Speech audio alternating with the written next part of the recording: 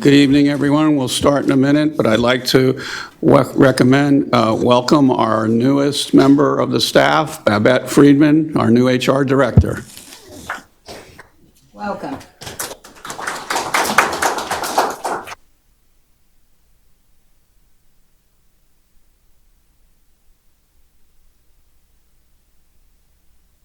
Is that person that you just called up here? Right. Okay.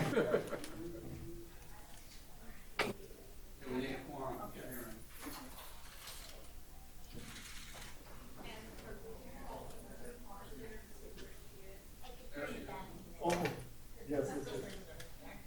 Oh, so you heard when they said they needed a forum?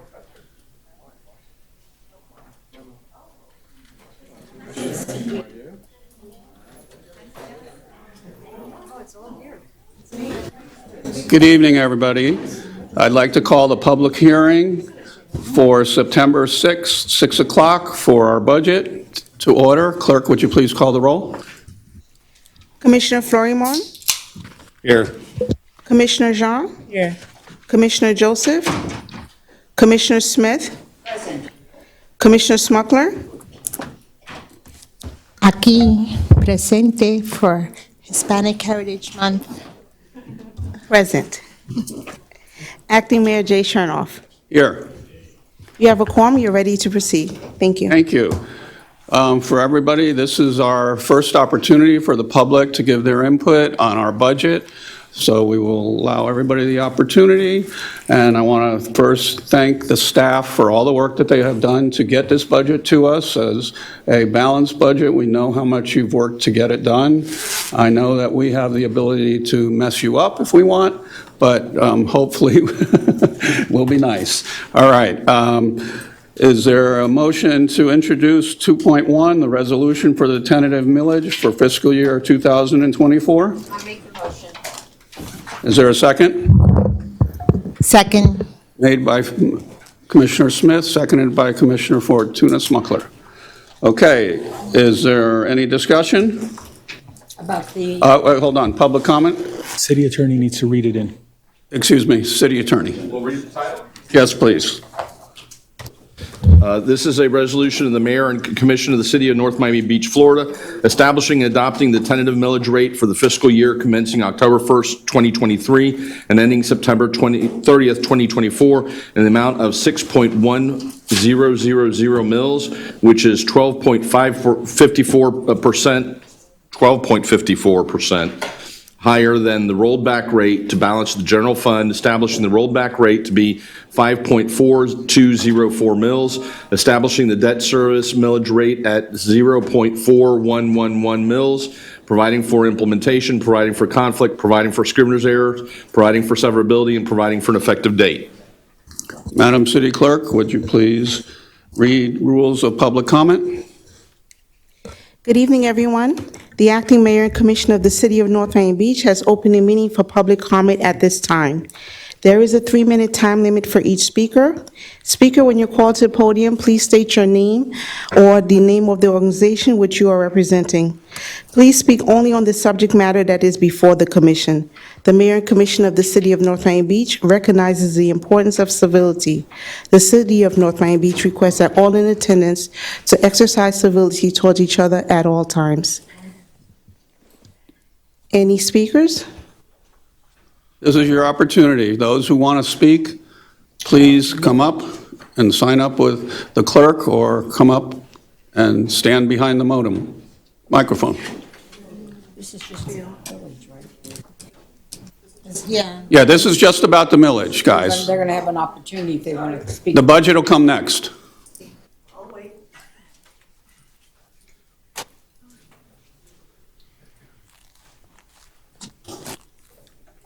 Good evening, everyone. Mubarak Azan. First, I want to thank the manager and his staff. I want to thank the manager and his staff for putting in a lot of work into this budget. Some of the residents we wrote with questions and queries, and he was very courteous to have himself or his staff to reply back. And that was very good. I Never had that experience in quite a while, and I hope that you continue in that way. Hopefully you be a very good manager, but I've learned over the years not to jump into the deep end when we have new staff. So I'd be trotting very carefully. I don't want to be disappointed. The room is almost empty, so I do not know. Maybe the millage rate is okay. I have no idea. It's okay for me. I can't say for my neighbors who live in the other affluent neighborhoods that have a lot more taxes to pay according to the value of their homes. So if it was affecting anybody, they would have been coming and standing here and appealing for it to be lowered or higher or whatever. So thank you very much. Thank you. Let the record reflect that Commissioner Joseph is here. Any other public that would like to talk about the millage? Okay, public hearing is closed for residents, and we move on to request a motion to table this item. To table Yes, we need to table it because we can't really adopt the millage without talking about the budget first. So we're going to move on to the next item first and then come back to adopting the millage. If I may, acting mayor, members of the commission, state law requires that at the end of the day, the millage rate be adopted first and then the budget.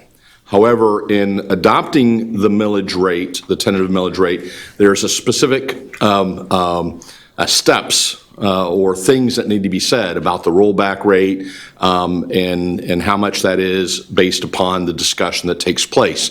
And ultimately, there is the possibility, maybe, maybe not, that based upon what you discuss with respect to the budget and maybe eliminating some budget items that will then require staff to recalculate the millage rate and potentially lower it. We can't go higher, but we theoretically could go lower. So many jurisdictions go through this process that we're proposing here this evening where you table the millage rate to take up a substantive discussion regarding the budget. You'll then table the budget and then take up and vote on the millage rate, and we will then announce, if nothing else changes, the millage rate, the rollback rate, and essentially the provisions that are in sections 2, 3, 4, and I think 5 of the millage resolution. You'll vote on it, and then you'll take up a substantive and vote of the tentative budget. And so that's why we're proposing to do it this way, because there is, in theory, the possibility that based upon what you decide with the budget will then impact the tentative millage rate. Everybody clear? Any questions to the attorney? I have a question. Go ahead, Commissioner McKenzie. Florimon. Thank you so much. My question is, and I'm glad you kind of spoke to the statute. My understanding was we approved that, the millage rate, and then we go into the budget. I would think that either way, we would have to make sure that if we were to approve this particular budget, that it would go along with with whatever revenues that we're receiving based on the millage. In addition to that, it's my understanding that, and if you can correct me if I'm wrong, but the millage that we're approving is is affecting the ad valorem revenues that the city will bring in. But there are also there are other sources of revenues that we will be receiving that have nothing to do with the millage rate that we set. So I just wanted to make sure, is that accurate? No, the millage that you set strictly impacts the ad valorem rate. That's what I just said. Right, but it does not impact other revenue streams. That's what I just said. Yeah, that's what. I'm sorry. Okay, I thought you said that the millage affected the other revenues. I apologize, Commissioner. All right, okay, so now we're on the same page. Yes. All right. And I'd like to hear some substantive conversation about this millage rate prior to hearing anything about the budget. The reasoning is because if I were staff, what I'd be doing is to hedge. I would already be planning to spend whatever that number was, let's say, even if it was a number from last year, right, based on, before I propose a millage rate. So I don't think you would be proposing a millage rate that would hold you to specifically everything that you have in the budget that you're proposing. And if it's another millage or if it's a different vote, that all of a sudden you have to redo this whole process again. So if you can go into that, I'd like to hear it so that I can be enlightened as to what I'm supposed to do. Thank you. Not a problem. Commissioner, in July or June, I apologize, the commission voted on setting the cap as to how high the millage would potentially be. That cap was a flat difference of 6.1 compared to fiscal year '23. So the decision was we'll keep it flat so that we cannot surpass what was done under this current fiscal year of fiscal year 2022, 2023. Upon developing the budget, we initially had hoped to be able to lower it from the existing 6.1 mils that the budget has, but due to various reasons, that, in our opinion, did not become possible. And so the budget that's being presented, that we'll subsequently talk about, has revenue being allocated with the 6.1 mils coming in, and what we're anticipating that revenue would come in. That affects the general fund a little bit over $27 million. And so we're accounting for that revenue within the budget that's proposed to you. Should the commission wish to lower the mill below the 6.1, it would lower the overall revenue.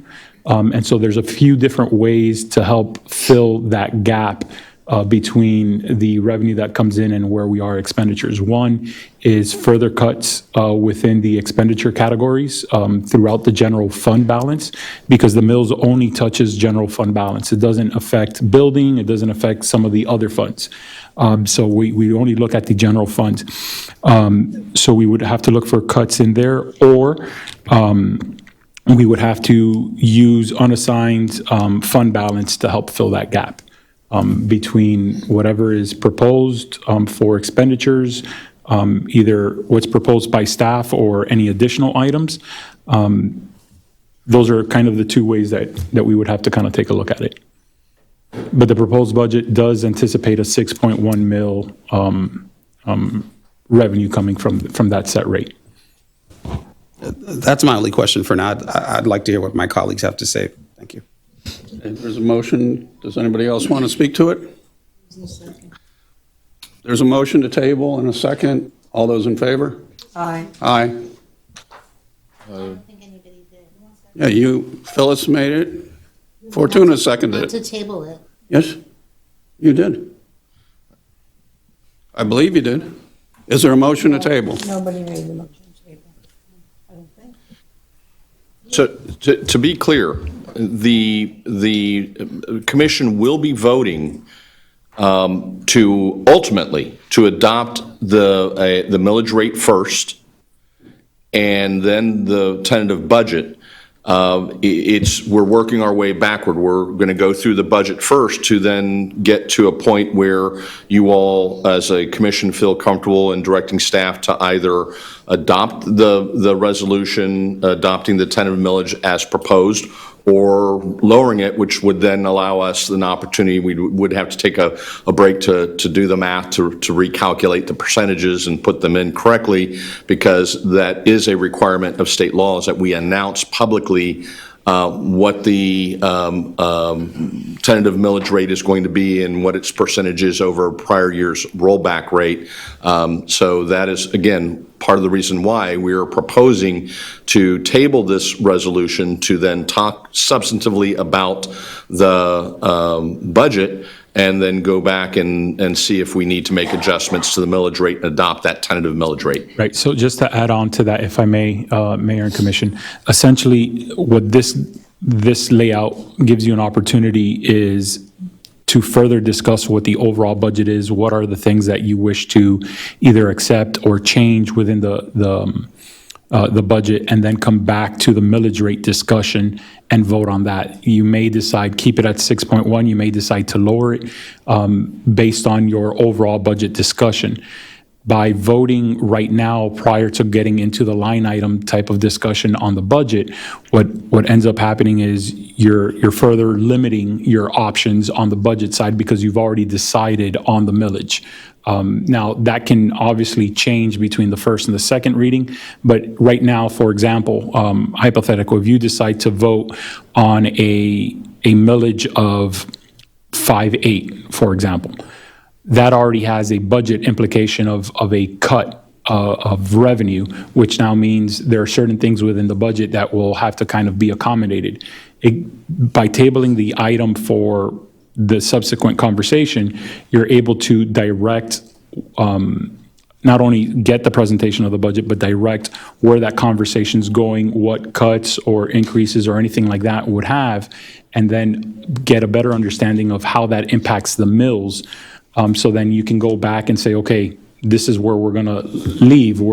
Now that we've had all this budget conversation, now we know that we've made these additional cuts. The mill will be 5.8, so now we're all in agreement. That's the direction we're going. Or the conversation is it's got to stay at the 6.1. But it gives you that opportunity to go through the budget discussion, which is the next item, without already predetermining where your mills is. Commissioner Smith. Thank you.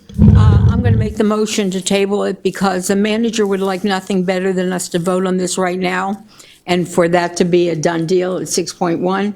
And we certainly don't want to eschew the whole process you've gone through and worked so diligently. But the way I'm understanding it, Mr. Attorney, and please tell me if I'm wrong, we are just going to have discussion on the budget, then we're going to come back to the vote, and then we're going to vote on the budget. So I'm making the motion to table it until we have discussion on the budget. I'll second it. Okay. You want a roll call or an all in favor? I have another question. Acting Mayor? Yes, sir. Okay, I heard what Commissioner Smith said in her understanding of what was communicated by the manager. If I'm wrong, correct me, but Commissioner... And the attorney. Right. So if I'm wrong, correct me, but you're saying that you don't want to eschew the process that the team, the management has already gone through to put this budget before us? No, that wasn't what I meant, so I'm glad you clarified it. That wasn't what I meant, so I'm glad you clarified it. I don't want to skew it by a vote now until we see if there's a reason to change it, which we can't see until we have a discussion on the budget.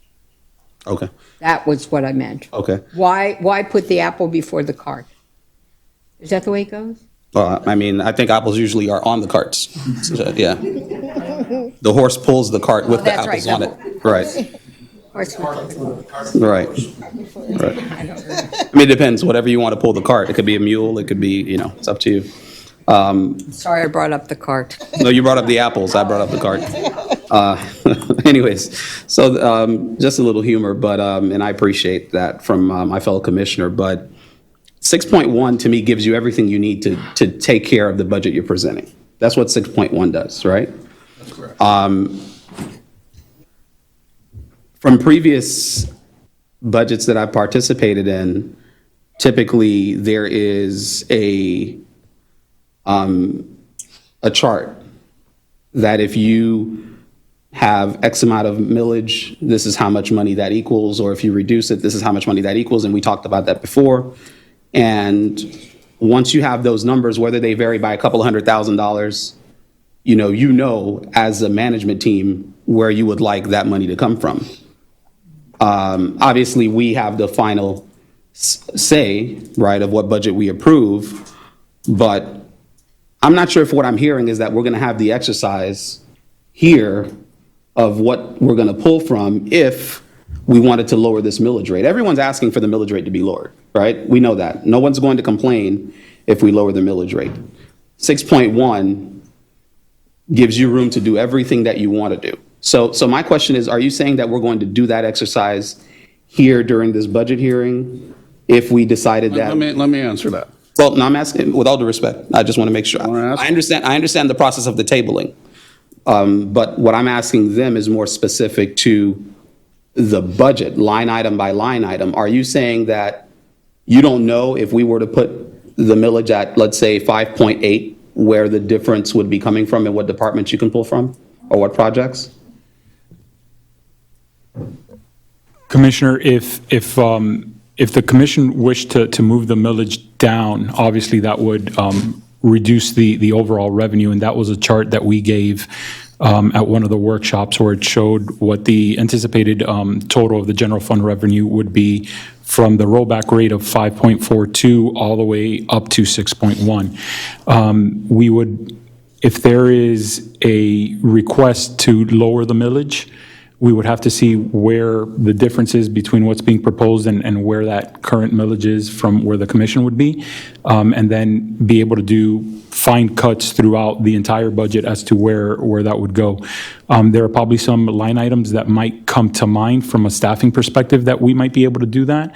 But again, that would be something where the commission would have to give that guidance of, yes, cut it here, not over there, and so forth. So we would go back to the drawing board, propose those additional cuts, present it to the commission for you all to consider, and then give direction. Or if there's already a proposed where a commission's like, listen, we're cutting this, it's going to be a difference of $200,000, and I want these light items, or I want that to be cut from, these different divisions or departments, then we would do that exercise for the commission. So in essence, you're saying that that's what would take place. We would do that here. You're not saying you'll bring that back at the next budget hearing. You're saying you would do that, we would do that process here in figuring out where that money would come from. If there's consensus. Tonight, if we decided to lower the millage. Yeah, if there's consensus on lowering a budgeted item for the sake of conversation, if there was, hey, lower the overall budget in fleet to make up the difference, just to throw a department in there, then we would go in and start looking at where's the flexibility in that, and advise the commission and see if that's where you all wanted to go. So we could definitely have that kind of conversation. Depending on how big that difference is, we may have to say, if the direction is and you all vote on a millage that's lower than the 6.1, we'll either have to take a recess, see if we can do that immediately, or come back and ask the commission, we'll give you a proposed budget at the next hearing with whatever mill that you assign now. Okay, I guess my oh, sir, yes, go ahead. Thank you, Commissioner. In ordinary times, I think we might have been in a better position to do what I believe you were suggesting, which is probably have some ideas already about where we could cut. It was a struggle for us to get to where we are today. And Right, and with that, that's the reason why this is kind of, to me, it's almost like Commissioner said, you don't know what's coming first here. Because if you've done everything that you can, based on what I've been hearing, based on what the narrative has been, right? The narrative has been, there's a structural deficit, right? Now, whatever people choose to do with that word is what they do with it. It doesn't mean we can't pay our bills. We can pay our bills, correct? Mm-hmm. We've been paying our bills. We can continue paying our bills. But I want one correction. There is no longer a structural deficit. We have balanced the budget. So The budget that you are presenting. Correct. You are presenting a balanced budget. Correct. Okay? And I think that was also a gap in understanding as well, is that, we were looking into the future as to what we want to propose and get approved. We weren't saying that we weren't able to pay our bills. We weren't saying that, hey, we don't know where money is coming from. We were forecasting, and when I say we, the management team, this is what we perceive will happen if we continue in this direction. So we want to change systems, we want to change protocols so that we can have a bit more of a ironclad system that will, promote more fiscal responsibility in the future. Obviously, the narrative that's playing out there is completely different than that, but that's what the reality is. So if everything you've been doing throughout this past couple of months has been penny pinching and getting it down to the, to the bare bones of what you need to operate this government, I'm not going to speak for my colleagues, but me in my seat, if that means that you need 6.1, then why would I, hurt you and lower the millage even further to the point where you can't even operate on the bare bones that you're trying to do right now? So that's where I stand. I believe if he's saying 6.1 and he's saying they're at the bare minimum of what they can be at, they've done everything they can. Departments have been laser focused, from my understanding, on making sure that they get back to you numbers that make more sense. That's what everybody in this city has been doing for the last couple of weeks. All right, let me chime in, okay? What you're saying is that if this is it, then we can vote on it and put it in play, and then go to the budget second and listen to the budget second. No, that's not what I'm saying. What I'm saying is Well, we can follow the state statute, right? The state statute says that we take up the millage, and I appreciate our attorney's interpretation of it. But what the attorney, from my understanding, is saying is that you don't change the way this works. He just thought that there would be fruitful conversation if we tabled the item. Tabled the item so we could bring it back and it be voted on first. Right, but the fruitful conversation, the only thing that can change in that conversation would be the numbers that they're presenting. That's correct. Right? That's correct. So that's the conversation that we're having. If they add more to this budget, it means that we need more revenue. The only thing that I believe they can do is lessen it if we decide that we want to lessen the millage rate. So I think that should be first. To be clear, statutorily, we cannot go above the 6.1000. That's the ceiling. We can go down, Right. and as the acting mayor indicated, if you all are I'll use this word, satisfied with the budget presentation that is before you, and it lines up, it's balanced, then yes, theoretically, not theoretically, practically, we could say, let's just vote the millage rate in at 6.1 as proposed in the resolution that's before you, and then go into the budget and adopt the tentative budget, and that would be it. I'm not saying that there can't and there shouldn't be discussion regarding the budget, but the two obviously correlate. And that's why we're saying if you wish to, or any of you are considering or would like the possibility of reducing the millage, then we part of that conversation in the view of staff must be, where do we potentially either cut from the tentative budget, that's the next item, or alternatively, a direction from the commission to take money from the reserves from the fund balances and move that in to plug the hole that's created by the drop in revenue, by the drop in millage. Commissioner Smuckler. All right, so someone doesn't like the word table, so instead of tabling, can we just move item 2.1 and 2.2 and just switch them around, and that's it? No, Why? because 2.1 has to be adopted first by law. That's what this Yeah, whole but if we're discussion is about. tabling it, then we're not. We're coming back to it, and we're going to vote on it first. You will. Again, it is simple. You table this item, you take up discussion on the tentative budget, you decide what, if any, cuts or any changes you wish to direct the manager to make. We table that discussion, we table that item. Right before the vote. Right before the vote, we come back to the millage rate. We, if necessary, recalculate the millage rate based upon those changes that you directed the manager to make. We announce the modification. the change in the percentage because that must be publicly announced. So we've been doing it wrong all these No, years? no, no. different. The way that was initially proposed. What Correct. he's doing is something completely different than what that. Yeah, and there's, neither way is right, neither way Right, is so if it wrong. doesn't matter if it's wrong, let's just table and let's just proceed already. Look what time it is, it's 6:31 already. Can we just like continue? Because if not, we're just going to be You here. have a motion on the floor to table it. Let's do a roll call. Commissioner Florimon? No. Commissioner Jean? Yes. Commissioner Joseph? No. Commissioner Smith? Yes. Commissioner Smuckler? Yes. Acting Mayor Sharnoff? Yes, passes. Motion passes, 3-2.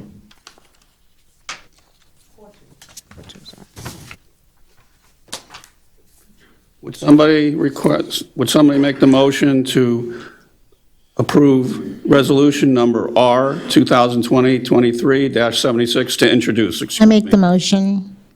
Second. Okay.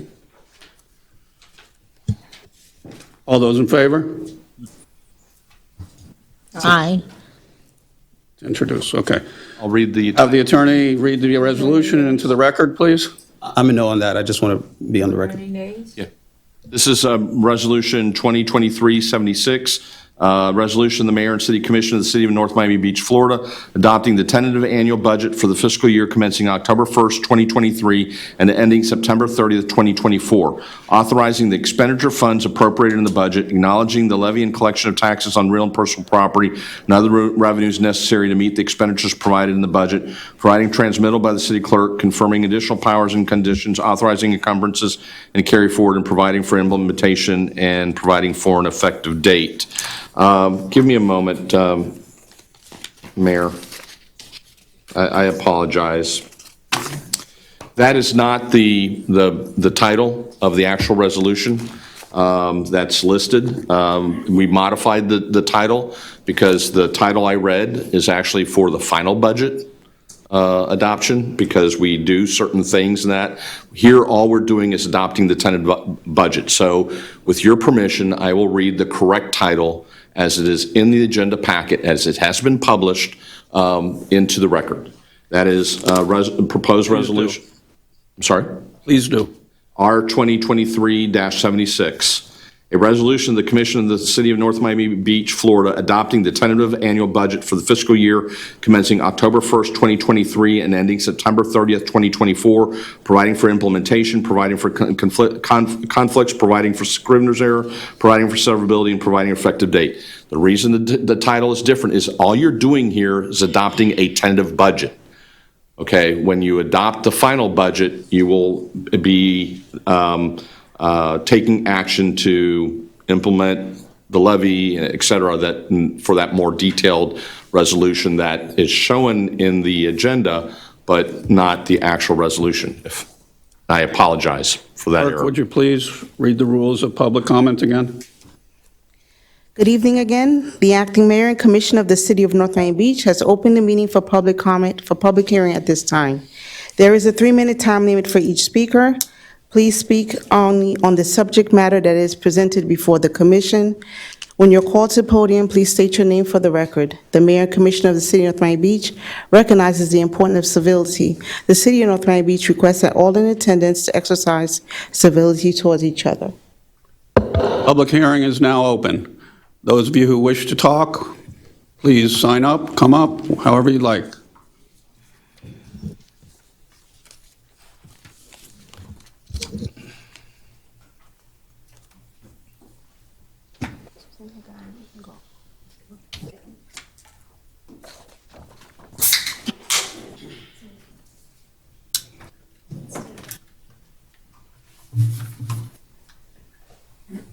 I'm Susan Sandus.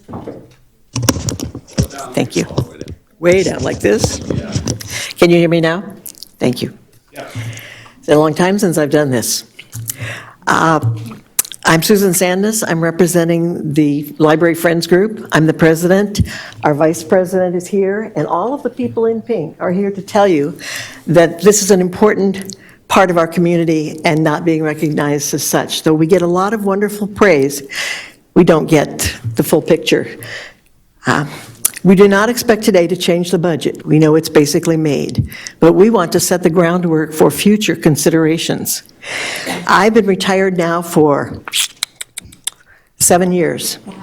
And these concerns were our concerns when I was a library director and when I was the head of adult services and reference. And they still remain unaddressed. We have library staffing that has gone lower and lower.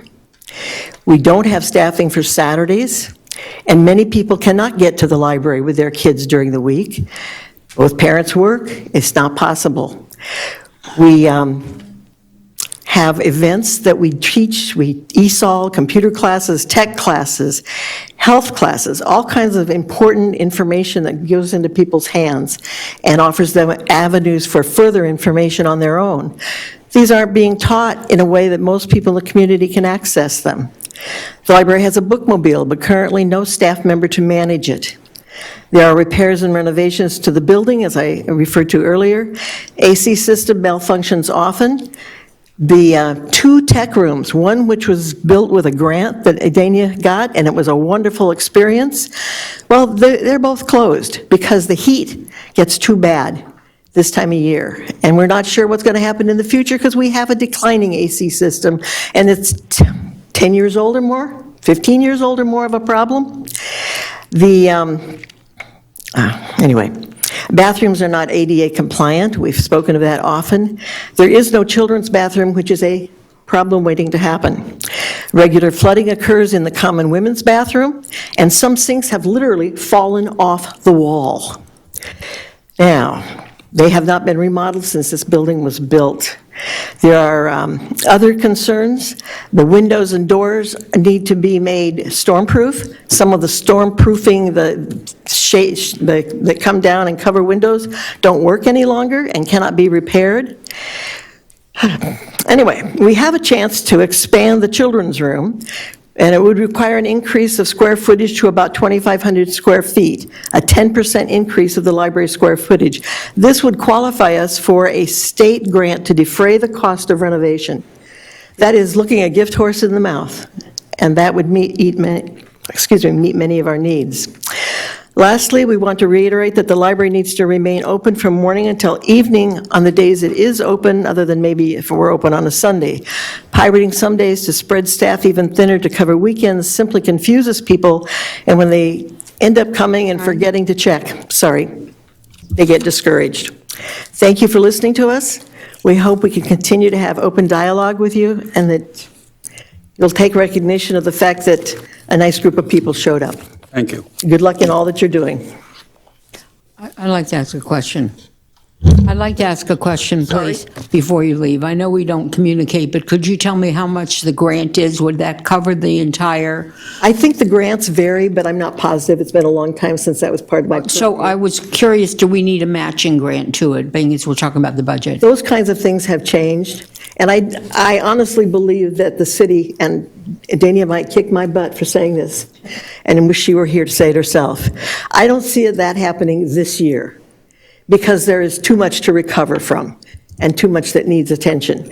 But we want this to be at the top of the list, and when Adania is back, I'm sure she could sit down and provide all the details that I can't, because I'm no longer privy to all of that. Thank you. But she would know those facts. Thank you. And have the facts for you. Anyone else? Do you know what the status with the Children's Trust in regards to the grant funding? Can you add it because I know it covered the cost for for that technical room, the one that gets hot or what have you. Have you guys tried to, I guess, submit an updated or an addendum to that particular grant to see if there could be additional money that you can get from the Children's Trust? I think we kind of got the max for what we can offer. That's just what I think from the appearances of how things were handled and how grateful we were to get what we got. Yeah. Once again, Adania can answer those kinds of questions, and I can't. But I think they were very generous with us, and that room is a true gift to the community, but it is sitting locked, and we just can't cover it. I'm just only asking because if we're supposed to have that room based on the funding from the Children's Trust and it's not being utilized, does that affect the ongoing grant. And I'm not trying to make it an issue. Let me hide. I hope not. I hope not. Once again, Adenia will be back soon. She regrets not being able to be here, but she knows all the details that I don't know. Yes, ma'am. I simply have an overview to offer. Yeah. So wait, I want to clarify that the tech room or the media room? The tech room and, let's see, is our media room still closed? Okay, the Discovery Library, which is the big one we had that Patrick Blanchard ran for us, is closed now, and the smaller one that came with the grant, they're both closed. All right, well, it's a shame I just want to say that your speech brought me, I have tears in my eyes, I'm not kidding. Your speech was beautiful because it's so important to have the library. I grew up with the library, I'm sorry, it's ridiculous, it's silly to cry over this, but this means a lot to me. I grew up in the library system and so did my kids. And what we're doing to the library is an injustice. When it used to be open 7 days a week, used to be open till nighttime. When I arrived here in 1995, we were open all weekends, I believe, and then a few years after that. We were had to open start. until COVID happened. We were open actually 7 days a week. That's true, we were still.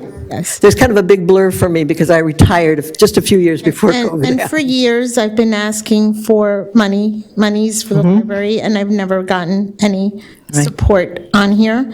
So I am hoping that this year, because of all of you who have come and because of your beautiful speech, and for those who should realize that having a library is important to our city, to our children, and you want developers to come here, you want businesses to come here, well, having a library is important to them as well, because it brings people in to live. When communities get named Community of the Year in their state, the library is always on the list of, Please, we don't want to go back No, and Sorry. public comment. Okay, I mean, I'm okay with Commission going. shouldn't be, I'm sorry, Okay I'm with it. hogging. So I hope that this year my fellow commissioners realize that we need to spend more money into the library and less money on events. So thank you. Thank you. I'm not making a comment, I'm making a request. City Manager, would you and Alan, when Adenia gets back, sit with her, go over that list, and see where we need to move Adenia, money? you mean? With Adenia. with Alan. Oh, no, I want Alan to be there too. And because he's working on the budget, and see where we can take that list. He doesn't want me to discuss, so when we discuss, I'll bring it back. Thank you. Yes, sir. So I'm kind of confused as to what we can do at this point. Well, we can do whatever Able to we can speak, do. We technically can do whatever we And want. speak, right? Because you said no In discussion. theory, we don't do it when this is public comment. So- All right, so I'll save my question about. Thank you. The library for the discussion. I gave a direction. I know, I'm not talking about you, Commissioner. I was going to make a statement, but now that I know that Thank we you. can't do that, I'll just wait. For later. Thank you. Okay. Thank you. Thank you so much. Next speaker, please. Thank you. Thank you. Very much for hearing us. All right, ladies and gentlemen, thank you.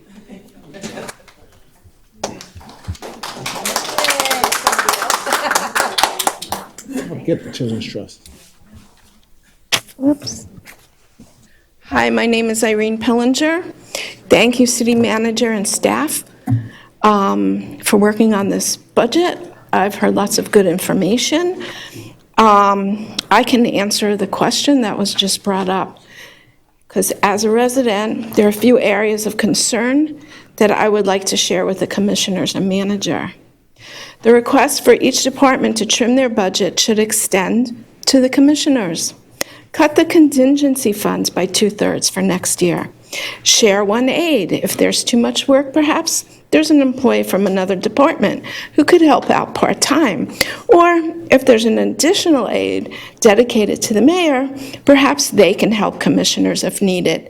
The residents would like to see you do your fair share. I was taken aback when Commissioner Smith called for canceling all events, but I gave it more thought, asked some questions, and I totally agree with her. When we look at the money spent and the poor attendance, it is time to say stop. Call a moratorium on events for 1 year. Study why we have the event, how many people attend, and how we can monetize the event. If the city supplies the facility staff, security and entertainment, shouldn't we have vendors pay the city to supply the food, drink, and incidentals? It is time to stop all events and have a year of austerity and introspection. If events benefit only a small number of residents, which services benefit all residents? No resident likes a visit from code enforcement, but we also don't like garbage-filled streets. More officers and enforceable codes result in a cleaner, more beautiful North Miami Beach that we can all take pride in. Fully funding the needs of the library with more staff and a fully repaired building so that it can serve the needs of the entire community is an investment in all our residents, because the varied programs offered at the library benefits everyone. Although North Miami Beach is designated Tree City USA, we haven't had a city forester in many years. Making sure that the city's trees are properly trimmed and maintained before hurricane season is vital. A solid tree canopy helps bring down the temperature. If we had a city forester, we could apply for grants to increase the canopy. The county is offering up to $100,000 in matching grants for just such a purpose. All residents benefit from this program. So that's what we can do. Thank you.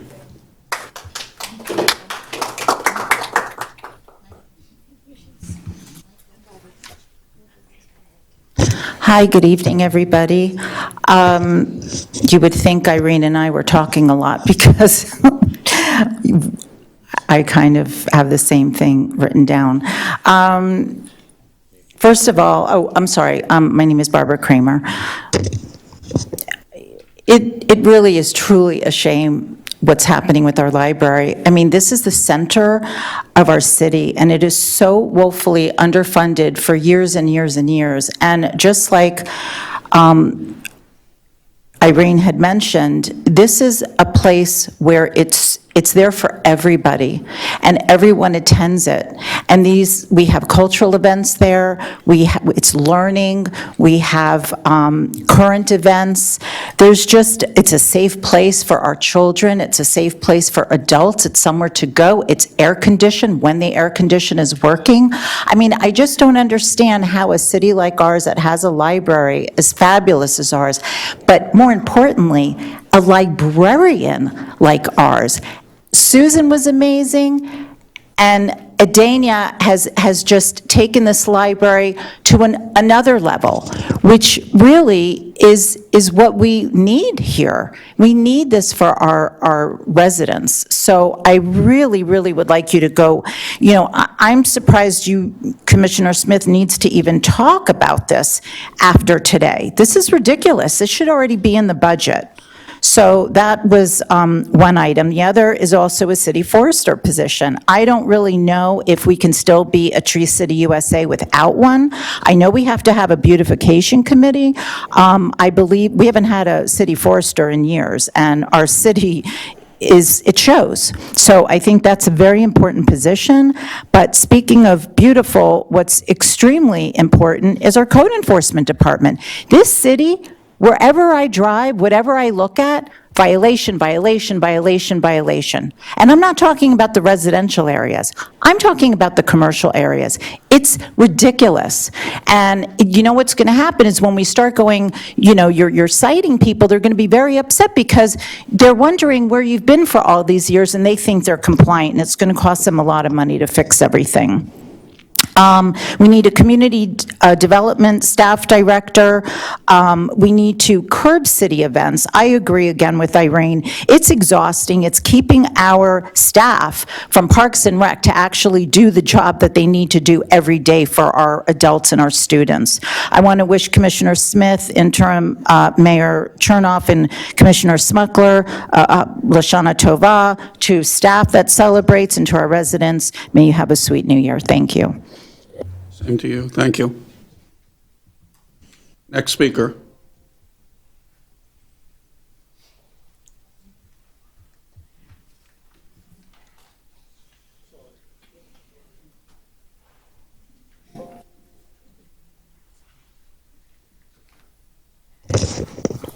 Good evening again, everyone. My name is Mubarak Kazan. I do not know who I was listening to just now, but at one time when they were sitting up there, they wanted to give away the library. Now they're all gung-ho to keep the library. However, I brought it up in 2018, but the party got broken up in 2018, and they couldn't carry through the act of giving away the library. What I want to talk about are the properties that could bring in a lot of revenue to our city that we're approving.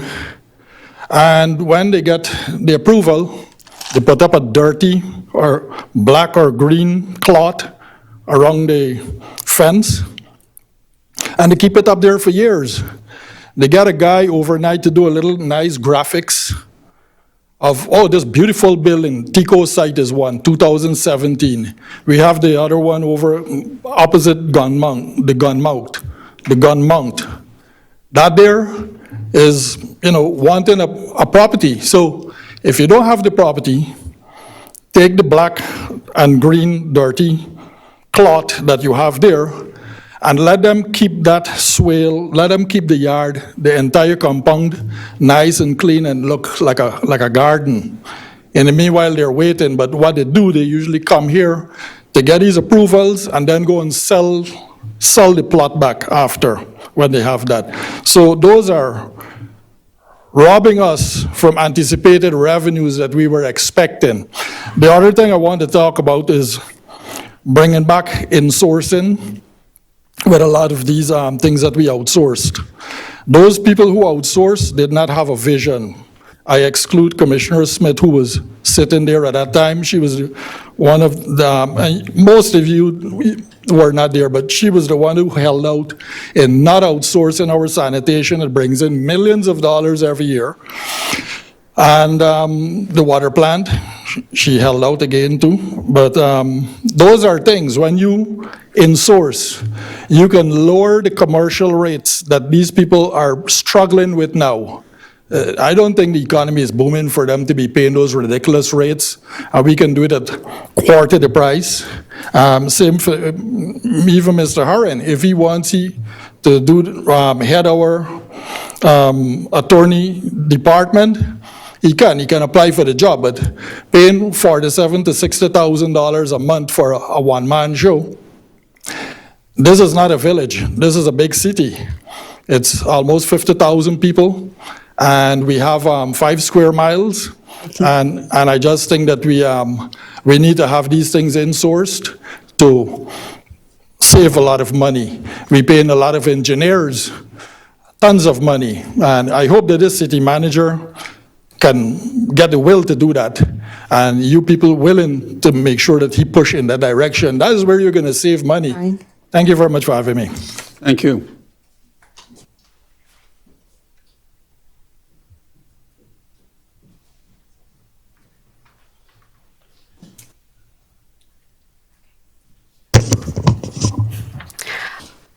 Lynn Sue Reef Club, and thank you, commissioners and city staff. I have very similar issues as well. I believe that I was disappointed to see in the budget that the code enforcement was not allocated more funding.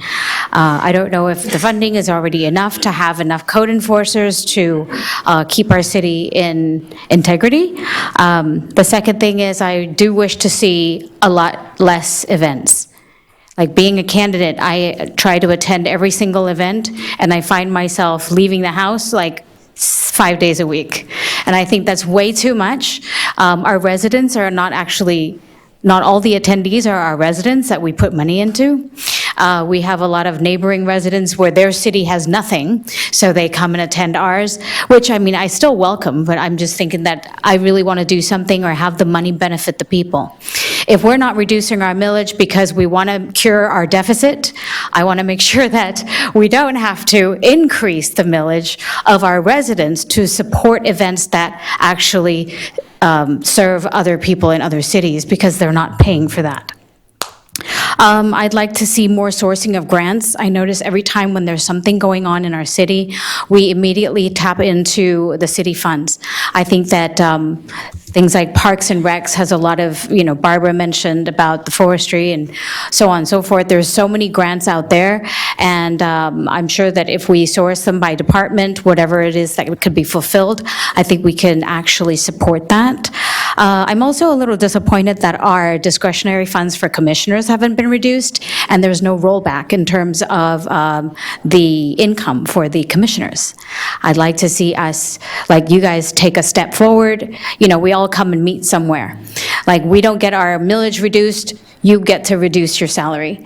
So that way that you're showing us that you're willing to support us and help the residents alleviate any expenditures. Finally, that's it. Oh, I'm under time. Thank you.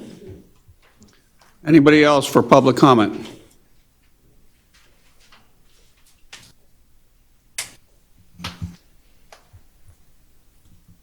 Hello. Happy to be here with all of you commissioners and mayor, city manager. I've been a resident for 23 years of the Sir, city. please state your name for the My record. name is Luis Olesi. I'm so Raise the sorry. microphone. My name is Luis Olesi. Been here for 23 years. Have never attended a meeting before. I'm near retirement. I'm trying to improve my home, and I have been going through a process of improving the house. And it has been a really difficult process to get the city to respond to the two companies that are working on it. One is on the solar part, and the other one is for the pool. And I have dealt with the Miami-Dade County as well with the city. Miami-Dade County was responding to all my emails. I have not gotten one email responded from the city. And when you go to the building, it's an hour, 2 or 3 hours to wait for somebody to give you a feedback that, hey, the drawings are wrong. But it's much easier in today's world if we can work the tools that we have. And email is one of them. And I don't understand why nobody responds one email. So that is for the record. Please do something about that. As a resident, it's nerve-wracking. I want to reach retirement and enjoy my home. And I invested in the city 23 years ago. And I have seen it improve. You guys in general have done a great job. Sidewalks, improvement of the back alleys, parks. And nothing is perfect. I think we are all getting there little by little. But when you invest your entire life in a home, in a city, you want to complete the process. And sometimes I feel that the executives right now in those departments are not responding. So it will be great to have your help. I also wanted to mention, I don't know if it is part of the city obligations, but the security of the neighborhood 3 blocks away from here, nearing the river, lately has been going through a lot of problems, I think. Several events has happened, and just help us with the security in that area. All the neighbors are concerned about it. Thank you. Thank you. Officers, would you please speak with them? Thank you for coming in, Louis. Thank you. Anybody else for public hearing?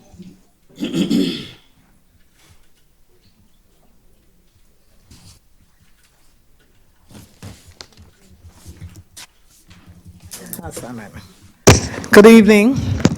It's Janice Coakley, city employee. I was going to have a speech, but I just came from my union meeting, so I didn't have time to draft up nothing. But I just want to say that remember the workers. I have looked at the budget, and if anyone wants to meet with me with a budget, I know how to read a budget, but this budget is a little complicated to read because some of the salaries, somebody make this, and then it's a little less over here. And then some of the titles are not correct because some of those people have changed and been promoted within. And the higher people are getting 10%, and the little people are not receiving anything. And the union will be going into negotiation, so I just want to say, please remember the workers, because the 3% for people who's making 20-something and 30-something, and then people who comes in at 60, 80, whatever $1,000. But look at the budget good. I'm willing to sit and meet with anyone who would like to meet with me to go over that budget. But some of the things are not correct in that budget. Thank you. Thank you.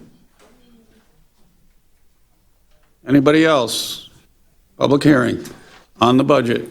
First reading, you'll get another opportunity in 2 weeks. Okay, public hearing is now closed. Mr. Manager, it's all yours. Thank you, Acting Mayor. If I can have IT bring up the presentation. Okay.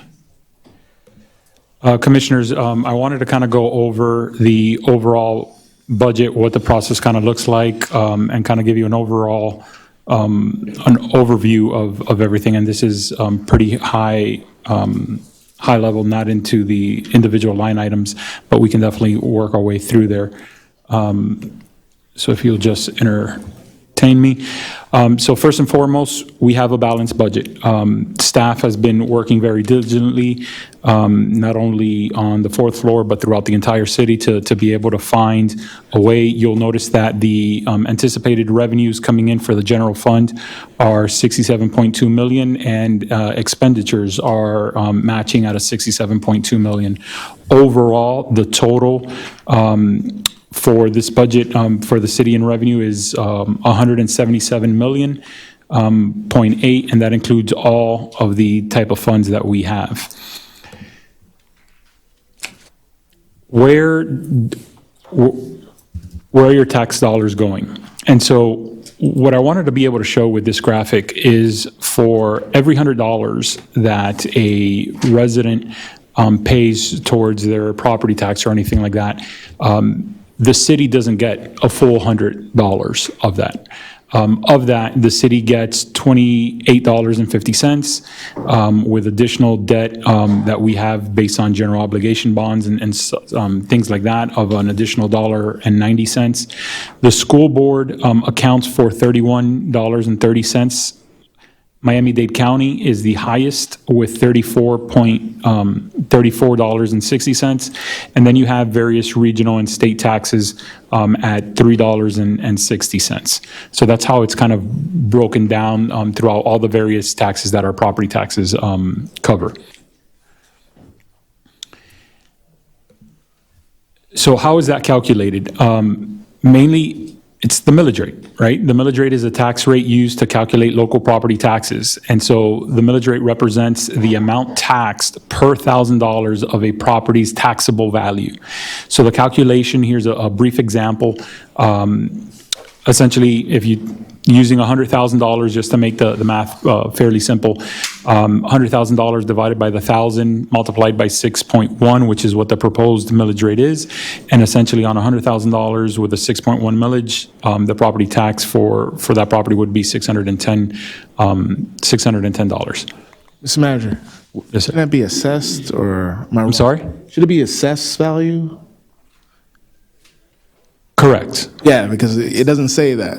Because people might get confused saying, hey, my assessed value, like a house sells for a specific amount, but the county assesses it at this level. So, Their taxable value will yeah, so it doesn't make that distinction of what it. It's not only the assessed, but you also have various other discounts. No, I know, that I understand, but I'm just saying, like, the taxable value, it's a taxable assessed value, correct, right? Sure.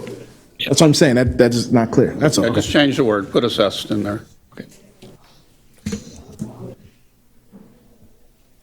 Next, you have what that, those property taxes, what that means overall. So based on the average taxable value as reported by Miami-Dade County, in fiscal year 2023, the average taxable value for a property in North Miami Beach was $128,504. At a 6.1 mil, what residents would pay would be $783.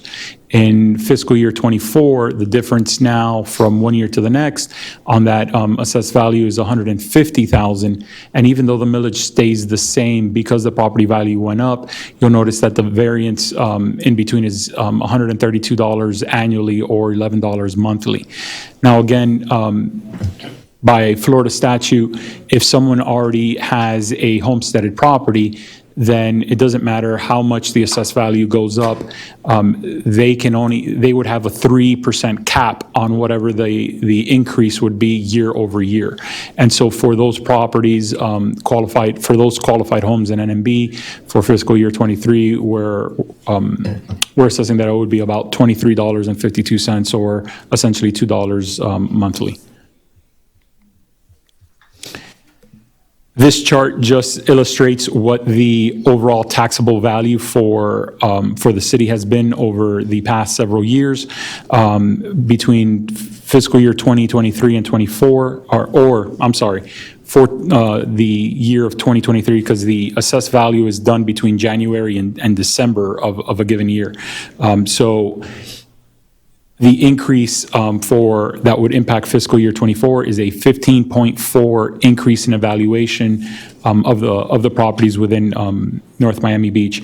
And you'll see in the chart, essentially, out of the past 6 years, except for 2, which are COVID related, we've seen property increases above 10%, usually even over 15%. So year over year, we've been seeing a 15% increase and the overall assessed value of the city properties.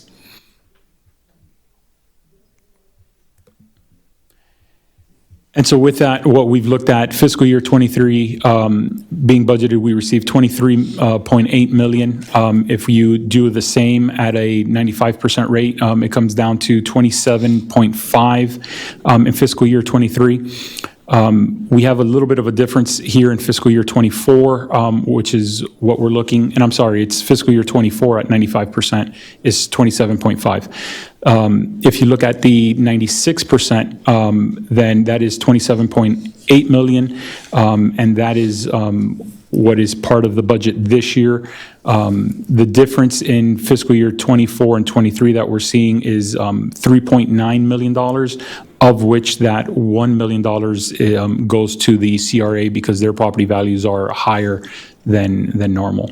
The difference in the 95 between 96 is also to help fill a budget gap that we had. There's been a lot of talk about fund balance, so I wanted to make sure that we were able to showcase the various balances and the different categories that make up a total fund balance. So we had the conversation with regard to the disaster recovery, a line item that's titled appropriated for next year's budget, capital projects and equipment, liability claims, workers' compensation claim, land acquisition, and unassigned. These numbers were obtained through the annual audited financials that we have directly. So we just went back from 2019 just to be able to kind of show you the history of where these funds are. This next slide just shows an overall line of where the unassigned fund balance has between 2016 and 2022. For fiscal year '24 general fund revenues, you'll see the different categories that are brought up. Again, just to give you a visualization as opposed to just seeing numbers in a line item. Essentially the highest, which is that blue bar, the highest amount of revenue that the city receives is through the ad valorem taxes. This year at a 6.1 mil, we're looking at a 27.8 million. The next is other taxes, fees, and surcharges. That's 20.3 million. I believe about half of that, or just shy of half of that, More than half. Okay, a little bit more than half is the surcharges from the water fees and utilities, I'm sorry. Then we have license and permits, intergovernmental, charges for various services throughout the cities, fines and forfeitures, other miscellaneous revenue that comes in, interfund, and then interfund transfers. So the grand total with regards to the general fund is 67.2 million for fiscal year '24 is what we're projecting right now. Key differences between fiscal year '23 and '24 with regards to the revenue. So prior year carryover, this budget does not have a carryover, so that's a reduction of 7.6 million. Ad valorem went up 3.9, but again, remember, of the 3.9, a million is a pass-through to the CRA. The local option taxes also increased about $40,000. The water and wastewater surcharge it has gone up almost $700,000.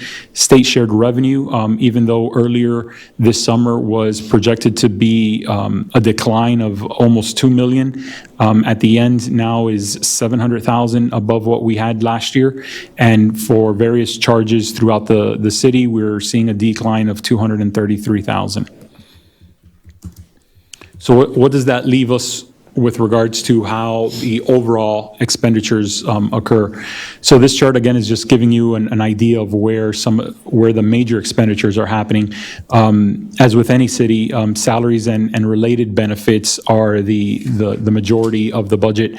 In the general fund, that has an impact of 46 million. Citywide, with all the other funds, the salary and related have an impact of 65.2 million. Operating expenses in the general fund is 15.2. Citywide, that's a 58.4. Capital, from the general fund perspective for fiscal year '24 is a $75,000 hit.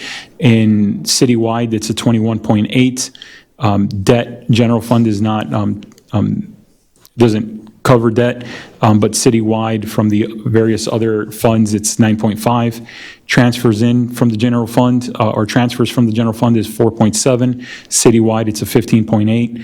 Non-operating and general fund is 1 million with a 6.9 citywide. So again, general fund has a total expenditures which match the revenue, 67,282,449. So I wanted to kind of break up what that looks like per department on the general funds, and how that impacts the overall expenditures. And so this gives you an illustration of what the budget for 2023 is, compared to what the request from staff for 2024 is, and then what's the difference between the 23 and the 24. Overall, I'm not going to read every single line through there, but overall, 2023 revised budget has expenditures totaling 75.3 million. The staff requested budget is at a 67.2, which shows an overall reduction of $8 million within the budget.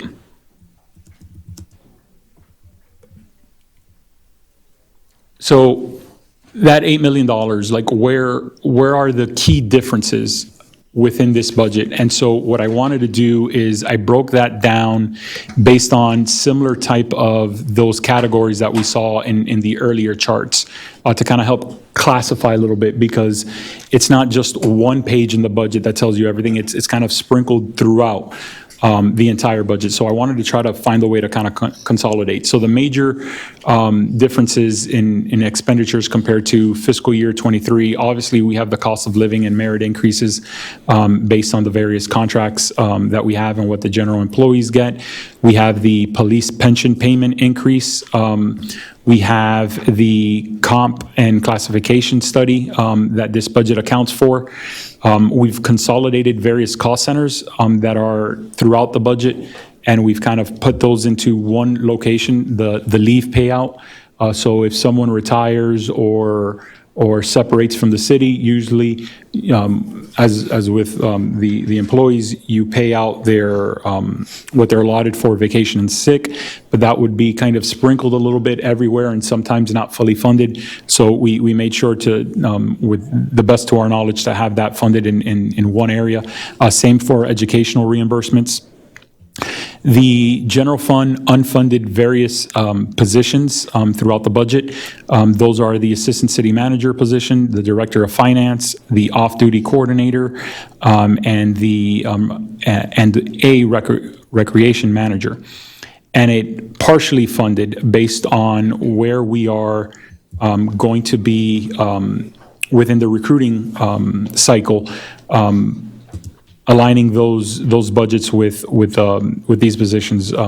Code officer, 4 police officers, police captain, police sergeant, and a permanent administrator. And I apologize, it should say, okay, we made that correction. It says in 24. Okay. With that, we still have several new positions within the budget. We're bringing in an additional code compliance officer. The assistant HR director was unfunded, but we're moving that as a risk manager within the HR department. That will allow us to take another look and insource a bit of the work, which with regards to comparison of not only insurances, but of benefits and of so forth. We're adding a grant assistant over at the library, permanent administrator, construction coordinator, engineer 2, facilities administrative assistant, utility workers, maintenance workers, and auto mechanic 3. So these are all new positions that we're adding within the budget. Some changes and reclassifications, as I mentioned, the assistant HR manager was reclassified to the risk manager. Chief of staff moved to under the city manager division to further lead the economic development division. The specialist also moved under the city manager department as well. Constituent service manager was reclassified to commission aid supervisor. Procurement supervisor was reclassified to a senior purchasing agent. Tire technician was reclassified to a mechanic. Part-time clerks were upgraded to full-time clerks. Administrative coordinators moved from fleet to administration. Project manager moved from beautification to CIP, and auto mechanic was reclassified again to mechanic 2. Some operational cost variances. We were able to move all of the trolleys from general fund into CITT. We moved beautification from general fund under the stormwater fund. Again, we consolidated cost centers with regards to IT and communications and CIP. Instead of having those in each department, those are kind of all grouped together so that we can better track and better manage. And there was obviously a liability insurance cost increase that we had to meet.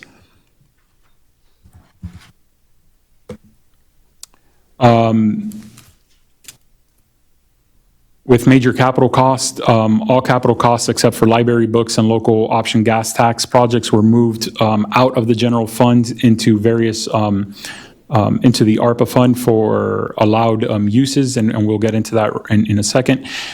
General fund related capital spending was reduced from 7.5 million to 5.85 within our CIP program. Really going to help us to kind of catch up and reorganize the various projects that we have. I wanted to get into and illustrate again what are the allowed ARPA expenditures, because we have the second phase coming before you for discussion and approval as well as part of this budget. So able to support public health expenditures, address negative economic impacts caused by the public health emergency, provide premium pay for essential workers, investment in water, sewer, and broadband infrastructure, replace lost public sector revenue, national disasters, and surface transportation or Title I projects. So for the Phase 2, what's part of this budget is we took a look and we were able to identify citywide equipment and one-time purchases that are ARPA eligible, total about $743,000, and that's allocated there. With regards to city managers' portion of ARPA, we have the strategic plan, economic development study, refunding of the home rehabilitation program at $500,000, the mortgage and rent assistance, refunding that at $85,000, business assistant grants at $25,000, refunding that, community development and sustainability master plan is in there. Information technology has quite a bit. Various softwares and broadband implications that we have. For library, we have the RFID self-checkout. We have LED lighting in the parking lot. We have impact to windows for the building. We have a generator to help with the sustainability, book scanner for, as well as a laptop checkout. Parks has several in here as well. We can kind of go through all of these if you'd like, but just to kind of save time a little bit, because I know this presentation is probably a little bit longer than what you're used to hearing from me. Police has several, from ballistic shields to license plate readers and various crime analytics as well. Increasing the shot spotter that's used. Public Works has several. And then we have, by resolution, the subsidize of the utility increase for NMB residents that was passed in prior years. We refund the We Care to Share program. With all of that staff has recognized, there is still a capacity of $526,000 that can go towards different projects or allowed uses within ARPA that are yet to be determined, and we would ask the commission. There are some projects that you all asked for in either one-on-one conversations or at the budget workshops. So, you know, that can, a couple of those can come and illustrate for that to be determined, but there's still that capacity there for other things that we haven't identified. Stormwater expenditures, we're seeing the movement of having various increasing new positions in there, bringing more insourcing again to streamline some of these services and get a little bit better than having some of our vendors that are out there now. Going back to a beautification type of division, which has different crews throughout the city for different sections, as opposed to right now, I think we only have like 4 that are citywide. So here we'll have different teams and they'll have a section of the city. So we're able to focus a little bit more on the actual beautification and maintenance of our right-of-ways to be able to help address the stormwater and the overall aesthetics as well. Water and wastewater expenditures, again, new positions. We have 3 new positions that we're looking to add in there to further insource some of the work that we have. Overall, what this budget helps us do is we're reorganizing to lead a more efficient and cost-effective services for our residents. We're insourcing several positions and processes to improve the coordination and help further reduce the expenses. We're going to continue to leverage technology and our partnerships to streamline our operations. Incoming housing development, which is on the horizon, is going to be very helpful overall. We have several projects that are being developed in the CRA. We have several projects that are being developed outside the CRA. So there's a lot of opportunity to help the future needs of the city that's coming on board. We're taking steps to create a structurally balanced and sustainable budget, although we still continue to have more work to do. We're reassessing existing revenue sources and exploring new revenue opportunities. And we're introducing within our in-house, we're introducing performance matrix and priority-based budgeting. So we'll be able to identify where we need some of these improvements and how we allocate some of these funds to get the departments and the divisions or what's needed up to the standards that the commission and the community wishes to have. So we'll be implementing a lot of that in the process as well. So, the budget commits to continuing to move forward. It's committing to not only completing existing projects, but starting some new ones. And it's committing to the staff that we have throughout the city, which is something that the commission has been an advocate for, at least since I've been here, is to really help our staff and get them in line. So that's what this budget does. And again, thank you all for your guidance. Thank you for the discussions that we've had, both on and offline.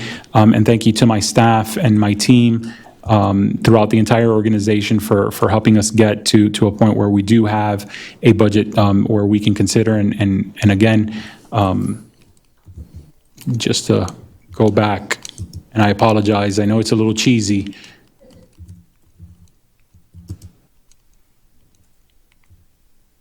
But we have fireworks going off because we have a balanced budget. With that, I'll be glad to go into any questions or anything that the commission would like to discuss further, whether it's high level or all the way down to the line item. Thank you, Mr. Manager. Commission discussion. Who wants to start? I will. All right, Mr. Florimon? Commissioner Florimon? Well, thank you, Mr. Manager. I know we've spoken about this. I just want to reiterate this once again.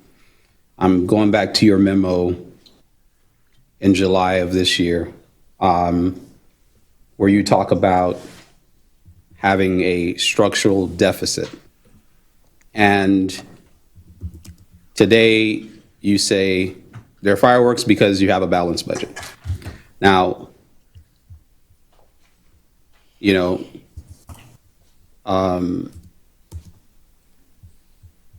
I think we have to be clear that the budget process is what it is. You get your numbers from all your different departments, and eventually, prior to presenting it to commission, you are supposed to have a balanced budget to present. That's the whole point of staff, is to present a balanced budget each and every year.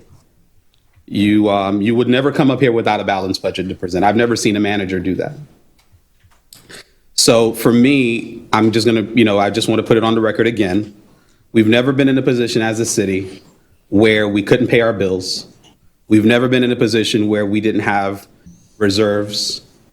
Every single year, we added between $2 and $4 million to reserves. And when it comes to GFOA, I believe that our standards met, if not exceeded, those standards. And so while I don't particularly have an issue with your new way of doing things or wanting to do things, I do take issue with the narrative that you guys so willingly put out there for a process that every manager goes through. Whenever they start a budget season, they receive their budget from their department heads.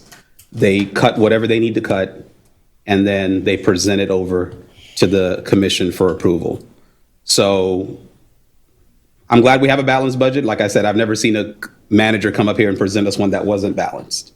I just, take issue with the way the process has worked up until this point, and how it's been presented. So aside from that, I know there's some concerns that that some employees may have and our union may have, that I'd like to address prior to our next budget hearing, so I'd like to meet with you on that. But if you can just go a little bit deeper into the liability self-insurance, because I'm seeing here adopted budget 2023, 2.3 million, but a proposed budget 2024, 4.8 million. So if you can go into that, because this is our first hearing for the public to kind of get an understanding of what that is and why it's been more than doubled. And then IT, I know you kind of spoke to that, but if you can do a deeper dive into why we're going from 3.4 to 5.3 million in IT. And I see the library is going from 1.6 million to 1.9 million. And I just want to make sure that the concerns of the library are being addressed, because if at 1.9 million, if at $300,000 more they're not being addressed, I just want to make sure that we do address them, because that is a major resource. And I've always been a supporter of the library. I just want to put that on the record. I know our champion, our library champion is Commissioner Smuckler, but I've always been a supporter of the library. And so I want to make sure you speak to that as well. Thank you. Thank you, Commissioner. Let me, I'll address your questions in the order that you posed them. So for the insurance, the driving force, and not to be punny here, behind the insurance increases were hurricanes. And so insurance premiums, as you, I don't think it's a surprise, have gone up statewide. We're suffering as much as everybody else. We saw significant increases in a number of our policies, and that is the predominant reason. And I want to clarify here, I'm talking about liability insurance. I'm happy to tell you that on the employee health insurance side, we only saw a 3% increase, which was wonderful. But when it came to the liability, the quotes that we were getting were just ridiculous. But there's not much choice that we have in the matter. So that's what's driving that increase. Before I jump to the next item, did you want to follow up on that at all? Well, since we're on the insurance, okay, this is on. Okay, since we are on the insurance, I did ask during one of our workshops that we look into self-insurance as it relates to the employee health insurance. And I know that you guys did some preliminary, if I'm not mistaken, research and found that we were not self-insured. So, you know, what are we going to do as far as looking into that model and looking at our claims so that we can see if it's something that we want to undertake? And before I answer that question, I just wanted to add one more thing on the liability insurance side. We have an actuary look at, we are somewhat self-insured on the liability insurance side. We're not on the health insurance side as of yet. And that's a policy decision that you all have to make. On the liability side, we have an actuary look at our funding every year and to project out what we're likely to encounter in claims, what we should have in our fund balance. And so that, on top of actual premiums, because we don't fund 100%, self-fund 100%. We have catastrophic insurance and other types of coverage. So between the insurance premium increases as well as the actuarial determination, that's what led to that significant increase. I just wanted to add that, and we can get you copies of the actuarial report if the commission would like to see those. Okay. Okay. But on the health on the health insurance side, I would tell you that no one here, or pretty much currently in the city, is really an expert on it. I mean, I'm not even going to talk about my past history. We have, as the manager pointed out to you, proposed to you a new risk manager. And somebody who lives and breathes risk every day and understands that subject. We don't have that in our organization now. And we need someone like that to drive the conversation, to do the analysis, or to bring in the appropriate resources to do the analysis and to answer the questions that you're raising. So we're taking a step in that direction by bringing in the organizational expertise, and then we can take the next steps to look at it. While I understand the need for a risk manager, your consultant's job is to do that. That's their expertise. So we hired who? Foundation Risk or Accenture, I forget what the name of the company is that we hired. And their job every year is to go out to market to find out what the best model is for us. So this year, obviously, because of the transition in management, you guys went with the 3% because it was it wasn't a high increase, number one, but it also made it more of a simple transition into this year. But the consultant that we have, their job is to look and do the research along with actuaries so that we can be able to get those numbers. They have all of the claims history. Aetna has all the claims history that we need to be able to, and they proffered that, if I'm not mistaken, while they were here, that they can help us look into that model. Yes, sir. The intention is to investigate that further. It has not been done in the month that we've done it, but the intention is to see what options, whether it's self-insurance or if there's something else that's available to the market that we can take advantage that will help further reduce that, and then present that to the commission at the appropriate time. But Commissioner, to your specific point about what the consultant would look at, the consultant would do the due diligence and tell us whether or not it makes economic sense to go to a self-funded model. Right. What they wouldn't do is actually hold our hand and implement it for us. Right. Okay? And so that's, right, that's, we need that organizational capacity to work in partnership with the consultant to not only understand what their recommendations are, but to also understand if and how we would implement it and make it a reality. Thank you. Thank you.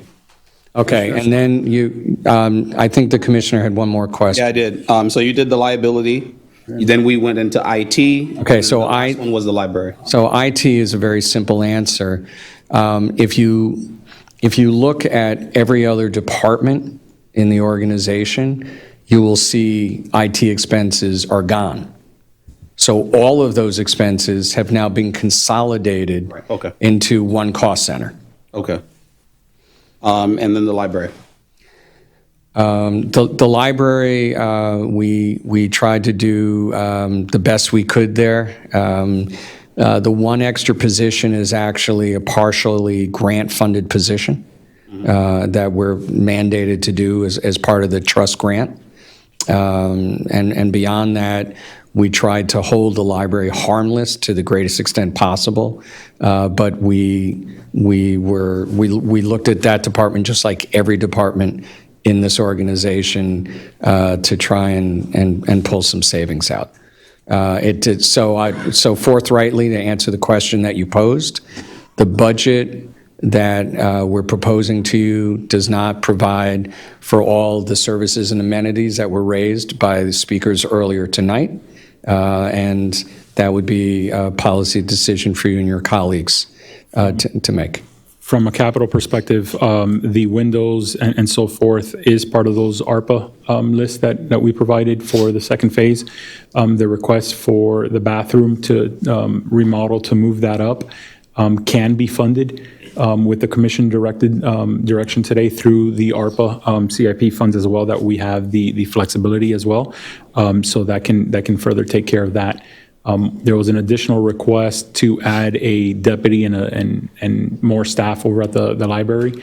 And so in the commission wish list that you all have in your backup, it has for a deputy and a full-time position as well. The funding of those positions or any of the other positions have reoccurring and long-term impact. So it'll kind of depend on how we want to budget for that and where that funding source would come from. Thank you. No problem. Commissioner Smuckler, Commissioner Smith, and Commissioner Joseph, do you want to hit? Yeah, I'll go last. Okay. All right, thank you. So I am looking now at the adopted budget for the fiscal year ending 2023, which none of the three of you were here for that. I mean, you worked here, but you were not part of the budget process. Okay. So I'm looking at page 35, which is the benchmarking, which gives, one column is an indicator, the other column is a warning trend. So I'm just gonna look at what's under unassigned and assigned fund balance and unrestricted net position. It says declining results may indicate that the local government could have difficulty maintaining its stable tax and revenue structure or adequate level of services. Deficits may indicate a financial emergency. True or false? Mr. Manager, Mr. Alan Cohen? The language is written to be flexible, so declining results may indicate, and often do indicate, that a government could have difficulty. Does it apply to us? Is this still? These are, this language that you're looking at, I pulled it up here. These are what I'll call trend languages to reflect that if you continue along the path that you're going right now and trend in that direction, then that statement is more likely. So we were told this last year when we were given this book. Okay.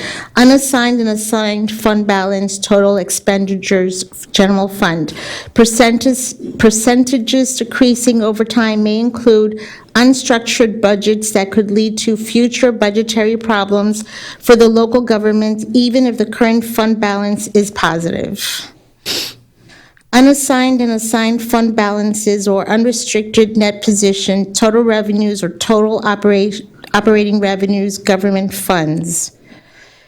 Decreasing results may indicate a reduction in local growth, in local government's ability to withstand financial emergencies or its ability to fund capital purchases without having to borrow. I mean, do you want me to read all 25 of these, or should I just stop here?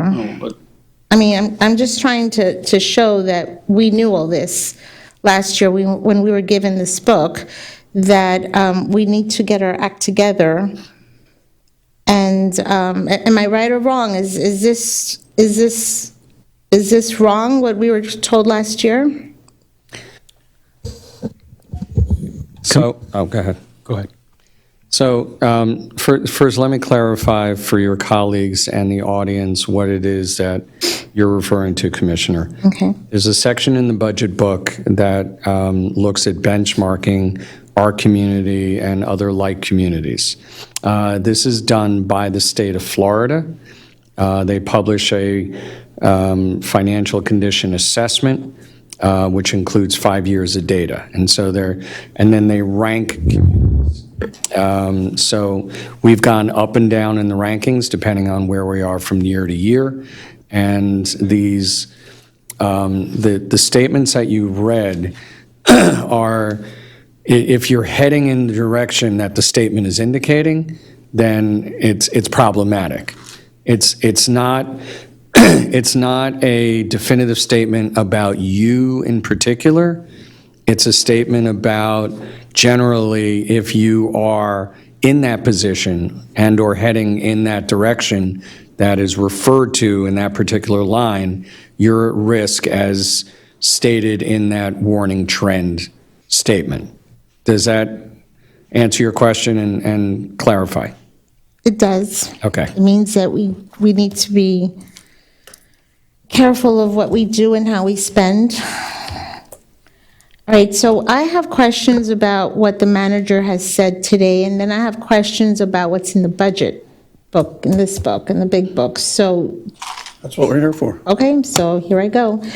All right, so I see that the police department has a minus of $350,000 $350,000. So why? I mean, I would like them to have more, not less. Yes, and Okay. everybody would.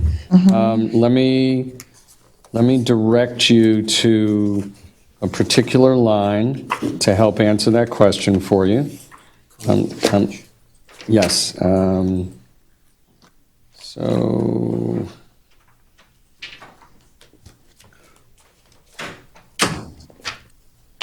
it's a big book. It's going to take me a second. Yeah. Okay. There we go.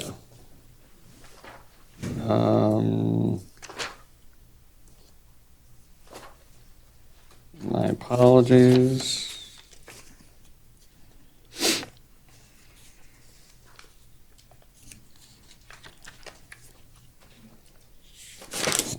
All right, here we go. Now I found it. Okay, go to page.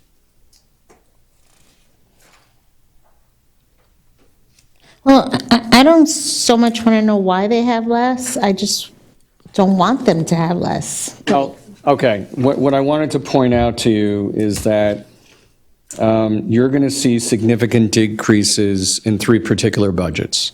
The three particular budgets are police, parks, and public works. Because we used to, let me back up. The manager earlier talked about consolidated cost centers, and IT was one of them. Another one of them is our CIP. We used to list the CIP in each individual department. So for example, and I think I referenced this in the last meeting, Parks saw a $3.4, $3.5 million decrease in their budget that's attributable alone to a reduction in capital costs. So all the capital costs that typically would reside in the police budget are no longer there, and that now that doesn't mean there are other things that we didn't cut. There are things that we cut, but that was the most significant reduction. It's just that that's one, as Commissioner Smith just said, they move money around, but that's one that I would have liked, that even though they moved it around, they could just keep it and use it for hiring more officers. And that's on the commission wish list as well for you all to consider and identify where that would come from. Okay, then, under mayor and commissioner, it's a positive of almost $96,000. What is that for? Mayor and Commissioner, 96.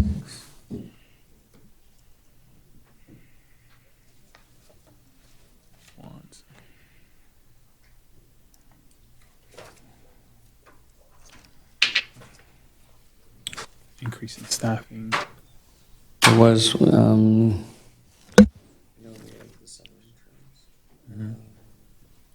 Much overall. Let me come here. let's just take a quick look and we'll answer the question.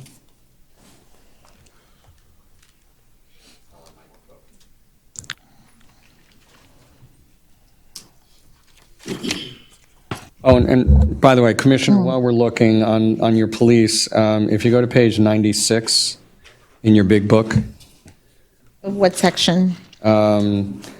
96 in section 4,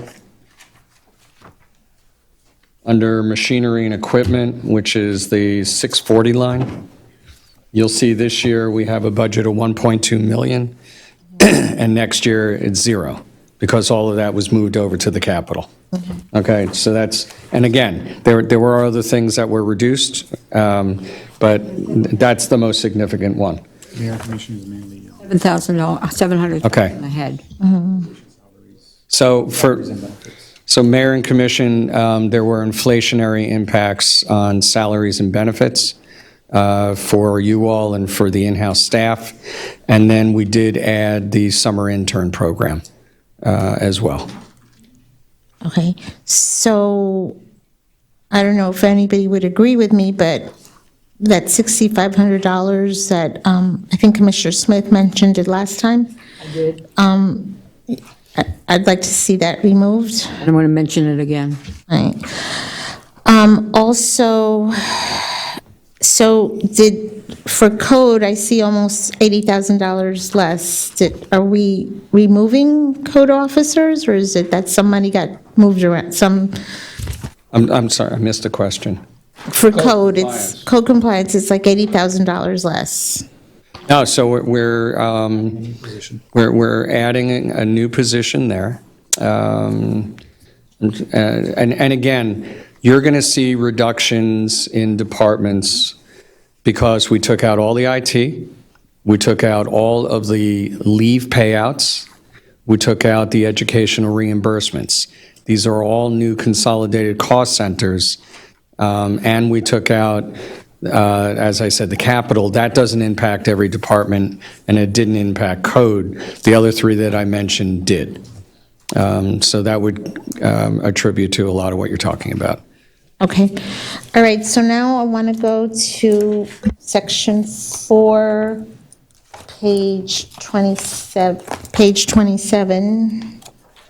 And I did these a few days ago, so, okay.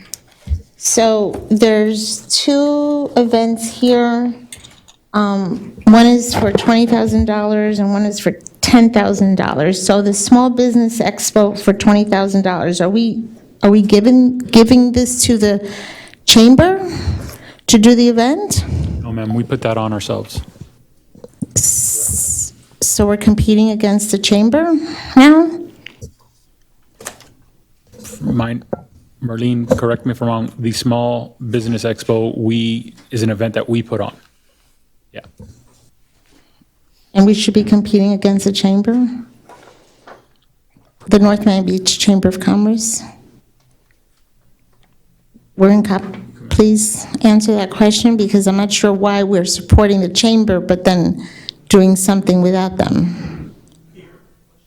The question is, what are we spending $20,000 in a Small Business Expo for? Because I thought maybe we were giving the chamber $20,000 to, why are we even spending $20,000? So we did have one, excuse me, it's Marlene Modesty. Wait, hold on, it's section 4, page 27. And since you're up here, there's also another one for $10,000 for the Economic Development, Job Fairs, and Networking Events, which I believe Commissioner Smith, are you the liaison, Commissioner Smith? I am. Oh, so I don't know if you knew you had $10,000? No, we asked for 5. We asked for 5, I believe, or 6, so that we can make sure we have attendance to those meetings, and we're gearing towards a whole different realm of economic development, the hospital, the transit, et cetera. So Well, this is for job fairs and networking events, so you have 10,000. Well, I don't know that. I can clarify, Marlene Modesty, City Manager's Office. So the $20,000 that was allocated, I believe, was in the previous budget. That was for the Small Business Expo. This year, we had our second annual. We didn't spend that much. I don't know that we need that much, but it was allocated based on last year's allocation. So if we don't need that much, and I'm not sure why we're competing against the chamber, or why we're not doing this together with the chamber, because we're supporting the chamber, we're giving them a room in our city, we're giving them a few thousand a year, we go to their lunches, so I'm not sure why we're not doing this with the chamber. I feel like we're competing against them. Instead of working together, we're working separately. Mr. May I add, I didn't attend the Small Business Expo, but in my experience, the chamber only deals with their members. The Small Business Expo would be open to all city businesses within the city of North Miami Beach. So my experience has been chamber events specifically target their members or... Yeah, but you're like saying, you're telling the people, okay, don't join the North Miami Beach Chamber because we're going to give you events. So don't join the North Miami Beach Chamber, just stay with the city and come to our stuff instead. That's what it looks like to me. Commissioner, we left this in the budget. It's been going on for the past 2 years. It's a policy decision if you all want to continue it. All right, I'm just saying that that's how it looks like to me, that we're competing against the chamber. So I don't know what we need. If you said we didn't spend 20,000 last year, so I'm not sure why there's 20,000 in it for this year. And Commissioner Smith, congratulations, you have $10,000 for the job fairs and networking. So, so can we reduce that now, or? You need a vote, you'd have to make a motion for everybody to approve.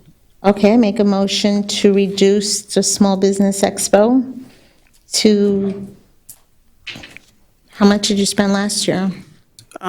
Sponsorship was collected last year, and I believe it, including sponsorships, it came up to about 16,500.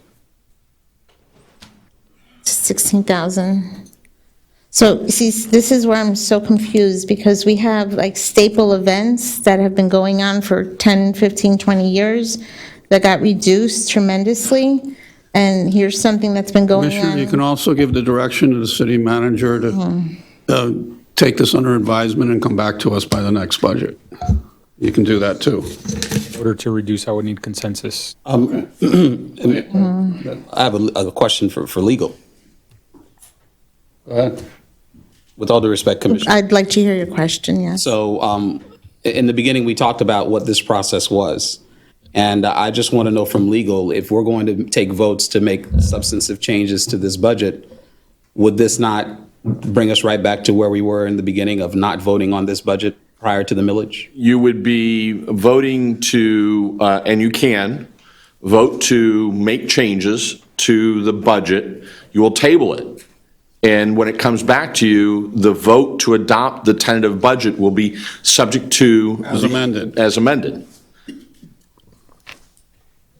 Essentially, to help clarify, the vote is to give direction to staff to either reduce or increase any particular kind of line item or category.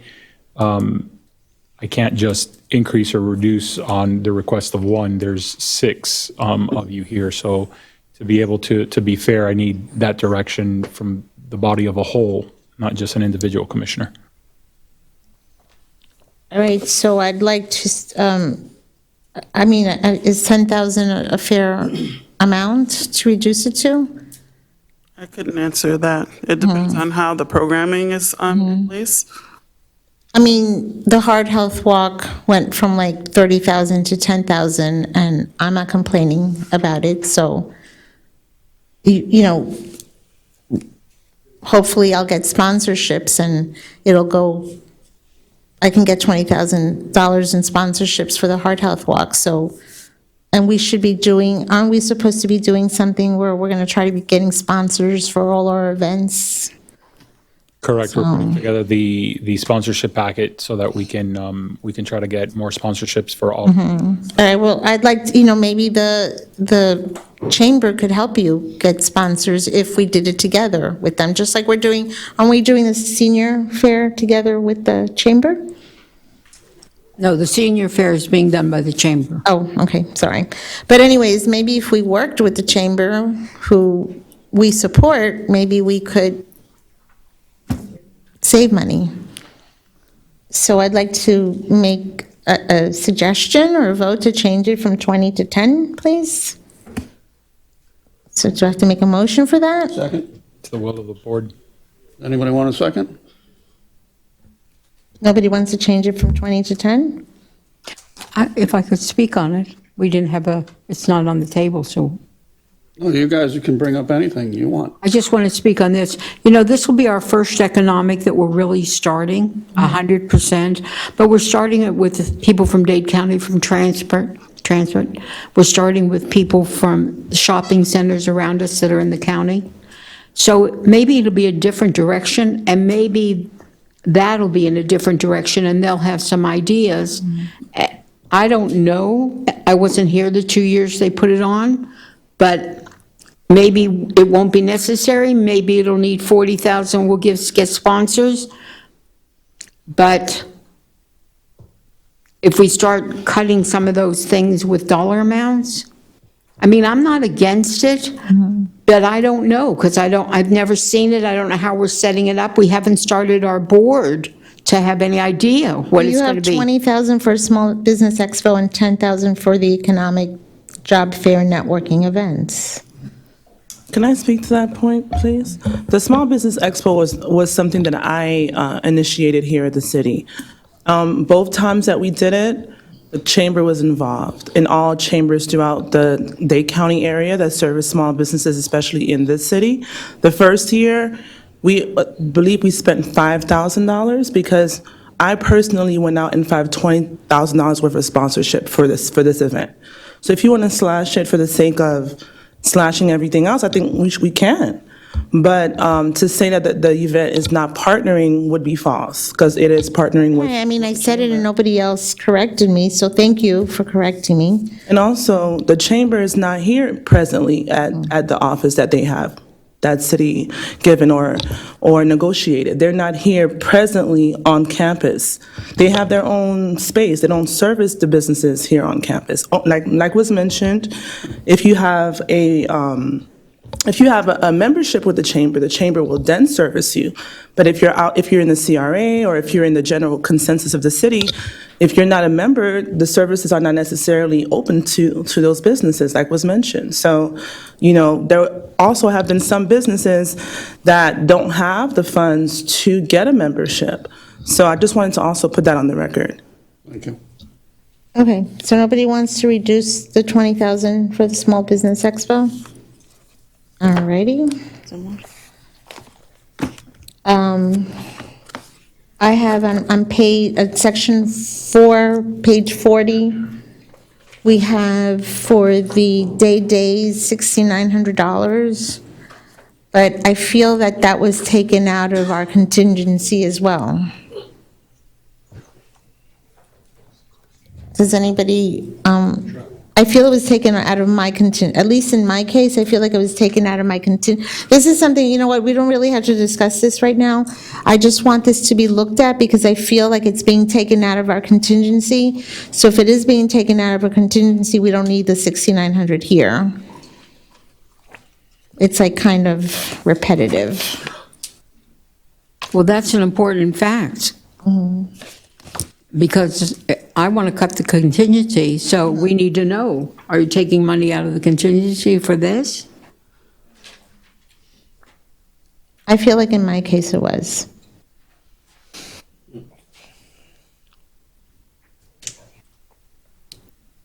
So if we have that 6,900 for the 7 of us, which I guess it's 6,900 can be taken off and then the rest can come out of our contingency.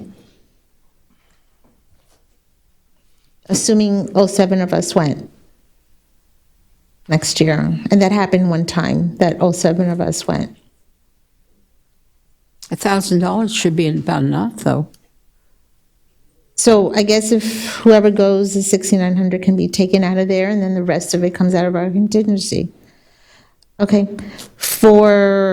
right? I mean, does anybody disagree with me or care? Make a motion and. The only thing I'll add to that is finance could pull up the records of how much it costs for each person to go. I'm not sure if $1,000 is enough because I'm not sure how many days we're up there and what the cost will be. I think the county usually charters the plane. I don't know. Yeah, so it's like, I think it was like $1,500 a person for the hotel and For the everything. one night, it's a one-night thing. Yeah, except just that it was different this year because the hotels were all over the place. It was just like crazy this year. So typically in Tallahassee, you'll see hotel rates over $200, $250 to $300 a night.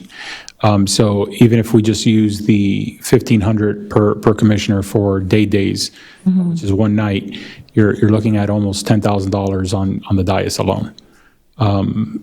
And so 6,900 is not enough. Is not going to cover. So you probably do pay something within your contingency. Okay, so I just want to make sure that it's coming out of the 6,900 and then our contingency, that the 6,900 is being used. Because I don't feel like that happened this past year, but I, at least in my case, I feel like all of it came out of my contingency, not a portion of If, We in can, fact, we can only- double, we can right. double check. I know we recently sent you the expense report of what was attributed to your account, and we can double check that and get. Okay, get I mean, only Commissioner Smith and I went this year, and we did not spend $6,900, so none of it should have come out of our contingency.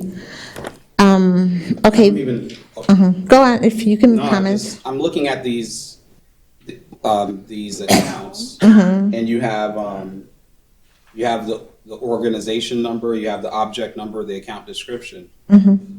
And I'm not certain, Mr. Manager, if you can speak to that, but when you're talking about Tallahassee legislative days, I see this falling under what seems to be Public Affairs Division, Which is communications. which is communications. Right. So. Let's speak that's- into I'm the, not sure if speak that's- into the mic, please. Sorry.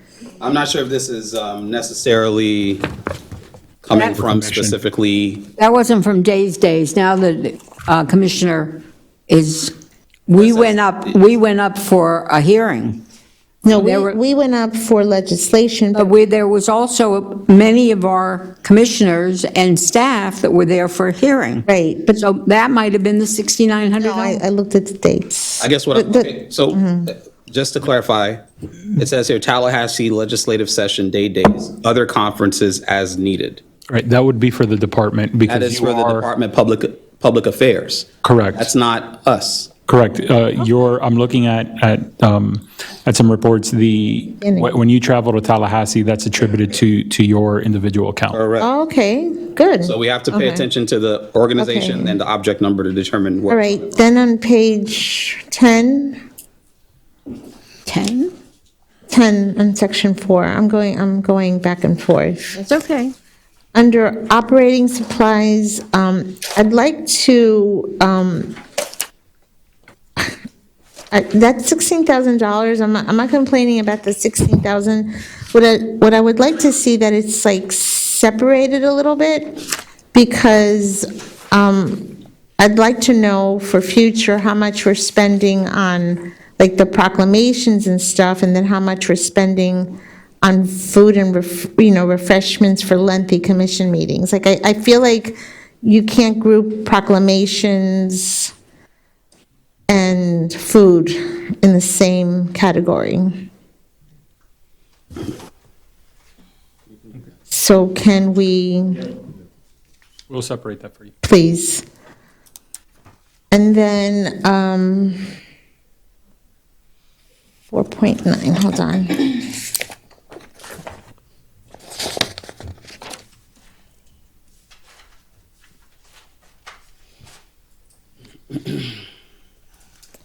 And I know it's only $500 on page 4, section 4, page 9. I know it's only $500 for COSW travel, but you can remove it.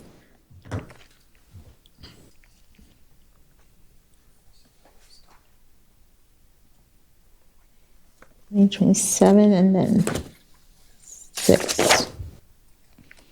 Okay, and then we're also here, I thought we had said to remove on page, section 4, page 6, I thought we had said to remove Rock the Vote or not spend at least $12,000.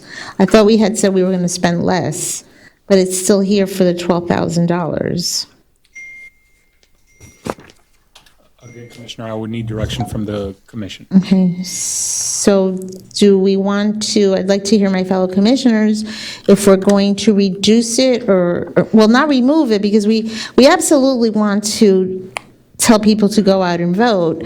But for example, I said, give me flyers to hand out at last week's farm share, and I didn't get any. But I would be more than happy to be handing out flyers at farm share. I also said that a table could be placed at the Hispanic Heritage Month event with staff or flyers or however it's not for me to decide. However, to get out the vote. What do you want to reduce it to? I happen to concur, so I'll make a motion that we have $5,000 towards generating votes and that would include the printing, and if we needed to hire staff to sit somewhere, and no event, because every occasion will become an event. Whatever we do, anything in the theater, we'll have a table in the lobby, and I think you'll reach far more. I spoke to 2 people about that rock event. One registered 8 people. One, their machinery didn't work. They couldn't register any people. So really, it's a big waste. Okay, Commissioner Smith made a motion. Commissioner Smuckler, you second? I'll second. All in favor? Aye. Any opposed? Aye. Aye. So you want to spend $12,000 on an event? Just No, I think that, well, I don't know, through the, If he can answer me, I'd like to know his opinion, his reasoning. I think that the clerk's office, this is through the clerk's office, right? Yes. So I think the clerk's, for $12,000 for a whole year, I think the clerk office can definitely use that to register people and come up with innovative ways to register people. It doesn't have to be an event. It can be listed as, Yeah, these mics aren't as sophisticated. Well, let me not say that. IT may get the, Anyways, I think that it doesn't have to be listed as Rock the Vote. It could be listed as something else if it makes us, see it differently. But I think that the clerk's office could make use of that in motivating people to get registered to vote. So I understand where Commissioner Smith is coming from, because if you have one event and you register 8 people, the ROI may not look like, it doesn't make sense. But if you use that same $12,000 over the year, and the clerk's office gets creative as to different methods that it can use that funding, I think at that point, it begins to make sense. Well, Thank you. to the clerk's office, do you need $12,000? I believe we can restructure the way that it was done. It's going to be done in the future to make it more productive, let's say, to get, she says 8. I know it was more, but again, I can't. So if you need $12,000, I'd like to have by the beginning of next month, I'd like to see how you're going to spend $12,000. Well, no, nobody gave the direction yet. Oh, she says she needs, do you need $12,000? Well, there was a motion to remove it from the budget. It was failed. There's now a motion discussed that hasn't been made that the clerk use it for other kinds of solicit the vote. Is Rock the Vote an event, or is it a campaign? Rock the Vote was a It was an event last year. But Rock the Vote, I know Commissioner Jean may speak to this, but Rock the Vote, from my understanding, is a nationwide campaign to register people to vote. The way that funding was used last year, I believe, was for one particular event. But Rock the Vote is a nationwide, year-long. I'd like to know what she's going to spend $12,000 on doing, if it's just going to be to reach out to people and printing and staff. I'd like to get a detail of. You can ask that. Right, so through the acting mayor, I'm not making a motion, I'm just saying, it is what it is on here. She can determine what she's going to do with that. All right, And how much Commissioner is she Smuckler still has the floor. So do you need do you need $12,000?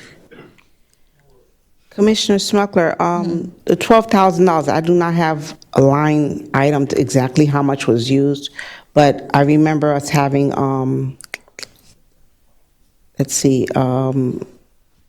entertainers.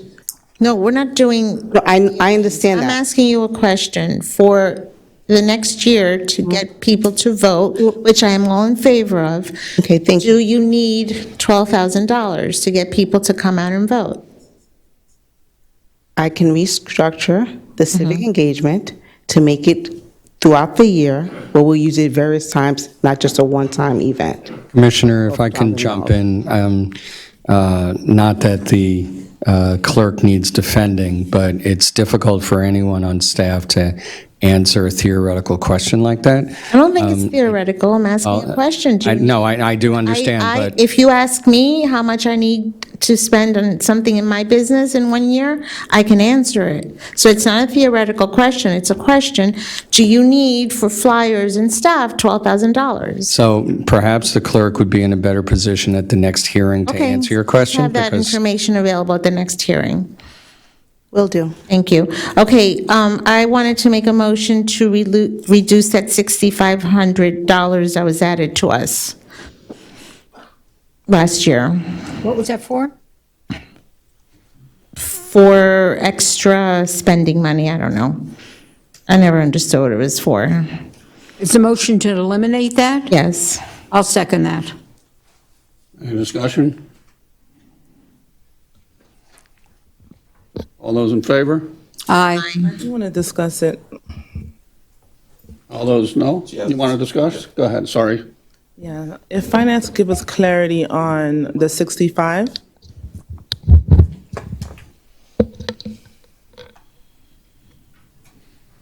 Who are you asking? The question. Finance, she's asking finance well, she can ask. $6,500, $6,500 was put in the commissioner's accounts to use it as needed, whatever they needed it for. And I think, was it directly deposited into their account like a salary? Am I wrong with that? I heard that on one of the We meetings. get a check for it, yes. It was directly deposited into their account with no return accounting to the public that pays the taxes. What did they do with it? Just saying. In each, That's why, just to bring clarity, we have, I don't know if you can dissect how our salaries are outlined in the budget book. I think we can start there, and then we can kind of have a further discussion on it. Sure, commissioners. In each of your departments, you have a line item for salary, full-time, part-time. The salaries of elected officials is listed on there. You have expense, then you have the FICA, the retirement with. Page are you on? 11. 11? I believe it starts on page 11, but it can be any one of the individual The group numbers. 6,500 was originally supposed to go into our contingency account, and I believe, if my memory serves me correctly, we voted to put it into our discretionary account, and then the following meeting, it was like, oops, something was said wrong, and instead of going to our discretionary account, it went into our own personal bank accounts. I did want to make clarity to that. The contingency was increased from 7 to 14, or whatever it is, 13.5. So I want to make that point of Right. clarity there. The 6,500 is listed as a line item under the contingency for each of the commission seats. Excuse me, can I have more clarity on that? Is the 6,500 part of the 13.5? Yes. So it was 13.5 as expenditure money for commissioner, and of that, 6,500 went direct into your bank account with no receipts required? Correct. I don't know anything. It's no, I'm going to ask And Commissioner, there's a motion. how did it work? Finance, I'm not quite sure. So we just spoke that our contingencies are 13.5. The contingencies that include our travel, number? events, et cetera. In regular contingency, you don't get money in your bank account. No, that's not what I'm No, saying. it went into our bank account. It did or it didn't? It did. Okay, So you each have a travel and auto expense in each of the seats. That is 4,000. You have for educational programs. Mr. Manager, let me do this instead. Commissioner, you brought up a point. Mr. Manager, can you bring back that information? I think it's valid if he goes back and looks at that video. Okay. Okay, and then he can bring that back up. Sure. We can probably do the vote at that time, All right. and maybe you'll get more support on it. Okay, does the motion want to take it back in the second? I'll bring it back next, on the, whatever date, yeah. So what are we doing, tabling, or we're? You want More, Commissioner? Yeah, one more thing. I'll table it till the next meeting. All right. And I'm just going to throw this out here, but I say we put a moratorium on events for 1 year and give some of that money to the library and to the police department, or to whomever, whatever wishes everybody wants. I have a question on that. You done? Well, I didn't get a second. I'm making. I'll make a second on that. Okay. Okay. So I just want some clarity. Are you saying no Monster Mash, no Snow Fest, no tree lighting, no, I mean, none of that for the whole year? Is that what you're saying? So I would be okay personally with the Monster Mash and the Snowfest. And the tree lighting and the Hanukkah. And I think that's all, because it's already being planned, and those have always been a city signature event. Everything else has pretty much been a board event, but those. 305? Well, the Hard Walk is a commission status for women. It comes from our budget too.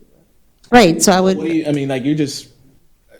Yeah, I think at some point it starts to, you Oh, start well, to cherry pick. no. What I'm saying is that, and I'm the liaison to the. Senior events as well, all youth events. All youth events. library events. All right, so, well, we need to, look, we already Heritage Day. cut down on events, on some of the funding for it, but I'm just trying to put a moratorium for a year, and I know we have, we can all say that everything is special, but, and again, the Snowfest and the Monster Mash are city events, and the Hanukkah and the Christmas tree lighting are city events, but everything else is pretty much a board event. The 4th of July one that proposed by Yeah, Commissioner. we are going to, I think we need to revise that, and I seconded it for discussion. So my discussion on it is that, Mr. Manager, when you come back, I thought that all events like honoring the Puerto Ricans, honoring the Italians, honoring the Israeli, honoring the Russian, I thought we were going to have one international event. It's proposed. And I feel like in our budget, we need to take away 3 things in reference to events. One is, we need to take away something specific like that, because every time we do that, we're eliminating somebody that should be included. Number 2 is, I think that an international event will actually be the best solution for a city that's international. And the people that want to be sure to be heard and seen and have their culture known, they'll participate. And the third thing is, the costs got way out of league. I was at an event where everybody didn't get a raffle, because some people got 2. That's how many gifts there were. And where did the gifts come from? The city took funds and went to Walmart and went to other places and bought them. So that's why we have to reel in the cost, make it so that people will come. And I do want to emphasize, and I believe the city was 100% correct in the outcry, that we didn't honor July 4th. And so the manager and I discussed it, and I think that could be done in a real simple, not expensive manner of having hot dogs, popcorn, cotton candy, and 3-legged races. You gotta think about police, staff. It's not just hot dogs and 3-legged race. And that is very true. And that's the reason that we need to make sure that we fund the police and use the police for the benefit of the people that pay for the police, the taxpayers. So 4th of July is a day that the police would have to work and the people would have to clean up. And we also have to set up But the difference is, the participation would be from the residents. And with no fireworks, it's done early, around 2 o'clock. They have their hot dog at 5 o'clock, and they go home at 6 o'clock and get ready to go to wherever they're going to go for fireworks. I think that that should be part of our budget. I think that we should have this signature, definitely without saying the Monster Mash. Why? Because our children are safe. They're safe, and I've been there where there's been tens of thousands of people come to enjoy it. And as far as the Christmas goes, it's really a festive holiday. It's not Christmas, it's a parade, it's a snow fest, it's wear your jingle bells and come and have a good time with Santa. And also, we have, menorahs, we have dreidels, and we make it a festival for and I think that we should have, and actually I mentioned this to the manager, we should do it now, invite all these ethnicities to make a float, just a homemade float, and be in the parade. Our parade will be longer, and if they want to participate, and the reason I bring this up is because my husband's cousin is extremely, extremely active in the Irish club. And she could, if she wanted, she's in her 80s, I'm sure, don't tell anybody I told you her age. But if she wanted to have that club make a float, they could. And so if not, but I think it would be fabulous, homemade, down-to-earth enjoyment. Now, what you need to do, Mr. Manager and Alan, is figure out in my seat, if those 3 events went forward, how much it would be. And then I think that we definitely need to eliminate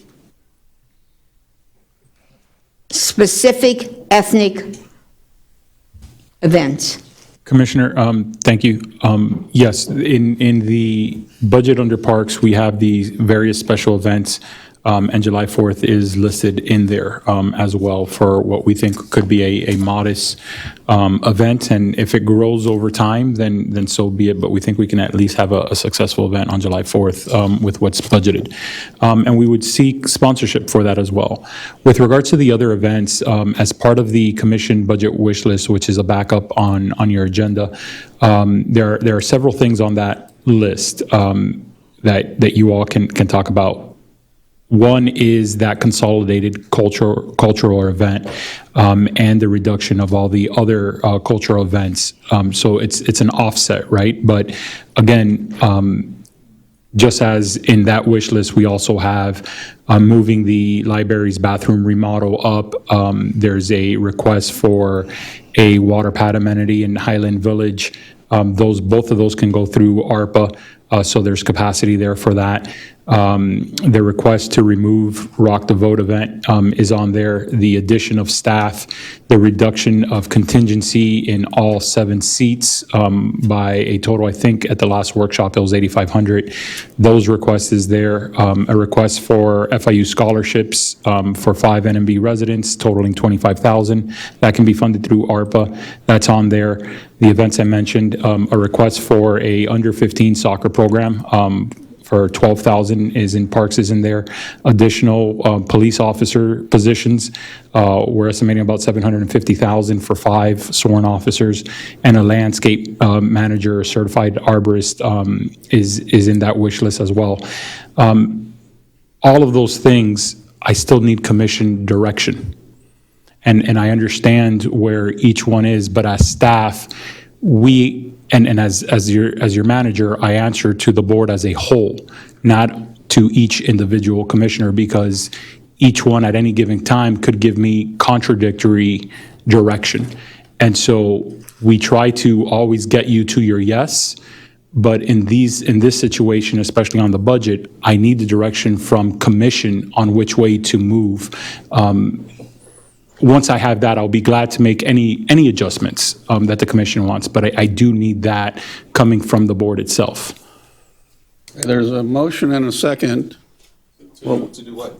Would you say what your motion was? No, my second was I don't want to vote on it. That was for discussion purposes. Let's hear what the real motion's going to be to vote on. Well, no, you seconded it. She had it. I seconded it. Are you removing your second? No, I seconded to discuss it, so we could discuss it. Right, but Well, then you have it's to open, remove it. and now, You have to remove it, otherwise we vote on it. right. Okay. I remove my second. All right, then, okay, then I just have one more question, just for clarification purposes. The Business Expo, is that Commissioner Jean, is that something you're doing, or is that something Commissioner Smith is doing through her Economic Development Board? We haven't gotten our economic board together. I mean, we've had our first meeting, we're working on it. I would think the deputy and Marlene, who's in charge of that, would. Because Commissioner Jean had said that she's done it the last 2 years, so I just want. I don't know, Deputy, do you have an answer to that? Wait. The question went to you and Commissioner Jean. We can work together to make it happen. It's benefiting the city as a whole. So this is something that I was the brainchild of. I would love to work with you, and we can continue to work together. We'd have to see how the sunshine works with that, but I have no problem with that. It works. Commissioner problem. Jean and I did something last I year. have no problem. Okay? Okay, thank you. Okay, Commissioner Smith. Okay, so my request is that you take notes and then get back to me, because I took a lot of notes. It's getting late, and everybody's going to be cranky with me. So rather than that, just please take notes, and let's get started.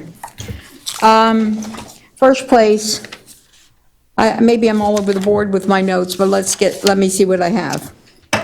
The discretionary funds, I definitely am in favor of eliminating that kind of money for us. I still want to go back to what you said, and I know it's up to a vote, and hopefully we'll have the vote tonight. I happen to agree with the speaker that said 2/3 should be removed.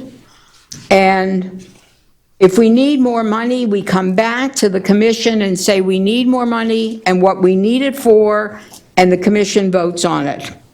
I think 1/8 is enough unless there's something really crazy going on, because we're going to eliminate the events, hopefully, to master events that the city always puts on, and they know how to flow it and make it work. So I think 1/8 is good. I know that we probably have to vote on it, but I want to bring up the library and spend a minute or two on it. When I was first elected, the county opened a library on Northwest 2nd Avenue or Northeast 1st Avenue and 166th Street, which is actually south of 167th, 163rd. And they wanted to give up our library.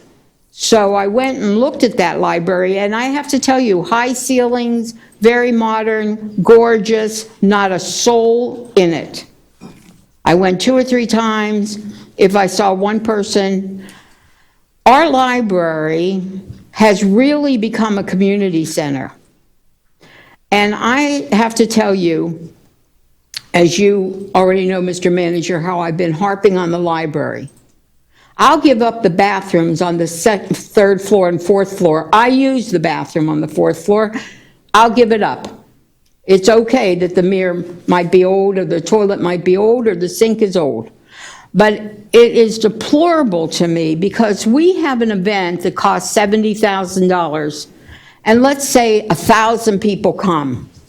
The library, for 365 days a year, God willing that we'll have the funds for that, have thousands and tens of thousands of people that come constantly. How are we not putting money into the library? So I saw here that you have money for buildings, 660, I don't know how much it was, but I did mark it. Does that include the library building, of restoration of the outside of the library building? Because it was for restoration of the buildings. Does that include In the ARPA funding, we have specific $380,000 to upgrade the various impact windows throughout the. No, there was a separate line other than that somewhere. If you want me to look at all the folded pages, I will find it for you, because I wrote it.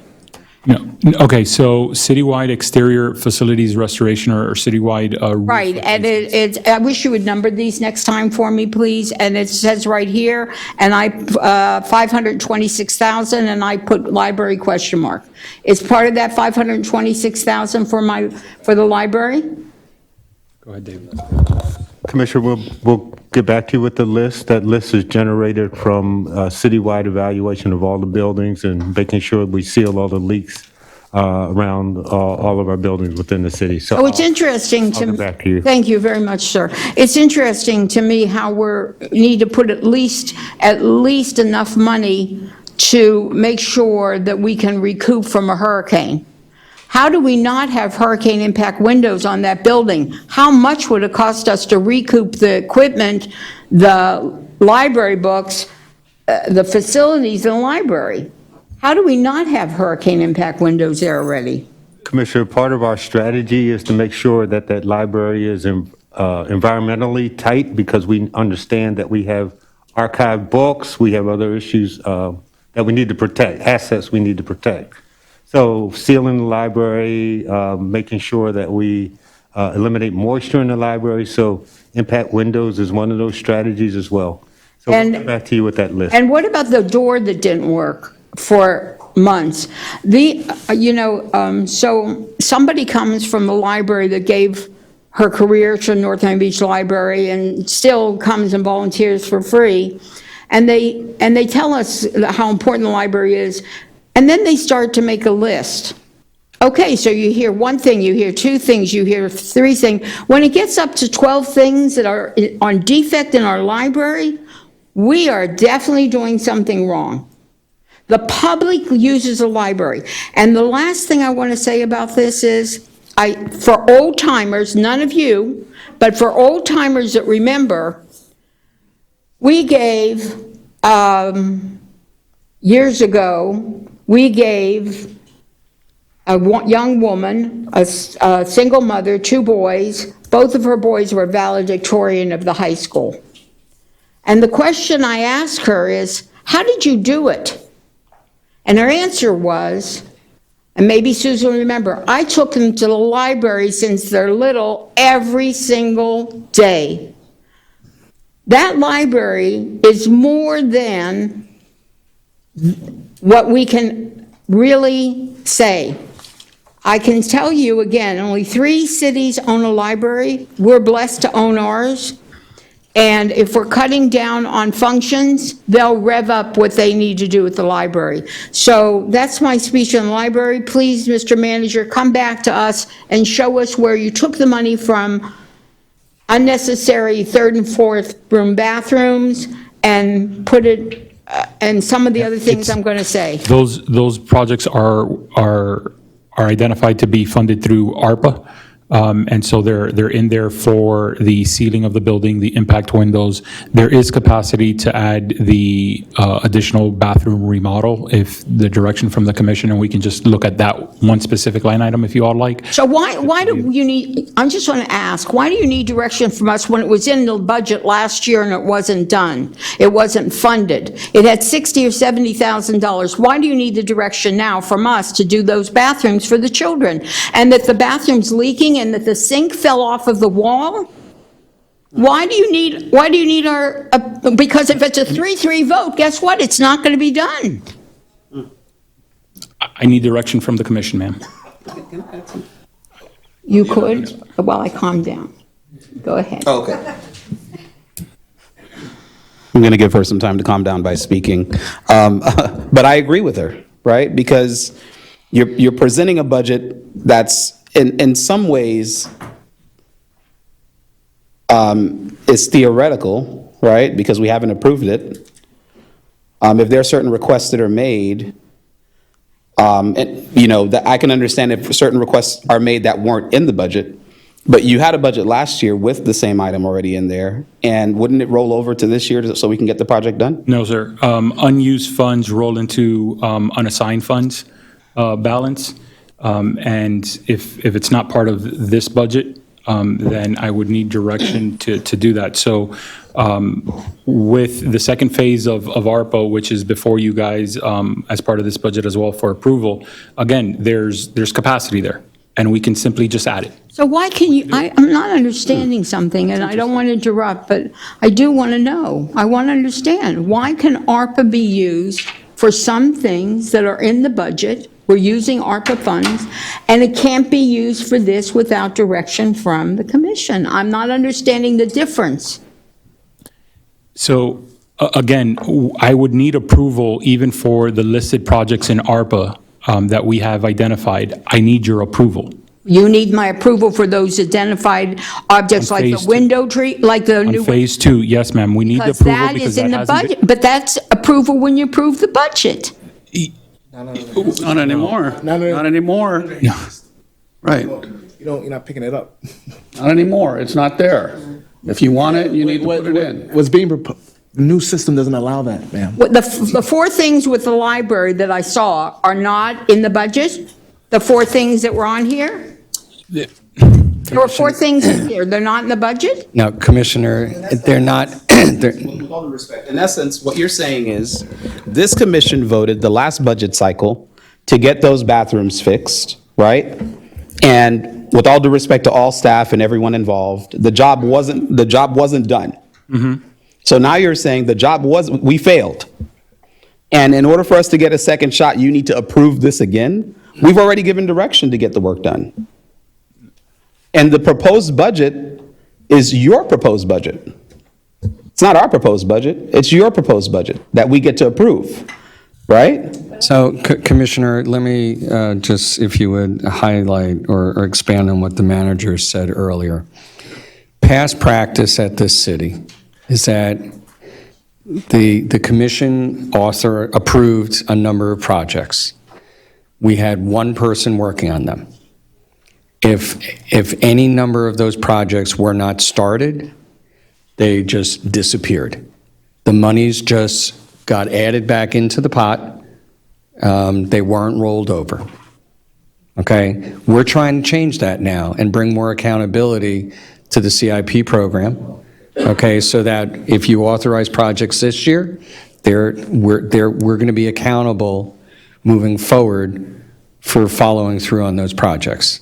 And we're also working on making sure that projects are properly encumbered, so projects roll over appropriately, and that we track all the projects appropriately. We can't speak for the past. We're trying to fix it moving forward.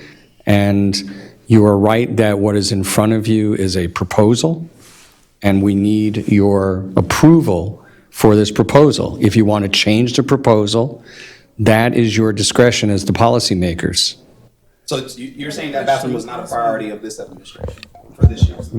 We asked for mission-critical items this year because of the constraints that we saw in the budget. So we saw that as a project that we would like to do, but it didn't rise to mission-critical the way the others did. And we had limits in the amount of money that we felt were available. The better our financial condition is, the more we can look at non-mission critical projects. If I may, And there is a little capacity. To talk on this briefly, and I think this is one of the things that I mentioned to you guys today on our call, is that I don't know what was taken out and what was put in. So for example, something like the bathrooms in the library, if we don't know that was taken out, what else do we know that was taken out for the sake of balancing it? And what that does is, though the past needs restructuring as you may see it, how do we know what was removed and what was not, in essence, to make the balanced budget based on what you feel is mission critical or not? So that was kind of one of the things I asked. How do I know what was removed? Okay, so we can get you that information. We'll update you. We have an ongoing CIP list of projects that are ongoing that have been started, and we'll resurrect the list of other projects that were approved but never implemented, so that you're aware of those as well. I need to understand. please help me understand. I'm looking at this where it says mortgage and rent assistance. It says economic development study. Isn't this part of your budget? And if I vote on the budget, this is in? So the federal funds that come into us, the ARPA funds, have to be separate from the rest of our budget. And so those items that you're looking at right now are in what we're calling the ARPA fund. Correct. Okay, and they're being funded in that fund exclusively. We are asking you as part of the budget to approve all funds, including the ARPA fund, and if you want to change anything on that ARPA fund list, so first off, there's a $500,000 capacity in there that we didn't even put anything in, and the six of you can change anything else that's on the list too. I understand that. So what you're saying is if you want to add the bathrooms, and the bathrooms are 80,000, now we'll have 520,000 left. I get it. I also get that there's not enough money to do everything that's needed. There is not. I understand deficit. And not to disagree with my fellow commissioner, but there were people that weren't paid. Not maybe because we didn't have the money, but I got 3 or 4 phone calls. They hadn't been paid in a year. They did get paid. They called me and thanked me, and everything's good. They just weren't paid. What I need, though, is to make sure that North Miami Beach is structurally and safety-wise safe. That includes the police, that includes the equipment, and that includes the facilities. So of all the priorities, everything, even to give a child a snow fest, those are the priorities. If it's not safe, it's not good. If it's not safe for any of those 3 reasons, whether it's the police, we need more. You heard the gentleman speak about next to the canal. They have had more issues. All of North Miami Beach have had more issues. So that's where the police are a priority. That's where the equipment can't hurt our employees that are using it, and it can't hurt people that the equipment is being used on whatever it is, whether it's picking up garbage or what have you. And especially, the buildings have to be safe. I don't feel, from what I heard, and that's why I've asked you, please, and the manager, and the next meeting, and perhaps before with a phone call from me or an appointment, tell me what the librarian, even though you saw the list and she gave you the list, tell me from that list what she also needs. Okay, so I'm looking here at charges for the services. I have a circle and an arrow that it went down $233,902. So when you get a chance, these are things you're taking notes on, you'll bring me up. Commissioner, that's actually a very quick answer. Okay. The charges for services reflect a number of different items that we charge fees for, and we essentially right-size them. If you look at the budget. When you talk about fees, are you talking about impact fees on the building? No, I'm talking about more like recreation fees. There's a lot of lines. If you look in your budget in the revenue section, you'll see a whole page of charge for services and split up into different categories. And look at what's budgeted for this year, how much we've spent to date, how much we actually spent last year. And what we did was we reduced all those lines to more accurately reflect what's historically been collected for fees in each of those categories. Okay, so our fees aren't enough, which was one of my biggest things I want to bring up. I have somebody helping me with the budget. Quite interesting, our permitting fees are, he took just a building, and he compared it with a city that had 57,000 residents. And in that building, we charge $5,000 permitting fee, and that other city charged $25,000.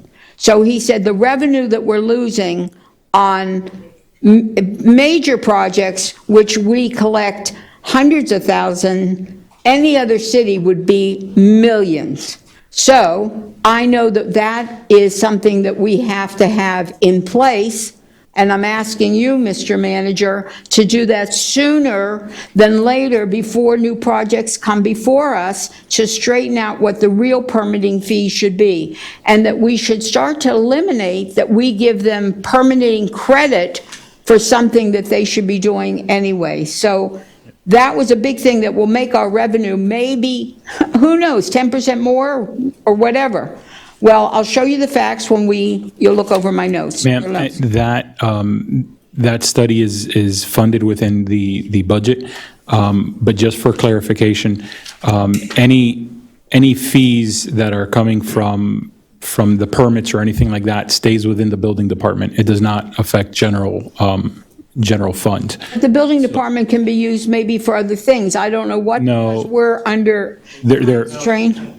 No, there's very So I'm specific talking uses. within the building department, though. Within the building department, is part of being within the building department to add on to the library? No. The building department can only cover the cost of processing the permit to meet Florida Building Code. That's state statute. So then, what do What the you're- other what you're- cities do with all the money they're getting? What you're talking about is impact fees, and that's part of the, Oh, my God, I was talking impact fees. not the building. So the impact fees. Was it the that's part of cart this- or the apple? I'm not sure. I think it was a pair. Of course I was talking about impact fees. So yes, that is Sure. part of the study as well. Could you have corrected me in the beginning so I don't look so silly? Thank you. Next time. But yes, that's being funded so that we can make sure that we have impact fees for libraries. right away. As well as the request was from the Commission for Public Art as well. Right, that was very important. Okay, how much was the increase? So I don't know, I don't have numbered page. Budget highlights, GF expenditures, and I have at the bottom how much was the increase. So it was, something was increased here, and here's classified as senior. Okay, so you moved people up and you reclassified them. What was the increase in salaries when you reclassified people by names? How much was that in the budget as a change when we reclassified? So that's all going to depend based on the compensation and classification study that we're trying to implement. Okay, Throughout the entire budget, we're looking at investing $800,000 throughout the organization to move those ranges, the salary ranges. Okay, I'd like to know 800,000 for how many people? That affects the non-bargaining. It affects all the. Well, it affects everybody. Right.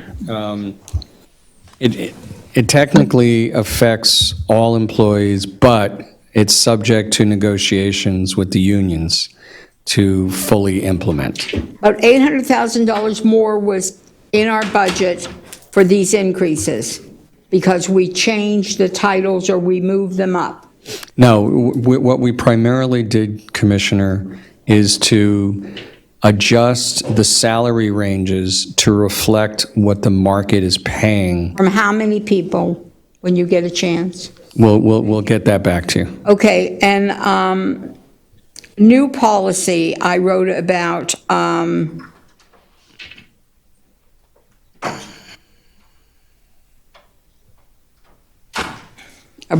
don't know, it's on page budget highlights for the expenditures. Okay, let's go on, because if I don't want to take a million times. Okay, I wrote here, replace lost public sector revenue.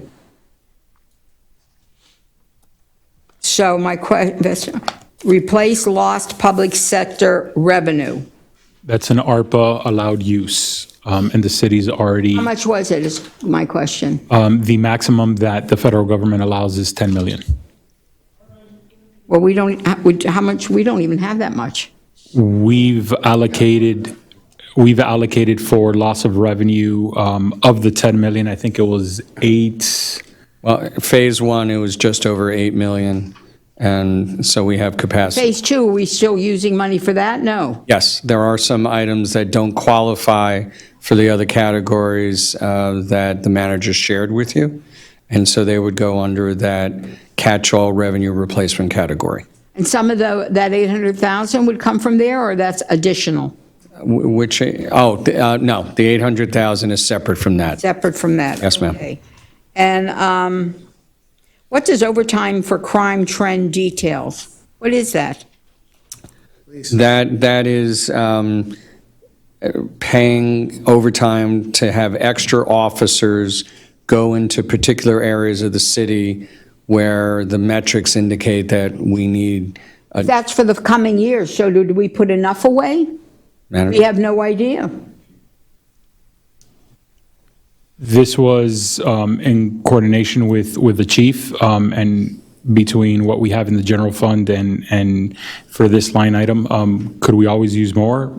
Yeah, but I think we've done it in a responsible manner that we should be able to cover with what we have pending any type of major. Because all the years I was here, we never had shootings. And now we've had a couple. And the car theft. You can't say. You can't say it. You can't say it. We've Can't had, say that. No, we've had. I think my commissioner colleague had a situation, Commissioner Florimont. I mean, yeah, we've had shootings. Yeah, I mean, there's been, well, I mean, the whole goal is not to correct her misstatement. I'm assuming she's indicating that when she was here, that, you know. I'm indicating when I was here. You never experienced. And I'm indicating that I was blessed enough that they didn't tell me. So that's even better.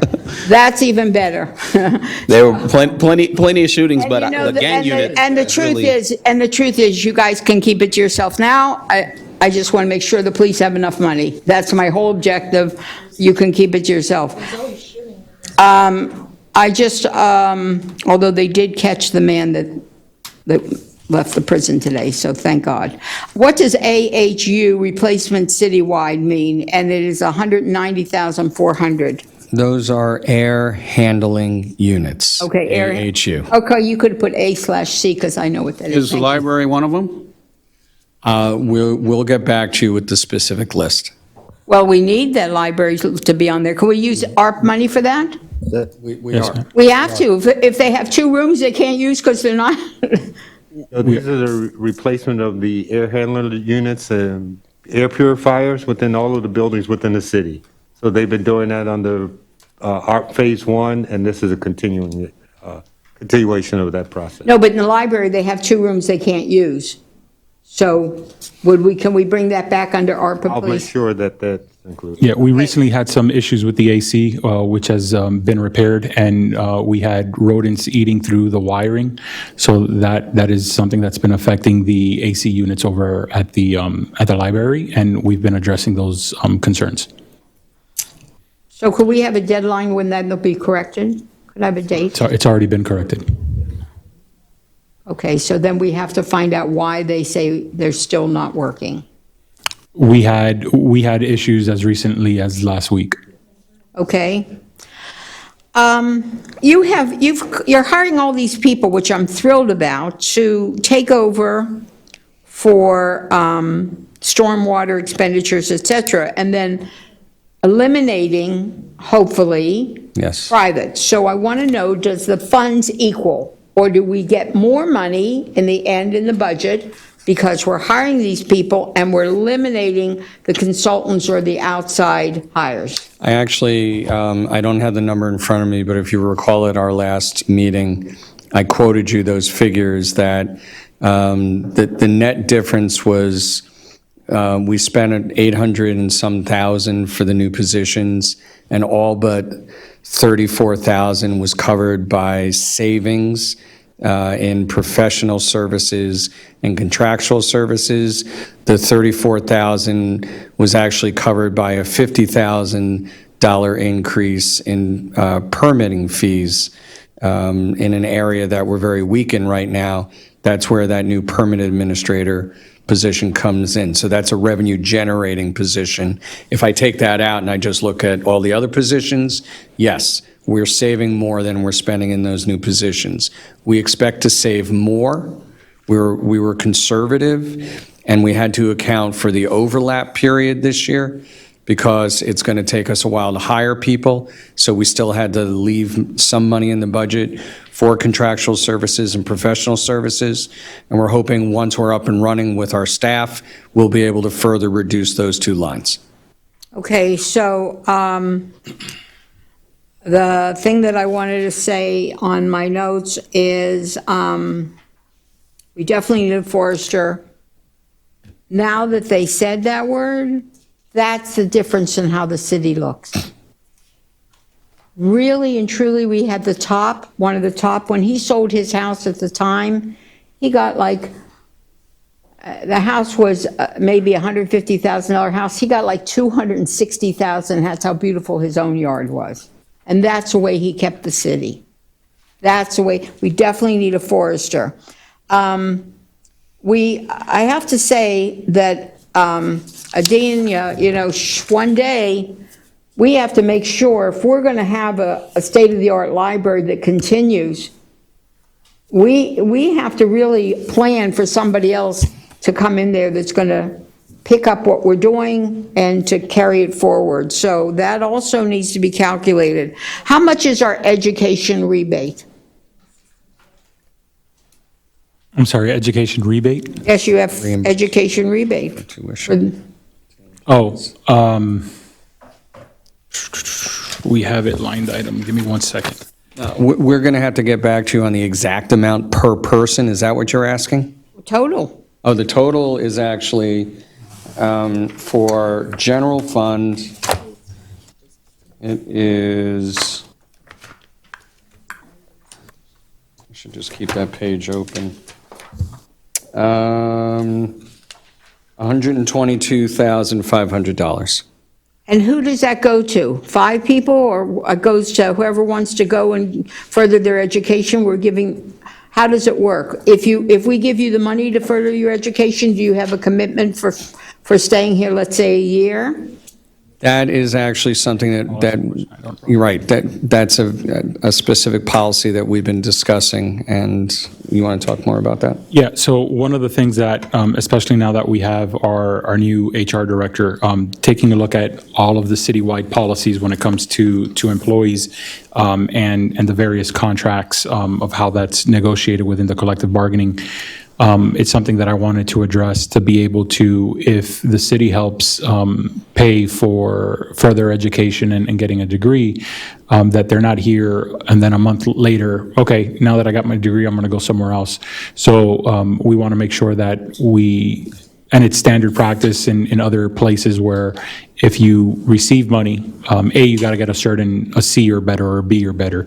And then after that, you're committing another year to the city. If not, if you leave before that, it gets reimbursed. So there's certain policy language, but overall, that's something that we're going to be looking for and to make sure that we're able to protect the city in that route. And Commissioner, just 2 other points. There is a limit per person. I just don't have that.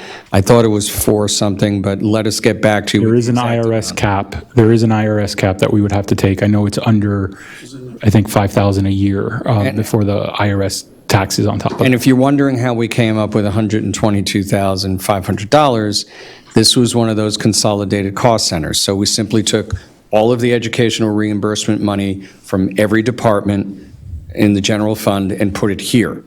Now we'll be able to better track usage of it, and we'll be able to right-size the amount on this account next year when we get a better sense of what the usage is. Or maybe not use it all this year.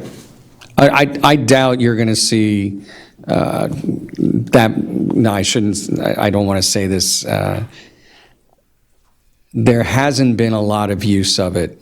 We encourage our employees to seek to better themselves whenever we can. I agree, Whenever but I they think can. we need to encourage them and put into place definite policy, both, because there's so many things that came out of here that I think the manager needs to really put together some resolutions I hope they would get support, but if they don't, I definitely want to have a resolution where events, I mean, nobody can, and no individual, a commissioner or a mayor can do an event without the permission of the commission. If you want to have an event that's not one of our signature events, no, you could, and let's say over $500. If you go to a handshaking or whatever, and I think the same thing has to apply for donations. I think the donations, if you're going to give a donation, and we have to get away from anything that doesn't really benefit the residents. It's their money. It has to be a resolution that it has to benefit the residents, and it has to be by a vote of the majority. Those are something. I also have to say that we need to have a resolution maybe about insurance. That a certain, if it goes above a certain amount, you cannot? Because you don't control insurance. Well, that's what I'm saying, but we can put into policy that employees share if it goes above a certain amount of increase, because the insurance is just increasing so crazy, and where do we find the money here? I think we need those couple things to think about and really put into place. Now, there's two other things. Janice Copley came up, and she said that some of the workers get 3%, which is their COLA, which some people have called me and said the COLA should have paid for the increase in the insurance. That's why they get a COLA, but it's not enough. We understand that. But did other employees get a 10% increase? That's what she was saying. Some of the higher people got a 10% increase, and nobody else got a 3%. Is that where you were going, Alan, when you said that they moved from this position to that position to where they should be, and they got 10% increase or more? Is that what happened? And how much and how many? So, ma'am, I know it's 800,000, but how many? the COLA and merit are dictated by the collective bargaining Right. agreements. Absolutely. And so that's dictated. Those who are non-union But employees. the problem is the bottom employees, that's it. That's all they get. They don't get a chance for anything else. So they have, as part of their contract, they have either a 2% or 3% or a 4% COLA, and then there's an additional either anniversary date step increase of 5% or a merit increase of 3%. So in total in a year, it can range anywhere between 3 to about 9%, I think is the highest. It just kind of depends on what the agreed collective bargaining is. And for those who are not part of the union, they receive whatever the general, which is ASME, which is Janet, whatever that group receives is what non-bargaining units receive on a yearly basis, and that's built into the budget. The people that work in this sun and this heat that is now beyond tolerable we have to pay attention to them. So one of the things you always say is we can't retain. They stay because they're loyal to North Miami Beach, but I want to make sure we take care of them. I definitely want to make sure we take care of them. And we've invested into our workforce, and we do have a collective bargaining that's beginning with ASHME as well as IUPA a little bit later this year as well. So all of that comes into consideration in how we do that. But I'm a strong advocate for our workforce and to making sure, because they're the ones that provide the service for our residents. And they make our city. Nobody else makes our city. They all work together. I understand that. But the truth is, to be able to open the door and have a clean room, that's who does it. So the permanent administration and by the way, thank you again for, I wish you had done it sooner, impact. It was impact. And that is tremendous difference. We're talking 400% difference. So it has to be, the problem here in North Miami Beach many times is that everybody agrees the code has to be changed, how many parking places. People that put their papers in first, they're going to get the lower parking places. But why does it take us 6 months to what we have to change tomorrow? what we should have changed yesterday. So this Commissioner- impact fees has to be changed before people come in. We hear you loud and clear. Let me just explain for the benefit of our audience at home, because this is a great example. We've been talking about statutory requirements earlier. There has to be a rational nexus between the fee that's being charged and what's being provided for it. And that's the purpose of the fee study. You can't just unilaterally say, I want to charge a library impact fee and say it's going to be $2 for every $1,000 worth of value for the job. There has to be a nexus between the impact of that property or that development and the library. Now, in this case, there's probably precedent for it when you consider I'm forgetting right now, the school district assessment that's done. What's that called? Starts with a C. Help me out, somebody. Thank you.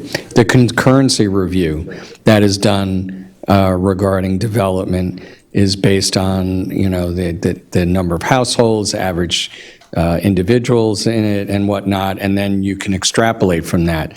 And that's the type of work that our consultant would do for the library fee or any other fee that we have to do, is develop a basis, a legal basis for us to be able to charge that fee. That takes time. So the good news is I heard you, and the better news is I understood you. Now, let me say this. 3 different projects, and one of them was millions in difference money that my friend looked at. So you are 100% explaining the real necessity of not just saying it, not having a friend do it. You have to have the study so that when you knock on the builder's door, hey, you owe this because it's true. You're going to have this many more families use the library, and there has to be an impact that you have to help support that. However, it doesn't have to take a year. That's my point. If you're going to get the study, call tomorrow morning, find out who they use for studies, interview them, and by the end of the week, hire somebody, or the week before. That's my issue, that I appreciate your listening to my frustration. And I see that you have a permit administrator, 1 line, and then you had a half of part-time permit administrator on the 2nd line. And if you don't mind, I will review this a little bit further. And I'm sorry to make it, I know how hard you've worked on this, and I understand from the manager how important this is. He really spent time with me today. The importance of this is we have no choice but to make this balanced, and we have to do it to satisfaction so that we pass it, because we have an opportunity. If we don't, the state may come a knocking and say, we really like you, but we're not going to help you. And we need this, we need everything we can get. I think that it's, as I said, it's a very difficult time because we had COVID we're coming out of. We have a new manager where things were done totally different. And the third thing that's most important is that the public is struggling. It's not just us struggling as a municipality, the people that we represent are struggling. So it's a very difficult process. I really do appreciate your time. I know that there's a lot besides the police department, besides the library, and besides the forester, there's a lot more that's really and truly imperative we take care of. But I think we should start with the commission.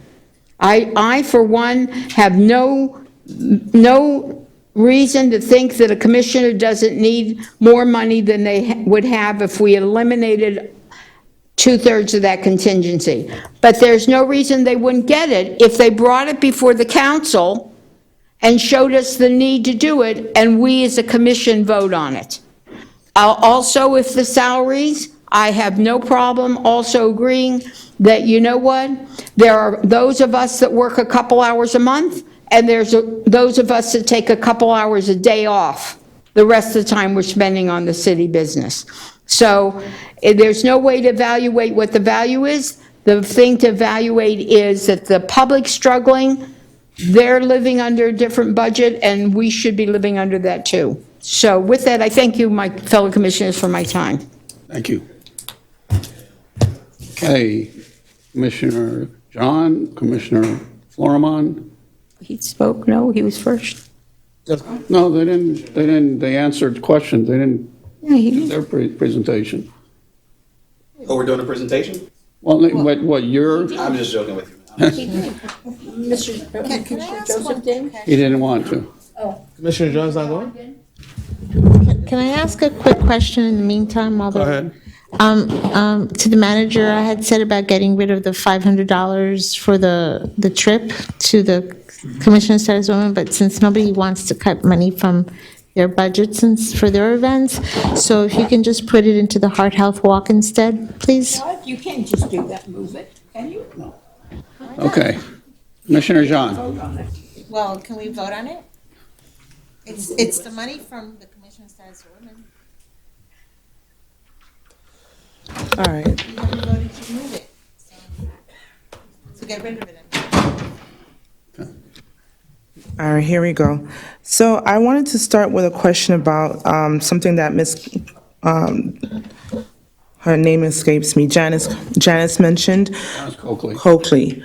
The 2%, I think you said, she said 2% of the higher level employees may have received the 2% additional outside of the COLA. Was that a fact? I would have to take a look. I know that we came back in June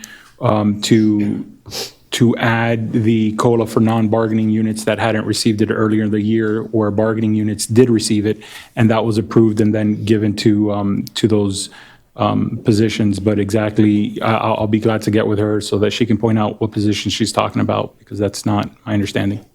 Right, okay. So for the forestry position, that person's role is trimming or actually identifying which trees and greenery around the city may need additional upkeeping or what have you.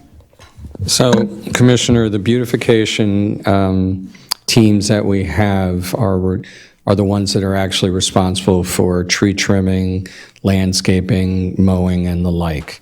If you were to move forward with an arborist position, that's a professional level position that looks at our stock, our tree inventory, determines, does assessments on that, determines what needs to be done, and then directs the beautification crews to various sites to implement trimmings or takedowns or whatnot, what new plantings that we would need, whether they be trees or other types of plantings, looks at the variety that we have here, whether or Also not... protect. Excuse me? They protect our oaks, they protect our old trees from being destroyed by new residents and so on and so forth.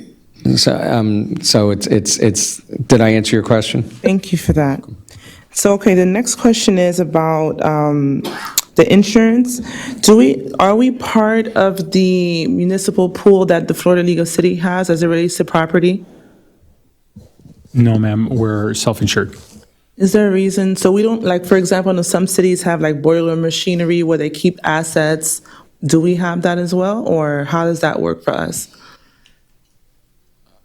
I'm sorry, can you repeat that? Like, for example, if in the case of a hurricane and you have an assessment of all of your fleet, every machinery throughout Public Works, what have you, do we have something like that? No, in most cities it's called a boiler machinery.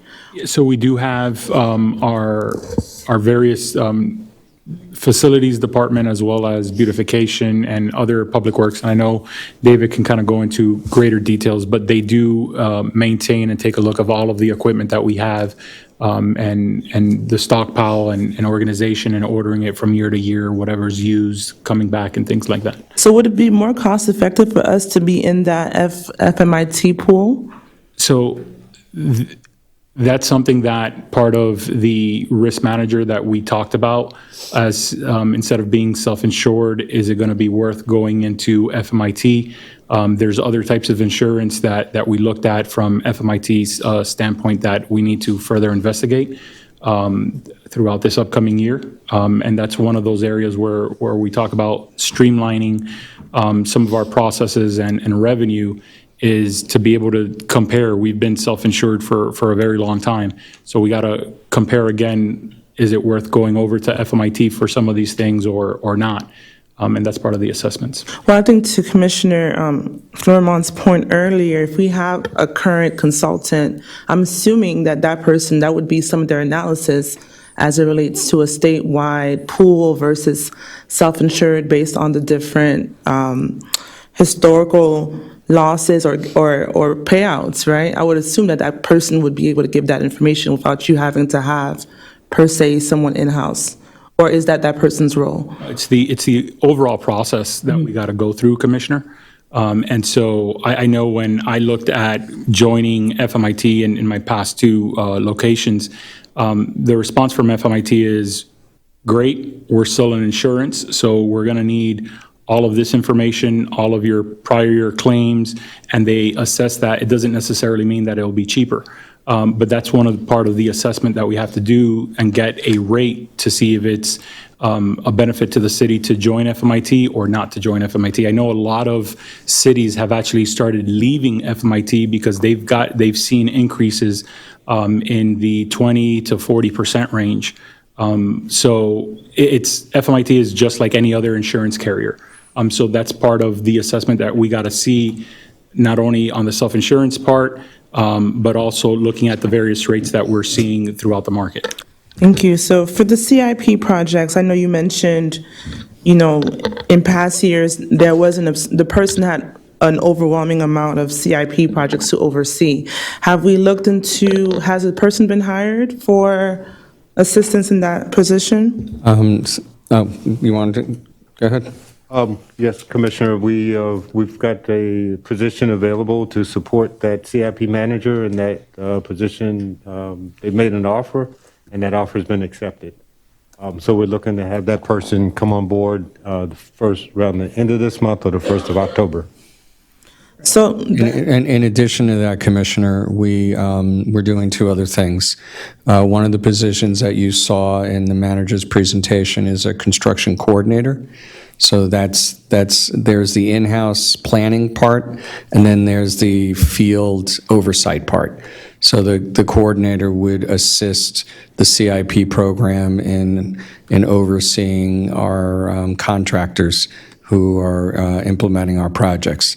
Secondly, we had a in-house administrative position that we're reclassifying or looking to reclassify so that they can not only do that administrative support, but also help with some of the lower level projects that don't require a lot of expertise, but nonetheless take time away from our project managers, thus freeing them up to have more time for the projects that truly need their expertise. As well as leveraging technology that we currently don't have to be able to manage those projects and even be able to push those out on dashboards so that the public and you all can understand where we are with each of the projects that we have going on. So it's a full holistic approach to the program itself instead of just an individual project at a time.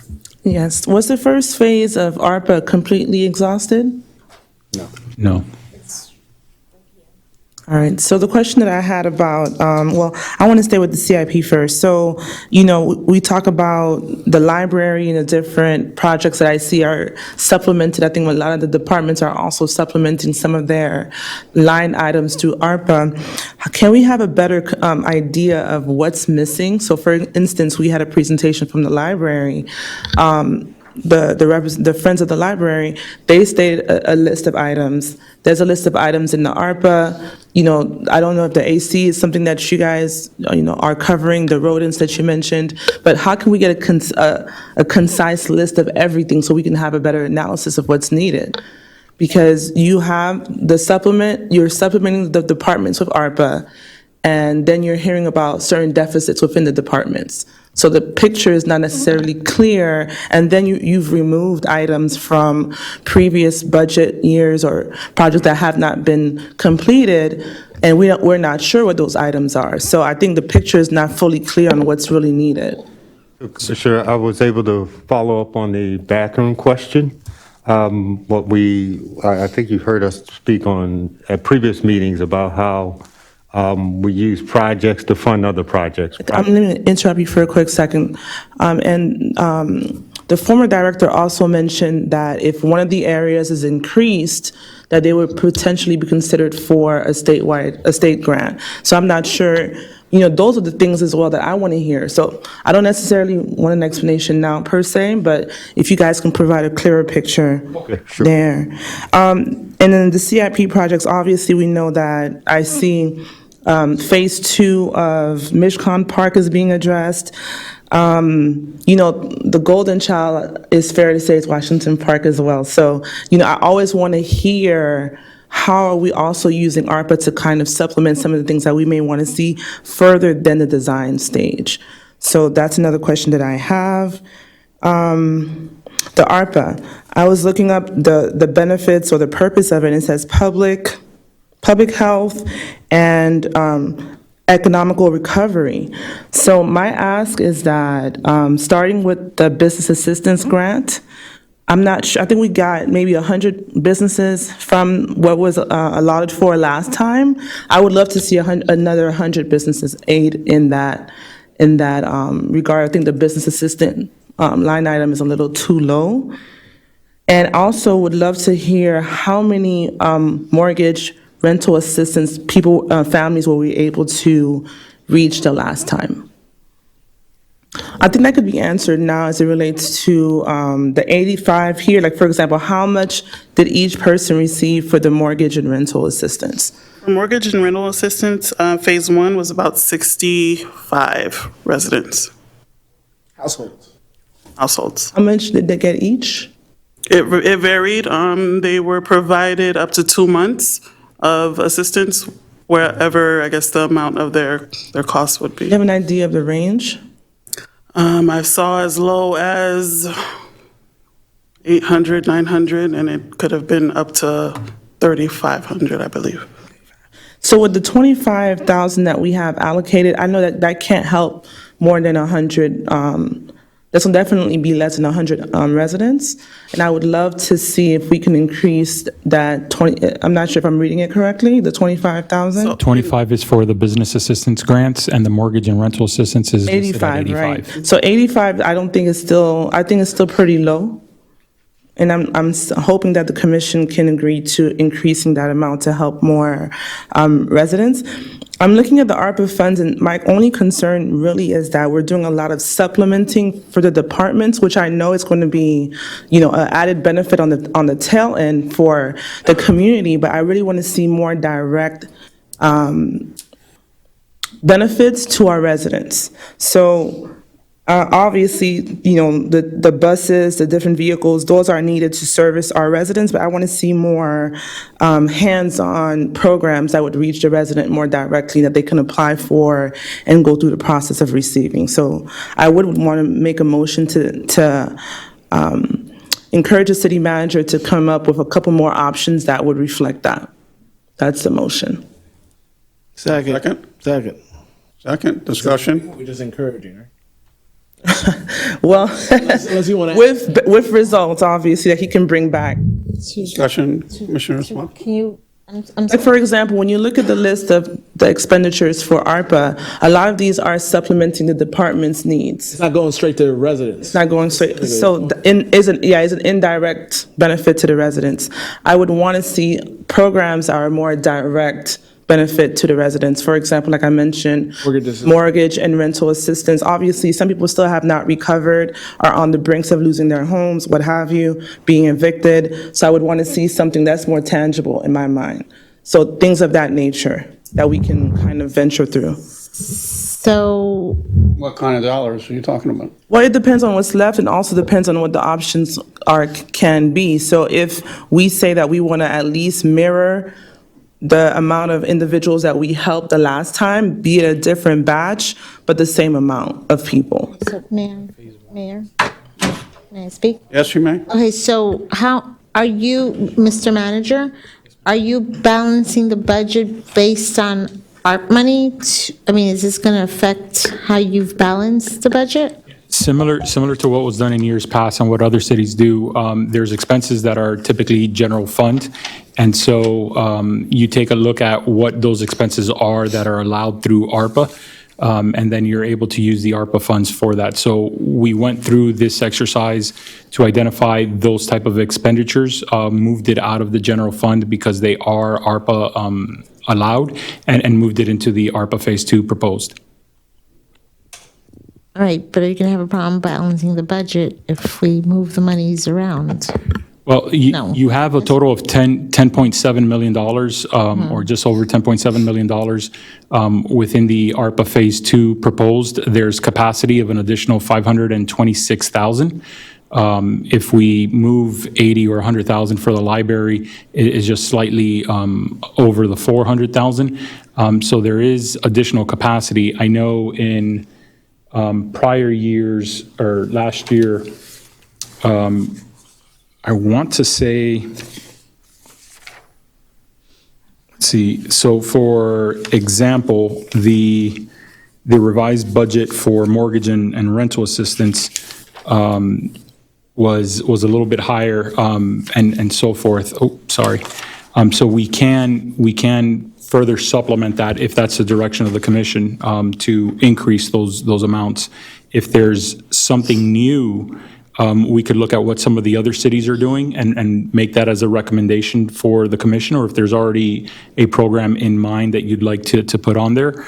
Again, there's over $500,000 that, you know, we didn't attribute to any project specifically, so we can supplement more programming if that's the will of the commission. So we have for Phase 2, an item I had put on, I emailed the manager and to Marlene, also an item for my wish list, which was for FIU, and Mayor Chernoff, you were there, I believe you were there when the vice president of FIU was talking about this. So FIU has a program where they will match, if the cities give money to FIU, FIU will match the funds, but it can only be for City of North Miami Beach residents. So for example, if the City of North Miami Beach through the ARP money gives $25,000 to FIU, FIU will match that $25,000 and give scholarships to City of North Miami Beach students. So that's on my wish list, and that benefits North Miami Beach residents directly, and they'll be matching it, so it's really $50,000 in 25 from us and 25 from FIU. So I think that's a great benefit to our residents. Which I agree, I'm an FIU alum. I think that we had. Same here. We had a education line item here that I don't see as well. We had a scholarship line item here that I don't see within the ARPA as well. So not to say that I wouldn't want FIU to receive it here. I don't know which. So the scholarship is in Phase 1. There's still funding available in Phase 1 to continue it. Right. So we didn't add it to the second phase. How much, if you can let us know how much was still in Phase 1, but I still would want to see it in Phase 2 because we have till 2026 to exhaust the funds. So the fact that the vocational program that we had for the residents is not there, and the scholarship program that we had is not there. So I don't mind if a portion of what we allocated for the scholarships in general is allocated towards FIU, but I went to 3 of the local universities here, so Miami-Dade, Berry, et cetera. So I would want to see that there's a diversity in the scholarship amount. So, Commissioner, we looked at the spending patterns. For example, college scholarship, of the $100,000 that was allocated, just a little over $37,000 has been spent to date. So a program like that the lion's share has not been spent, we didn't re-up that program. When it came to something like home rehab, we fully spent out that program. There was great demand for it, and that's why we put that into Phase 2. What was the Phase 1 amount for the home rehab? $680,000. but that went lower. So we had an abundant need, and then, but it was lower this particular, for Phase 2.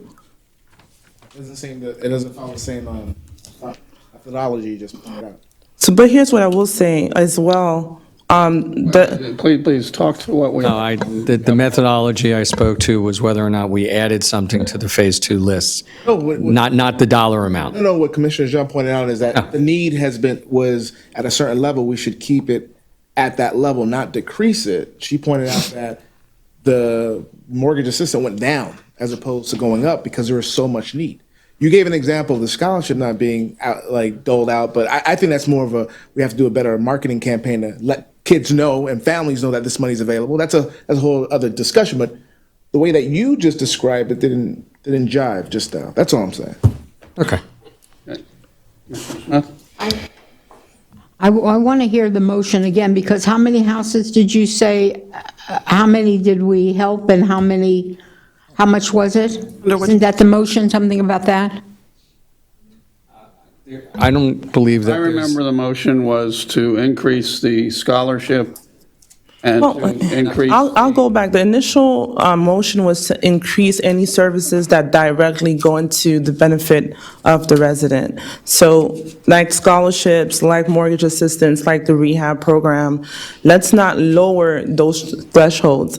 To Commissioner Joseph's point, yeah, those programs were not well promoted. So obviously, you're going to have a lower amount of individuals applying for that.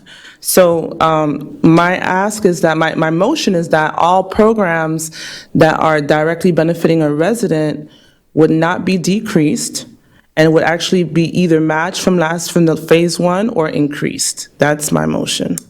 If I can, just to give you a little bit more clarity. So for Phase 1, the business grants, we provided $5,000 grants to each business, and it only assisted 60 businesses. In Phase 2, the allocation is smaller, but the award would be less than the $5,000 this go-around. So for this go-around, we're considering doing 25 businesses at $1,000 each. So can I make a statement now? You have the floor. Thank you. So this is the thing, Commissioner Jean.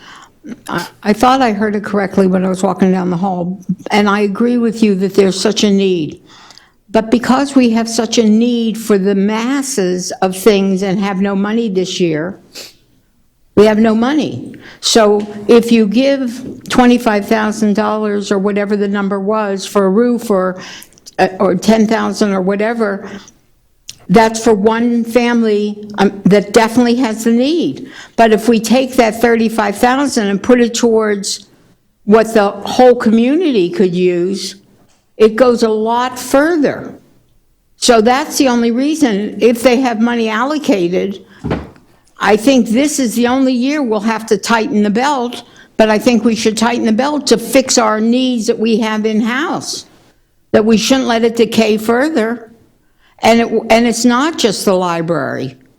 It's a lot of different departments that need more help, and we can't afford to do it. Even in the clerk's office, she's going to be one down, and she has not one election, 2 elections. So I agree that there's a strong need, but I think the need needs to go where the masses would have the benefit. Right, and I agree with you. Now, here's what I add. For example, the library is asking for $31,000 for book scanner for historic reading, right? When we hear the issues that the library has, I don't know if that's a priority. It might be. Like I said, my first job was at the North Miami Beach Library as a high school sophomore. So my question is, things like that, the $31,000 for a book scanner in comparison to the restrooms or whatever other problems, did we really look at this list and say, can we really find the more pressing issues? So to your point, I get what you're saying, but if we're using this to balance the budget, there's still things that can directly impact some groups of residents, and that's what my ask is. Commissioner, I just want to point out one thing, just for your edification. The projects on the ARPA lists are the projects that the department heads themselves prioritized. Okay. And And, it doesn't mean that they're not interested in other projects. They are. but I think, Commissioner Smith has to understand that this money can only be utilized a certain way. I think you're mix and matching a lot of, this money can only be utilized this way, and it has to be spent by this time. Right. But when you say that, hey, it's supposed to be utilized this way. But you know, if that's the case, I'd rather see it go to some of these apartment buildings that are really decayed right here in our backyard, not an individual. And I understand an individual. That's not how, you have to read the law. The law is not set up that way for that. Commissioner Smuckler. I'm sorry, are you done? I guess I'm done. No, it's okay. Commissioner Smuckler. Yeah, so I went to Miami-Dade and to FIU, and my husband went to Barry, so I'm all for those, for all the local schools.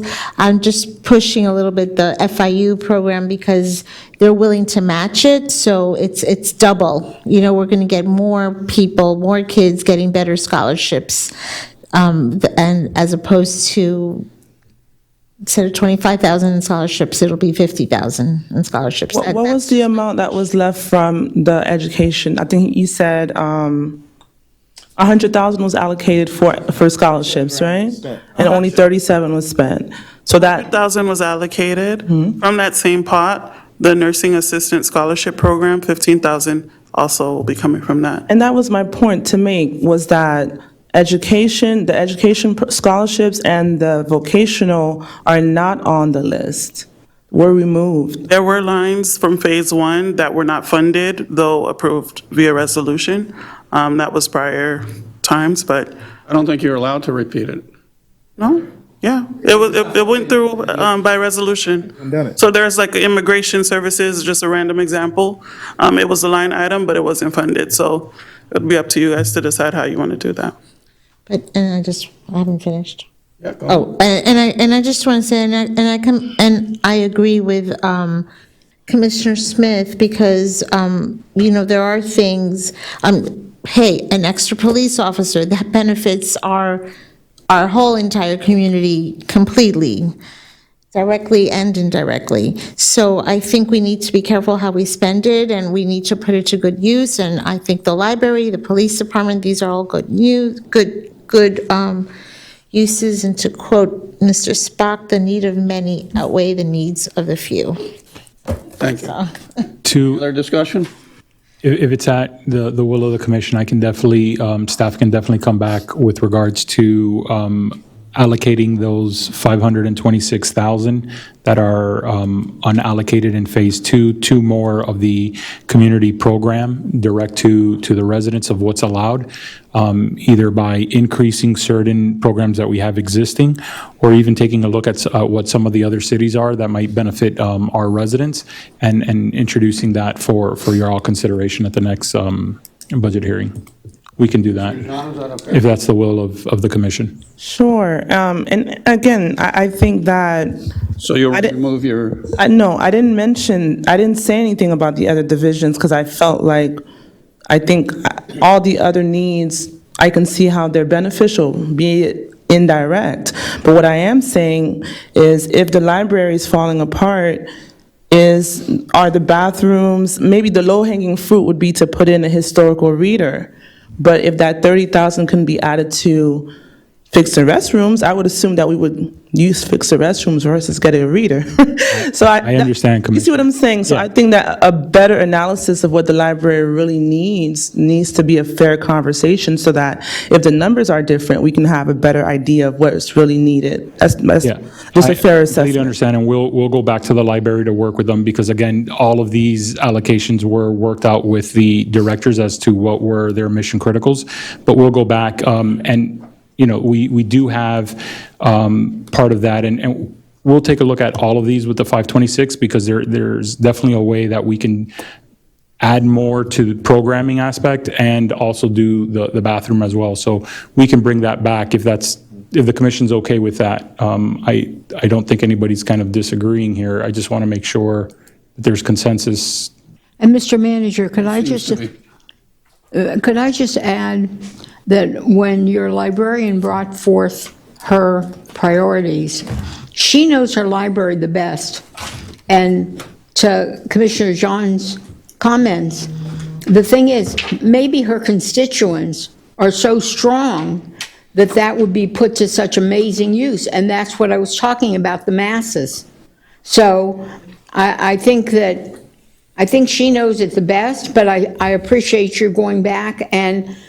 But my question, as long as I have the microphone, is if you took the money that's left in Phase 2 and you took our wish list, how short are we if we did all the wish list? So the wish list, which is in your notes, as it relates to ARPA, there was 525,000, right? Which was 25,000 for scholarships, 100,000 for the bathrooms, and water pad amenity for Highland Village Park, which was an estimated 400,000. What I'm hearing today is, look at, for example, the FIU as part of the scholarships, programming in ARPA as well. Look at some of the other programming, look at adding that library to use up that remaining 526,093. So we can redistribute that with applying, but that would take away that possible 400 for the water park at Highland Village. A question that comes to my mind, and if you'll check with some other cities, is what do they do for their constituents? What do they do for their residents that comes out of the budget that is not for the masses?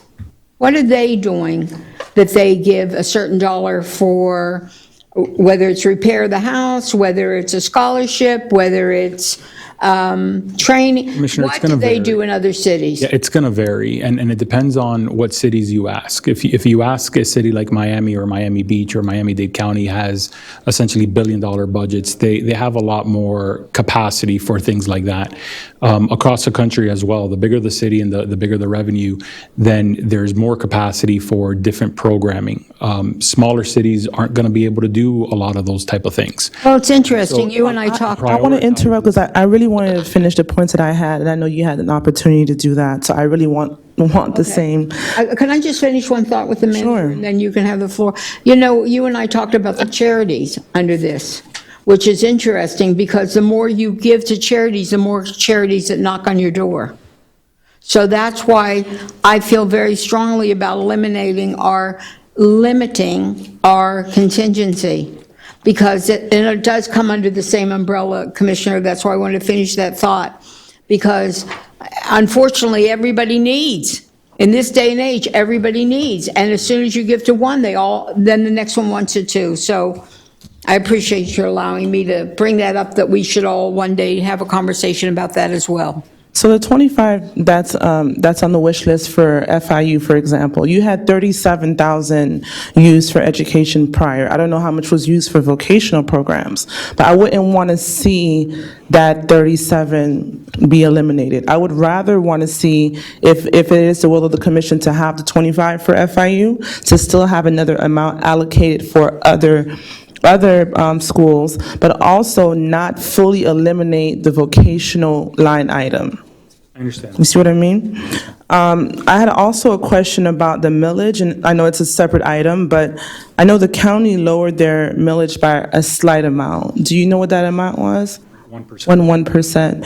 And I'm sure that's still a lot of money as it relates to the overall operations, maybe not? Nobody sees that because their properties went up. Got you. So my question would be, and it's kind of premature, but for the next item, if you can provide that list to us one more time of the suggested millage and the lowering of it, like what's the next lowest after 6.1, but that's for further conversation.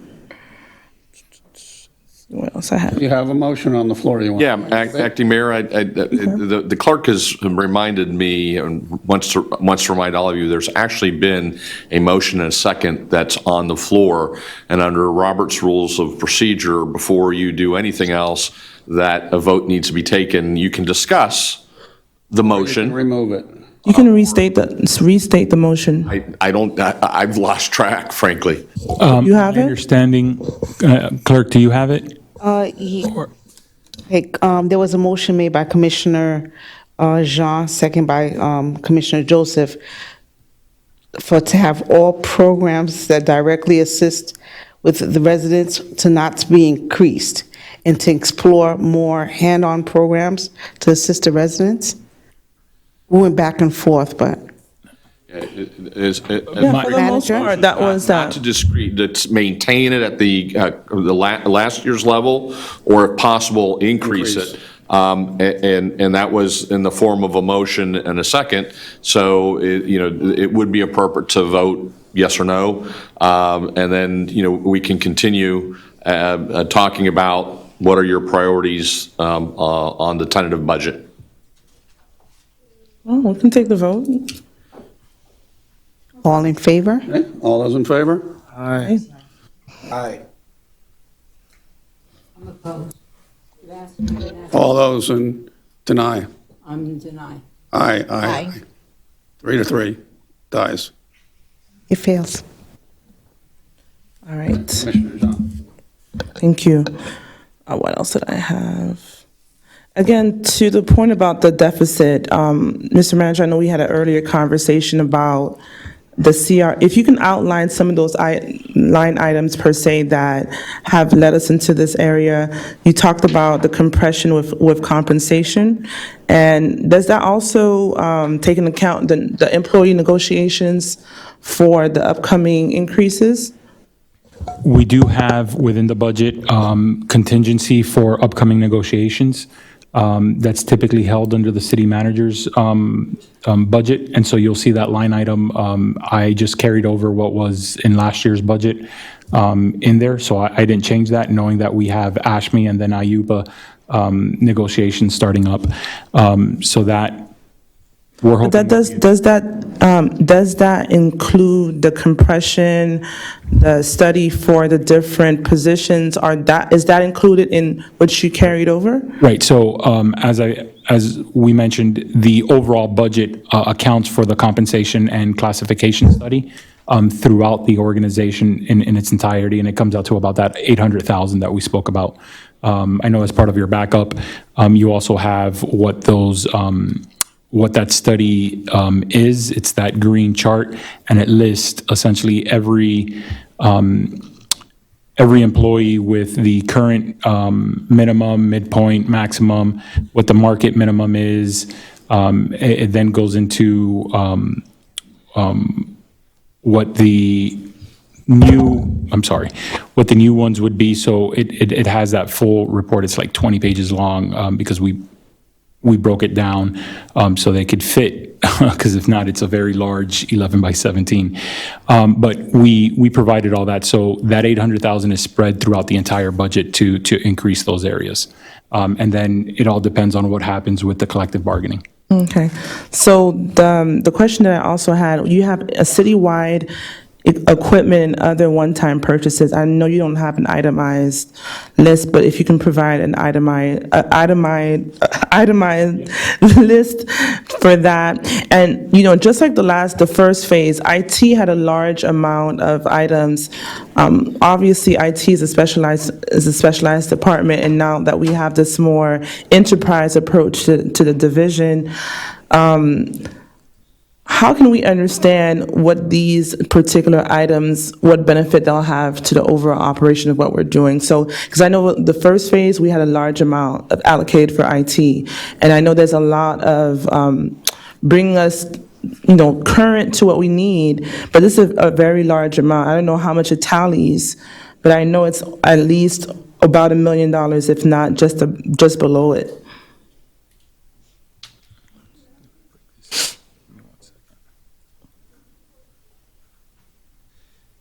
Correct, and And a lot of these areas we're looking at from an IT perspective. Remember, we're doing those, it's not only on the services, the IT services for employees, but we're also consolidating all the purchases and all the softwares and everything from all of the departments, whether it's building, whether it's water, whether it's parks. We're putting all of that under the IT. So that also comes in there. But we can definitely provide you that itemized list for all those purchases for you. All right, thank you, that's all for me. Thank you. All right, the couple of things that I have was on your second list, which I do agree with the police funding the other 5 positions, and the lobby arborist. Those are the 2. And the one other thing that I would wish that you look into is make sure we're not hurting the water with how much we made them give up. And in any way. The water? Our water department. Andrea's, yeah, check into that for me. Check it, just, can you clarify that? I'm sorry. Yeah, I was understanding that they got hit pretty hard with coming back to get on board with everything. So can you make sure that they can handle it? Well, both the water fund and the general fund got hit. Understand. So so the increases that they experienced were increased on the general fund side as Do me well. a favor, speak with her. I have, and as a matter of fact, we're scheduled to meet on Friday morning. Thank you. You're welcome. Again, Commissioner, with regards to the additional police officers and the landscape manager, we can definitely work it into the budget with approval from the commission. The sworn officers is a $750,000 price tag that is not ARPA eligible, right? So we would have to, and there's definitely a way to do it. You all could either look at cutting expenses elsewhere, and we can do that exercise for you all, or you all could take it directly out of the unassigned fund balance. That's always an option for you all to do. It does have long-term reoccurring impacts on the budget. It's not something I typically would recommend, but you do have a lot of flexibility on how you want to do these things, and so I just need direction from commission. Commission? As to what you want. Oh, you? I didn't go. All right, let's, all right, does anybody want to address that? Nobody? To the 5 officers? Yes. Yes, we need 5 officers. If someone here doesn't think we do, then that's a problem. I make a motion to hire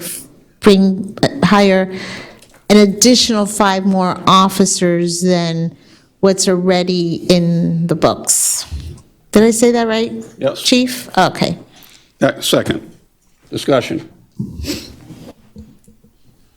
I just want some clarity on what we're voting on, because, I mean, it seems simple enough, but are we saying that these 5 officers are going to be gang unit? Are we saying that they're going to be, I'm sorry, are they going to relieve enough officers to become part of a gang unit, or, is it?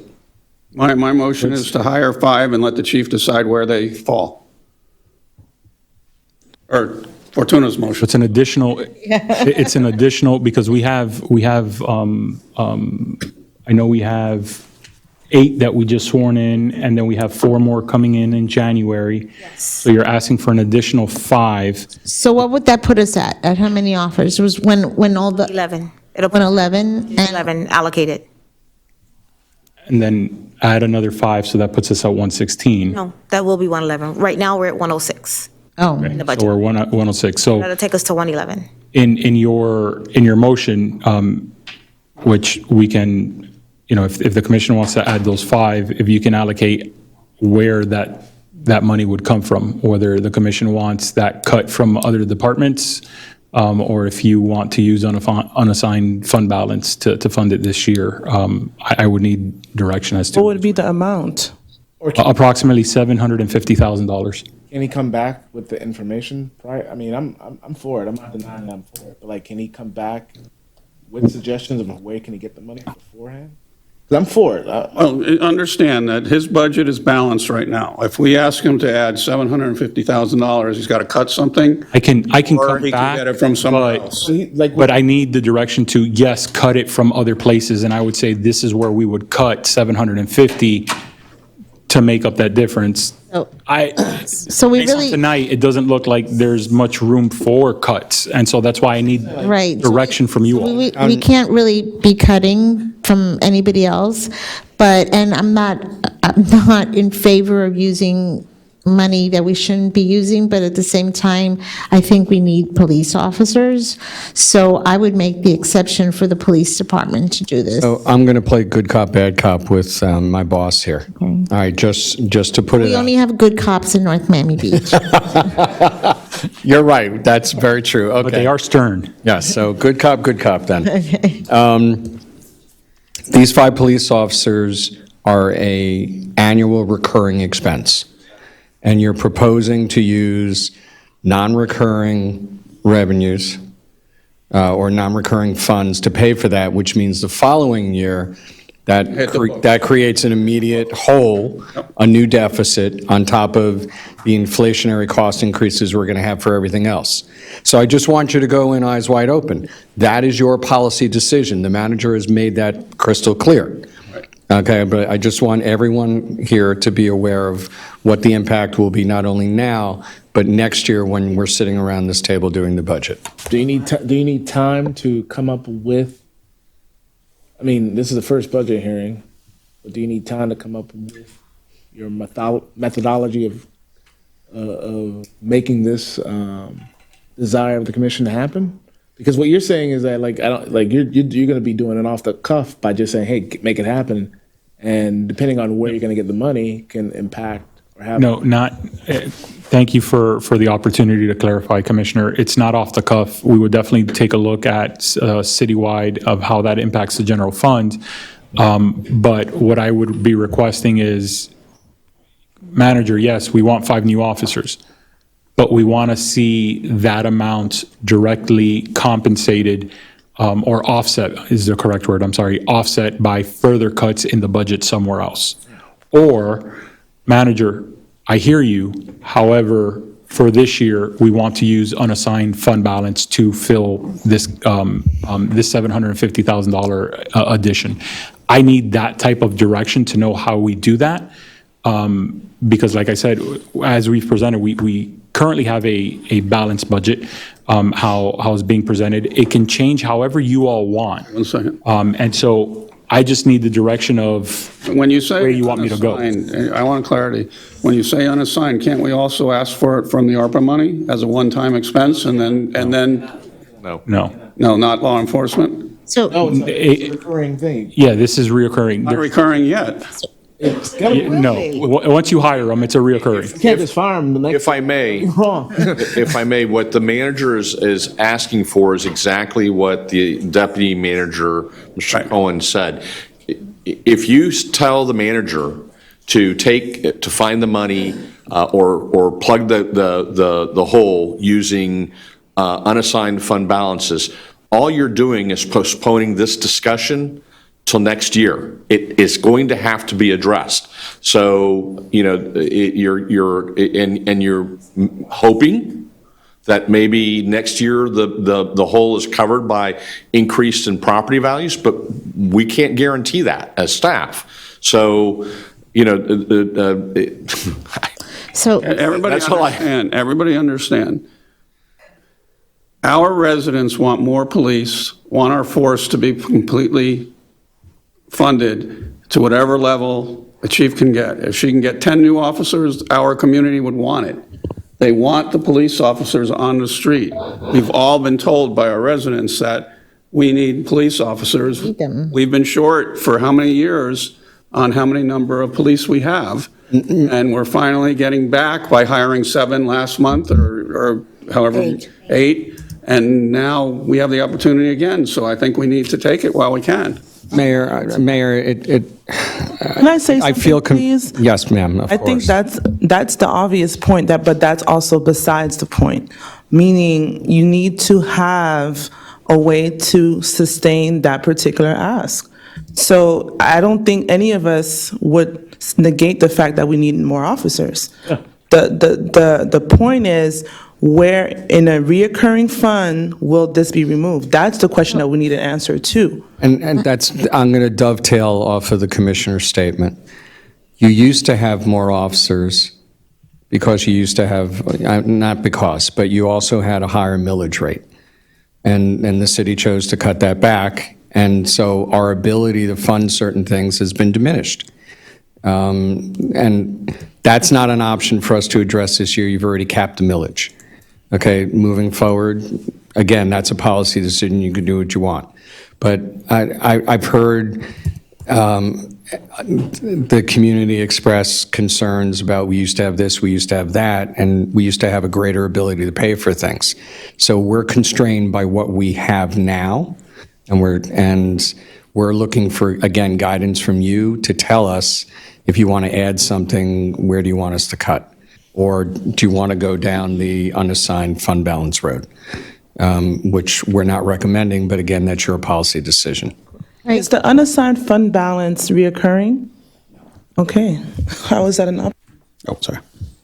Yeah, so yeah, the unassigned fund balance, and in every conversation I've had with you guys, hasn't that been the whole premise of your change in how you prepare this budget?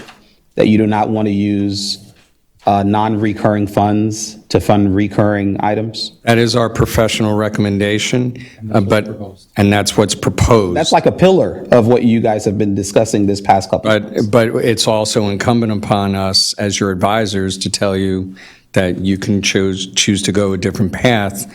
We don't feel it's not one that we would recommend. Right. Commissioner, we don't recommend it, but ultimately, you all are the policymakers, and if the direction... Well, we get that. We know that part. The direction of staff is, hey, we understand which way you're going. Maybe it's too much, too quick. You know, we've taken a big step. However, we still want to move in this direction. Then I will implement what you all tell me to do. There's no question about that. Mm-hmm. I cannot, with good conscience, recommend using the unassigned fund balance for reoccurring. But that doesn't mean that it's off of your hands to say, hey, this is too important, get it in here, and then throughout the year, as we're looking at this new year, we know that now we have to accommodate, and there might be other things next year that we don't move forward or whatnot. We start making do with what it is to find that balanced approach again next year. But today, you still have the options. If the commission, it's unassigned for a reason. So if the commission, not my recommendation, but just really far out there, decided, you know what, we want to throw the largest party South Florida has ever seen, and we want to use all of the unassigned fund balance. You take a vote, I'm going to implement. I can tell you, I don't recommend that. There's too many dangers. We can't do that. But you have the authority to say, this is what we're using the money for, this is what we're using the budget for. Mr. Manager, thank you for all the hard work that you did on the budget. We disagree on these items. We want to see this instead. I will implement whatever you all want, but I need the vote. No, I get it. Okay, so we know that part, but you're used to giving this without any chaser, but I see over the last 30 minutes, you've been kind of following it, a little, reality, and then you give a little chaser at the end. You've always had the option, and I've never. I know. I'm hearing more about that in the past 10 minutes than I've ever heard about it before. So I'm just. Always said. And so the point, it's not about. I take it all back, Commissioner. I take it all back. The point is, what I want to know. $750,000. Here's the reality of the conversation. We are having a very important conversation about the safety of our community, right? No one here is negating that fact. No one.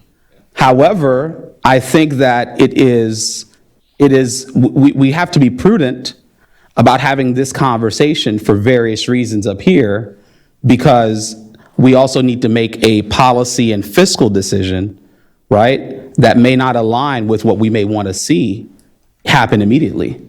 So I think that's where the balance comes in, and the public needs to understand that.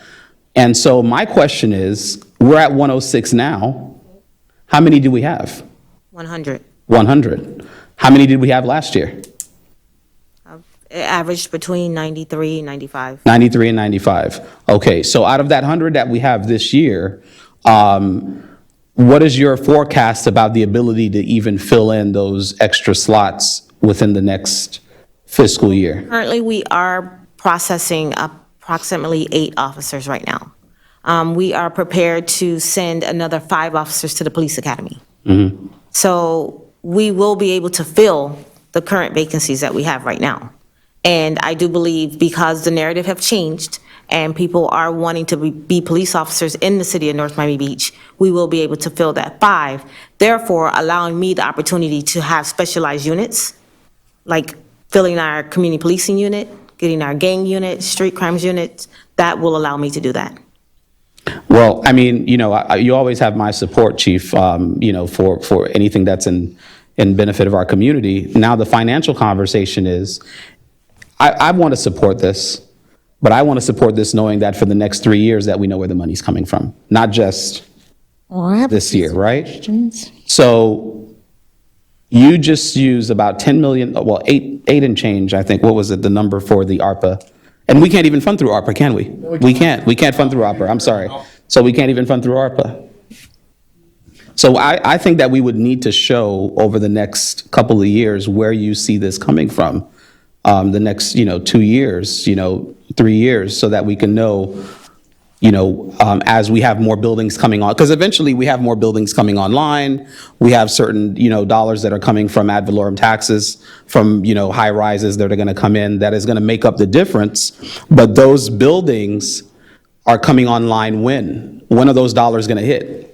And so we need to know, have a projection of when those dollars are going to hit, so that if we're even thinking about unassigned fund balance for 1 or 2 or 3 years, that we know, okay, well, by year 3, we're expecting for Solest to bring in an extra $1 million to fund this. That's exactly why we're trying to bring in not only the performance matrix, but priority-based budgeting, so that you have all of that type of information to make those decisions on the long term, forecasting beyond just 1 year, forecasting year 2, 3. Obviously, the further out you get, the more hazy it becomes, but that's what we're trying to implement in the next fiscal year.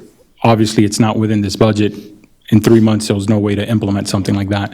But that's where I'm trying to push the city into, so that you make those type of decisions based on what we have today. We'll go back if the commission says, hey, we want the 750, but you got to cut it from other areas in the general fund. It's not just 750 though. When you do the math, it's not just 750. It's not No, I got. Oh, okay. Other people waiting. Okay, no. I mean, I still had the floor. Well, the 750 was based off a number when Chief and I were looking at what the amount was, and that's the all-inclusive. That's not just salaries. Yeah. Salary and benefits. So leading up to year 1, 2, 3, 4, 5, and 6, because of pensions and all this other stuff or whatever, we're not just talking about, it's not just 750,000. That's correct. Well, it's not just this year, to your point. It's not just this year. It's not just this year. It's like, But that's where the pressure for next year comes That's where that pressure comes about. Right. And I just want to, make that very clear. And like I said, I'm supportive of it. I just want to know where it comes from, right? And I just wanted to have Us to tell them where it's coming from. How do you get the floor? Commissioner Flourmont, finish. Oh, thank you. So, as I said, I think that we can perhaps give the management some consensus to bring back information, concrete information, and that's what I was talking about from the beginning, about doing this kind of an exercise here, that they can look into whether or not we have opportunities to fund it for the next 2 to 3 years until some ad valorem revenue is expected to come in. And we can project that. I think there's ways to project. In addition, and then there's impact fees, right? That we can impact fees have to go specific. Right. But the ad valorem, we can look into that. And then maybe you can present us an option of scaling to that additional 5 officers over the next 3 years.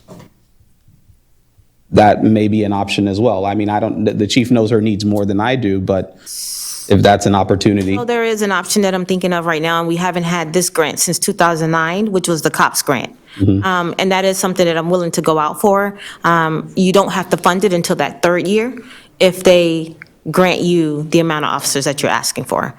So I can always ask for 7 and maybe get 5, but we won't have to fund them until year 3. Because the Department of Justice will fund them. Okay, so can you guys bring that report, that information back?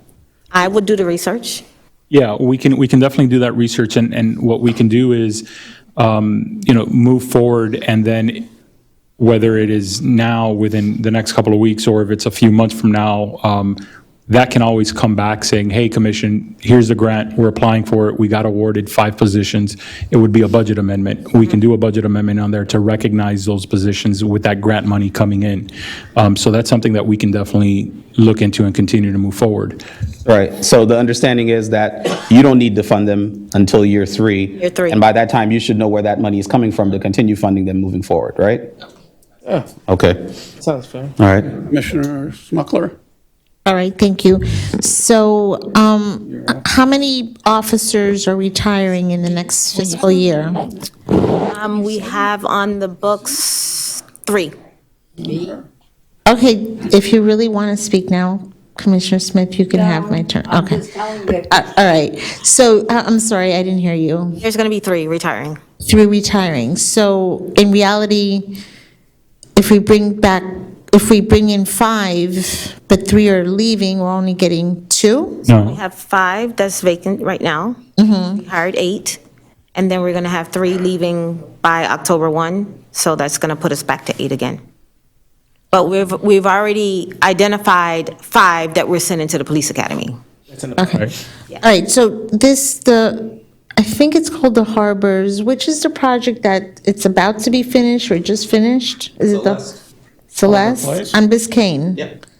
Okay, is that in the budget? No. Okay, well, that's like finished. Not until they have a CO, and then if they get the CO before December, then the revenue would be accounted for in fiscal year '25. Okay. They get it how much? after January, if they get a CO after January, then it wouldn't be recognized until '26. Okay, so whenever it is that they're recognized, do we know how much money is coming in for that? No. Could it be more than 750, like an idea? Is it $1 million? Is it I don't 100,000? know, Commissioner. It's a nice number. But is it 100,000 or is it $1 million?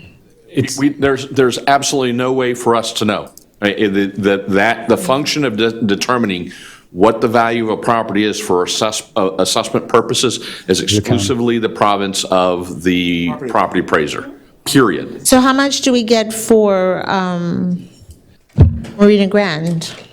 I'm sorry, for what? Or Marina Palms, whatever it's called, I don't know. 2 towers on Biscayne Boulevard. I don't know, It's Commissioner. got to be equivalent to at least one of those, or to the one. It's an upper building, it's going to be a new building. Okay, the Harbors is pretty new. The Harbors is pretty new. Do we get 100,000 or do we get $1 million for that? Commissioner, it all depends on how many units and then how much Okay, each but I'm one just of saying those it's a units are comparable- evaluated. It's a comparable. So, okay, so give them the CO on December 31st. Do not give them the CO in January. And that solves that problem with the Yeah, police. they're- Or, wait, we can cut events. We can cut down on events, and that's another year for money for the police. Or, wait, shocker, we can cut our salaries here on the dais, and that also gives money. Because I think our residents would rather see more police officers and really see us with more money. So, what? I thought we just solved this concern. Didn't we just solve it? I don't know. Yeah, she just agreed. Let her talk. I'm allowed to talk. I'm not stopping ahead. you. You just, Go ahead. you asked me a question. I didn't ask you a question. You said what, and you looked in my direction, so I was telling you what I said. Okay. Okay. Finish, please. All right. So anyways, there are solutions, and also in year 3, like you said in your, if you can get that grant, in year 3, all those other projects will be up, and we'll be getting that money. Yeah. So, Thank you. Last word on this. Chief, I want to reiterate what happened. There was a big recession. I again say, the recession was so bad, there was no food. We went till 2 and 3 o'clock in the morning. They did not give us food, water, nothing. And that's how the police were cut. So I was here. It was a major decision.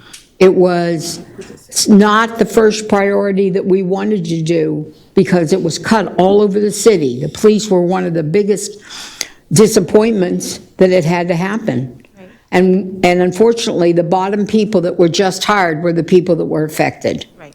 So the problem is now that, first place, we have much more communication, which is available instantaneously, daily, through neighborhood sites. And so crime is up, but the fact that in the neighborhoods, it's even louder, speaking louder. And that's why we as commissioner, at least in my seat, I get a lot of calls about having more police officers. The thing that I don't understand is 5 police officers would be so fabulous. 30 more police officers would be amazing. Million. So where do you put the count that can make us feel more secure? If you feel 1 or 2, and we have to look to the manager and say, make changes now for 1 or 2 officers, then let us know. That's important to know. If you really feel, the thing that is very disturbing and a priority is safety. I've said it over and over. You could have the best events, but if you don't feel safe going to them, what good are they? The problem is we didn't change the millage. And, you know, that was also a cry from the community. They have heard for years, change the millage. And last year, I heard your words over and over, and I wasn't even here, that you save $100, but the masses could save a lot more. The problem is comparable to Aventura, comparable to Sunny Isles, even comparable to existing cities around us, we have a very high millage. And yet, we can't touch it. When the manager first came in, he said, maybe I could get it to 6.0. And I said, please, could you show a 5? Could you get it to 5.9, 5.8? Could you show a 5? And you know what? I'm sitting up here to say, backing him, he couldn't. He could not. And grateful I am, he didn't ask us to raise it. Because we have to catch up. I don't know. I wasn't here for 2 years. What happened to the money? I don't know. And I have to tell you, there's no question in my seat, I want to give you 30 new officers. Okay, if you can hire 50, please do. My biggest problem is that the catch-up comes under the same umbrella as you needing more officers. So, yes, we can eliminate a lot of things, $25,000 for scholarships, money that we want for programs, money for this commission, money for us, our contingency. All that can be eliminated. And maybe we could get 2 officers out of that. So I have to tell you, I, for one, do not want to touch the whatever you call the balance. I don't want to touch it, the unfunded balance. I do not. I recognize 100% that it's an ongoing expense because once we get them here, once we train them here, and once we love them, we don't want to lose them. We do not want to lose them. We want them to become part of our family. So I have to say, I'm looking to you. I'm looking to you to say, you know, Commissioner, if I can have enough money in there for 2 more, or 1 more, or you know what, I'll do with what we can do for now. I'll go after that other possibility, and then that's what I'm gonna guide the manager on, because you, of all people, get the phone calls. As I said, I don't know about the shootings, thank God. I know about some. You're the one that knows where you're short. Right. And you're the one that knows what you need, so I really look to you. So if I may, just like you receive the phone calls, I do as well. I feel like we've been playing catch-up since 2011. We laid off the 17 officers, and we're just trying to get back there. We want to show a greater presence in the city, and by hiring at least 5 more, getting us to 111, we're getting there. We're slowly getting there. And are those 5 in your budget now? Not yet. That's Not yet. what you all are discussing right now. Okay. But I am willing to try and find ways to help fund those officers because I understand the need. And public safety is number one. So I want to get back to the 117, but I know that there's steps that we have to take to get there. When would you know about a possibility of getting that? Would you know that in the next few days, or it takes months? The grant?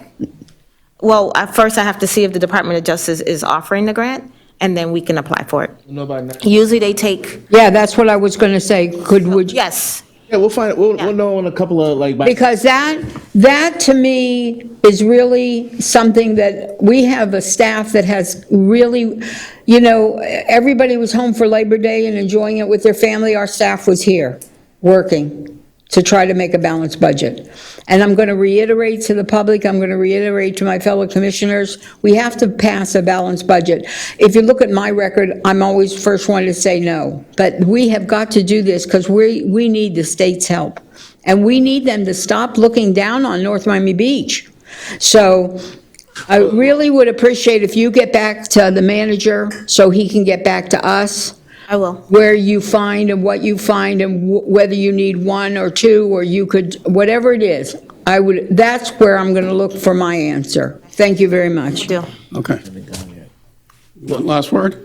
I haven't even mentioned my budget stuff at all, but I Oh, you haven't? I'm sorry. No, I haven't. Not at all. Not at all. Go ahead. Wait, No, do you want to? I want to finish on this. So are we going to allow her to? So, Fortuna, you have a motion on the floor to approve the officers, you said, from the contingency or whatever fund. Do you want to take it off and give the chief the opportunity to see what she can do with the grant and come back? I'll take it off, but I'm still putting it back on whether you come up with the money or not. It's still coming up that for 5 more Okay, officers. and in a second, same? Same, but we need to, Right, well, clearly, Mr. Manager, I don't think anybody talked against it. but we have to vote on this because he's going to have to make some big adjustments. No, we can't vote on it until she comes back and says. We have to vote on the resolution that she's asking. She just made a motion in a second. She removed the motion. She moves the first. It's gone. Okay. It's gone. You understand, Mr. Manager? Yes, sir. The direction I have from the commission is to take a look at the grant opportunities, come back to the commission There's with some way what to that hire. is. And Commissioner Smuckler said that for the next budget hearing, if there's an opportunity for that, great. If not, she's still bringing the request to add the 5 at a later date. Yes, Yeah. yes. I got it. Michael. Can I, all right. Now, yes, whatever you have. I'm going to the restroom. All right. Who's running the Who's meeting? sharing? We have no vice Well, pick someone to chair. Like Who wants to be chair? Commissioner Jean. Commissioner Jean, since she should have had it before. Like we'll just she should have had it before. Yay. We didn't do that. Jesus. It's on you. Well, I mean. Can I? Go ahead, Commissioner Joseph. All due respect, like, can we went from 6 o'clock. No one's stopping you, go. No, you're interrupting, but thank you for allowing me to. Thank you. All right. So I have a couple of questions and issues that I have with this budget. Mostly for the simple fact of some of the concerns that we brought up here, which is like we're not, in essence, we're kind of defunding our police. We're not really properly funding our code enforcement. We're not really properly funding our programming for our parks. That's why this budget's always seemed kind of strange to me. The way that we're changing policy and how we deal with our unassigned funds compared to what we've been doing for the past decade. And I know we've had conversations about this issue. I've got emails from our prior CEO, and I'm going to email a copy of that correspondence to our clerk and see if I can distribute it to the rest of my colleagues to avoid a sunshine issue or whatever. So I'm going to send you this email after I give my brief comments so you can distribute it. But I've seen some concerns, right? How it seemed like we were creating a crisis to fix a crisis in regards to the policy and the standpoint of unassigned fund balance in that sense. And I remember in our last workshop, I mentioned that, we have 2 months when it comes to, a rainy day fund. And then you guys said, yeah, when you had this much. And I also said, hey, we had an extra $3 million from the hurricane fund. It can only be used for a hurricane, for a hurricane. And I'm saying, well, isn't that considered a rainy day fund to begin with? I said those. And so when you do the math, we're crossing around 12 to 13, give or take. We have a capital fund around 9 million, give or take, because we didn't spend all the money that we were supposed to utilize. So for me, it's the policy standpoint that really gets me to have a pause in supporting the budget as is. I know we've had several discussions, and that it's gonna come back, and that you guys are gonna see what can be done, depending on the discussions we've had here, from ARPA being looked at to see some of the programming that we could either increase or decrease depending on the will of the commission, between the will and the commission. But basically, like I said, I just like I said, the policy standpoint for how we're moving forward, this budget has gone affront of past precedents. And this has gone, I'm talking about just not the last administration. I'm going back to 2012, maybe, possibly. And I'm just, going by what I've gotten from that, like I said, from our former CEO, who was Marcia, was here. She, I was going back and forth with the correspondence with the city staff, because I like to have things in black and white, because I don't want to misstate what people say. So I can always point to the record. So I need to understand why someone that's been here for almost, 10 plus years, if not longer, maybe 20-something years or what have you? 24 years. Why she would feel that the way that the budget's been presented thus far has not been, and I'm gonna be very kind in her statement, not accurate. And I say this because I'm looking at it from the standpoint of being consistent, being able not to come up front of the relationships from our banking or a bond issuance, depending on what it is, because we've applied through federal grants, even WIFIA funds, based on assurances from our prior audits going back decades. So I asked the question, say, well, and this is through the correspondence, and when my colleagues read the correspondence, they'll see themselves. The way you guys described it is that we've been doing this wrong for years upon years upon years. And I brought it up to you. So does that mean we were committing a fraud? No, I understand. But that was the question that I wanted to understand. I say, have we been committing fraud? Has the ministry, going back four managers, give or take, have they all been committing fraud? Or is this a novel approach? And I'm saying you guys can be as sincere with that standpoint as you can be. You can say, hey, you feel this is correct. However, if it goes and creates a narrative, unintentionally, of saying that we are in a position that we are, technically we're not, then that goes into the confidence of our books. And I'm very concerned about that. I'm very concerned about the fact of how a policy change could, because an administration or budget of $175 million is more than $3 million or whatever, right? This is $170-something million. It's just like a cruise ship. You can't just stop it on a dime. You got to be accurate to the point where you're not causing a jerk where someone would question, maybe a federal FBI, the state attorney, saying, wait, why was this budgeted this way and not that way? It could be like I said, for sincere reasons where you feel like, hey, you guys felt that this is a way of going about it. But my concern is that why would our prior CEO, who's been here 25 plus years, we gave an award to when she left or when she retired and she was consulting, why would she still feel and at least communicate to me and communicated to all of the people on the correspondence that what was going on was not accurate? I need to understand that. And I want to be transparent because, like I said, this has been going on in emails for the past couple of years. I want to have everything written So nobody can say, I said something that didn't happen. You know? And that's why I printed out the emails, and you guys are gonna get copies of it. Because I don't want to commit a fraud. I don't want to be a part of the fraud. And we've had a history of going against charter rules, going against a lot of things. And I just want us to be on the same page and be transparent, because I know all of us want to be transparent. All of us want to. So I just want this to be explained on the record for the people that are still up, why you think she would say that, or why would she would communicate that to me and to all of you. Commissioner, in short, I just want to know if he's talking, are you talking about the reserve policy or? No. No, this is more endemic. So and like I said, I want you to read the emails. I want you to understand what was going on. I just wanted to clarify before he answered. No, let him, yeah. Commissioner, you've raised several issues and several questions. I didn't have that much time. I mean, look, I just want to wrap it up because I know it's like. No, you raised a question about the use of fund balance and carryover to balance the budget, and we can talk about that. You also raised this question about accuracy. Frankly, I have no idea what you're talking about.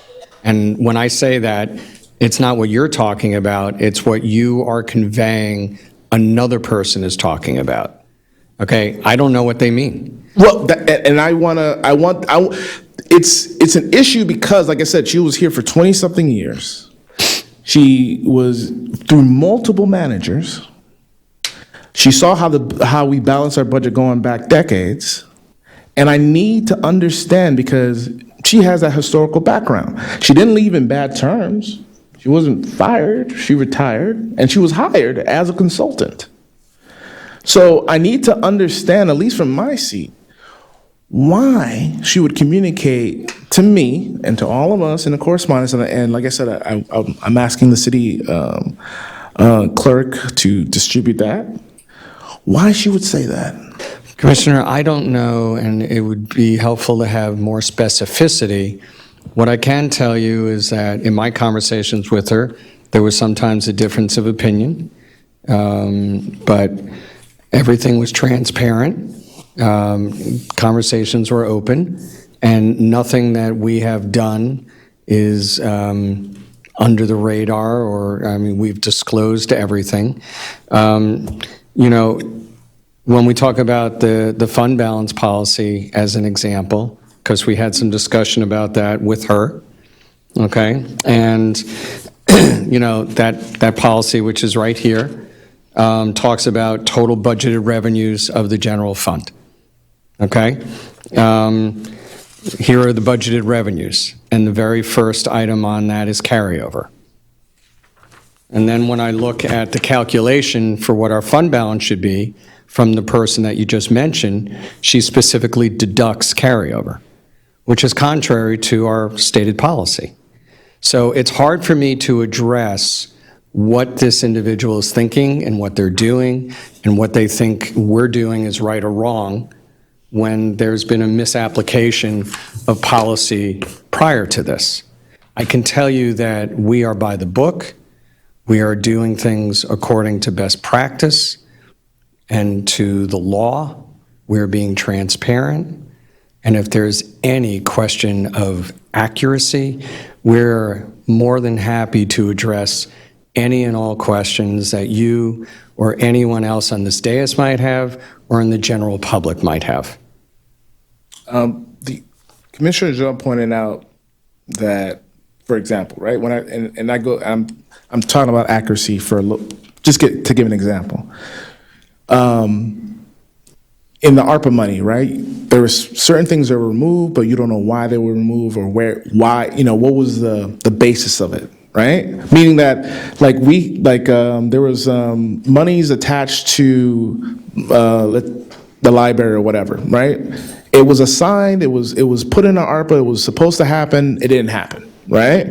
And we don't know why, we don't know what other things have been removed, at least from the budget that's been presented thus far, what was prior. Now, Commissioner, just a clarification, it wasn't ARPA, No, I'm just giving, if I'm it was CIP. Okay, CIP. Okay. So just an example of the CIP budget, right? I'm just speaking about that.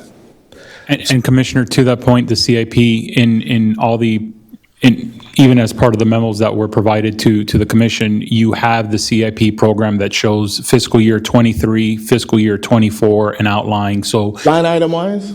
each individual project. Yes, sir. I'm talking, well, my thing is that we're not things, because, and maybe that's not what, I'm trying to understand what you told Commissioner John.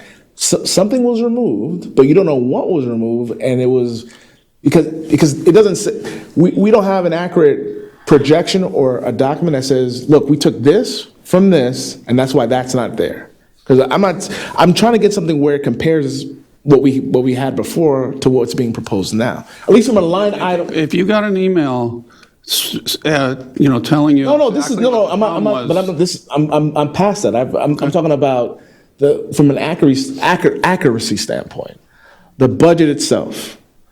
I'm trying to understand, like I said, my general premise is what I mentioned about the prior CEO, but I wanted to give an example from like how our CIP, how we're not giving accurate information or specificity about certain projects from year to year, and why they're not present what was being given to it, why that project is not present in front of us, or we don't know what was there prior. You understand what I'm saying? Like, I don't, Commissioner John, if you remember that particular item? Start, go ahead. All right, so. No, I just, to be clear, isn't that, didn't you mention that particular, that was a. Right, but that was something that I also mentioned to the manager, that if you're, and tonight you proved the point that if things are being removed, like for example, the work that was supposed to be done in the library, where was the commission's knowledge of that? How much other things have you removed for the sake of balancing? Do we not know? Now, wait, let's clarify. We didn't remove it. This happened before any of us walked in the door. Okay. So we can't address that. What I can tell you is that what was approved in this fiscal year, we are tracking. We know where it is, whether it started or not. It's on our spreadsheet. But is that here in front of us, or is that something that's with you guys? No, I believe you received a copy, and if you didn't, we will get you one. But I know that we gave you a CIP spreadsheet. It was a pullout of the phone book. Okay, so everybody received. Can I ask you that point you mentioned it was removed? What was removed? You're speaking to the library item? Because that's what I was For referencing. years, David, go ahead, please. Commissioner, I was trying to address the library item earlier, and you asked me to come back with the answer. Previously in our CIP, we used the CIP to fund a lot of these deficits within our account. That's why CIP projects continue to be delayed. There's some CIP projects that have been on the books for years because Taylor Park is a great example. We continue to fund other priority projects and items through these CIP projects. And I reached out to some of our staff on the library specifically because the bathroom was included in the CIP. The library needed a generator to protect its assets, which are the books, because when the power goes down, everything went down at the library. So Can I interrupt you? And that's the point, that if something was previously approved and then removed, then where does that justification come in? Absolutely, I understand what you were asking. So in the past, those projects were made, those changes were made at the project manager level and the director level. In this case, Adenia said the library needed a generator, so that was the priority. So that money was found to install a new generator at the library, which was very crucial. But going forward, I hear you, we need more transparency when those type of changes occur within a CIP project. And we can come back to you, and whenever those CIP projects change, make some kind of periodic report to the commission that here's the decision that's going to occur. What was the cost of the generator? I would have to get that for you, Commissioner. It is, I'm sorry, it's listed at 160,000. Yeah, for the library. I think the bathroom was 70. I think the line item for the bathroom was 70. So even, for example, with that mention that the line item for the bathroom of 70, where we allocated for a giant historical reader, which was 30,000. You see what I'm saying? So in that sense, we're trusting what you're saying as it relates to the department head being the initiator of what's needed and not needed. But more so than anything, if the commission had voted on something, it should be made aware to us that this was removed by the discretion of the director, versus if we don't remember to ask for that particular project, it may have been dissipated from the budget totally without our knowledge of going through the 400 pages. So the sheet, excuse me, the sheet that we provided you does that for this fiscal year, and will continue to do that moving forward. But that's the issue, that historically, the city is, 90 years plus? Obviously, we can't go back to year one to say, okay, well, this was supposed to be done year one, and we haven't done it this So year. if you're asking us to resurrect the old data, we'll do our I best. think that's the key, because that honors all the votes that were previously done. It's not a clear, that's why I brought up the accuracy standpoint. It's like, it's not accurate. Because it doesn't let us know what should have happened, what we currently should be doing, and how we should be moving forward. You want us to do a clean slate from jump. And that, to me, that's why I have an issue. But we can talk about that later, because I want to wrap up. Well, actually, Commissioner, this has been going on every year. So this is not new when it comes to projects not happening and just kind of being brushed under the rug. So we're trying to create a new. Not every project can be done in a year, though. No, I understand. Now, let's be clear, like, you gotta understand, like, products take time. A lot of other stuff. I understand that. Outside of our hand, we have to go to the county, get for Previous CFO's policy was if a project wasn't encumbered, then those monies went back into the fund balance. They weren't preserved for that project. Okay? We are trying to change that policy so that the projects that you authorize do in fact get done. That's our job. And that would implement what you tell us you want done. Now, that policy you just mentioned, that was voted upon, right? What policy? You said there was a policy that it reverted back to. You just said it. You just said there was a policy set that. Oh, I said that it was. Prior CFO. You did say You said that. practice. I said it Your was the accounting practice of the previous CFO to do that. Okay, so it was a practice, that was past practices. So right now. And I don't know if you or previous commissions voted on that or not. You did vote on carryover monies, and those carryover monies included unencumbered project monies.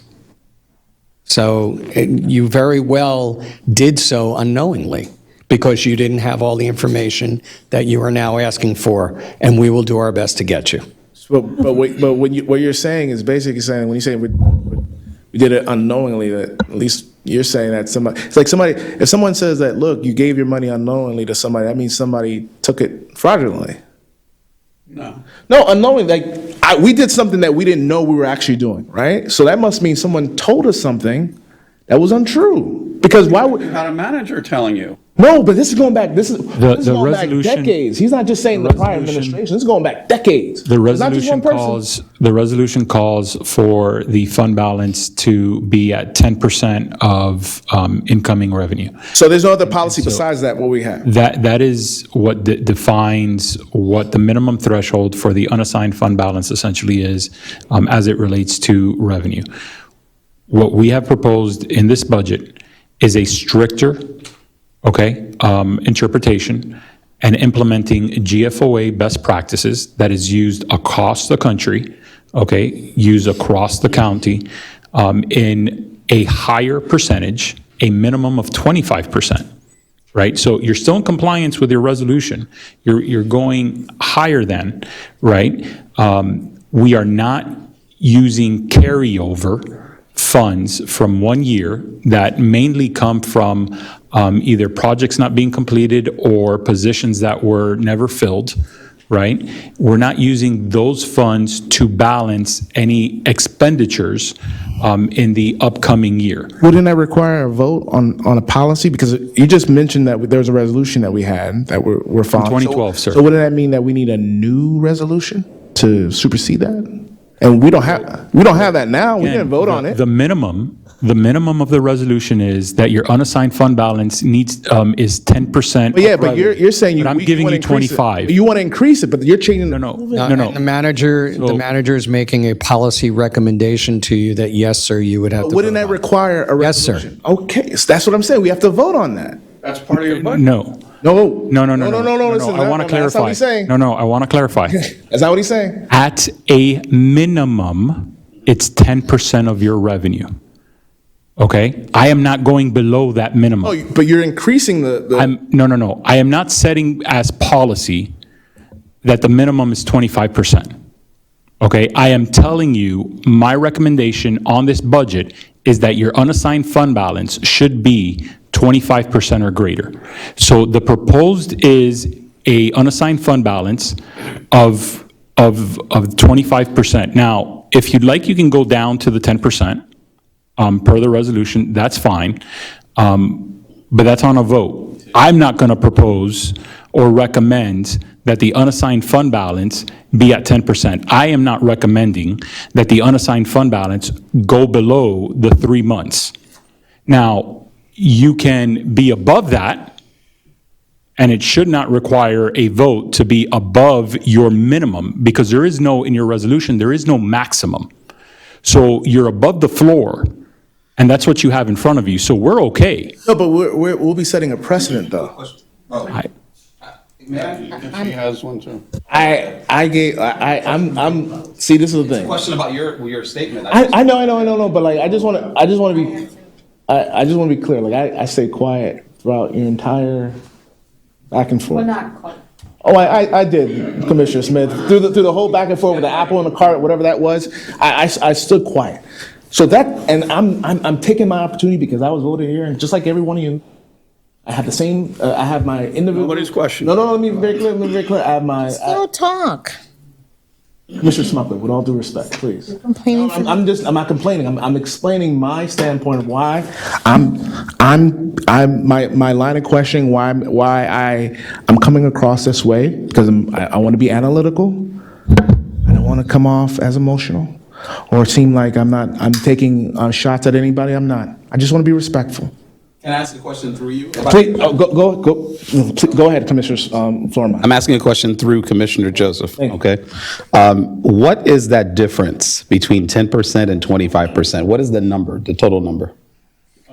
If you're looking at, per the resolution, it says 10% of your revenue. Our revenue, again, not including carryover from fiscal year '23, revenue is 67 million, so that's 6.7 million. That's 10%. That's 10%. What I'm asking you is, what is the new number now that you're asking for 25? The 25%, 19 million or something. No, so we look at,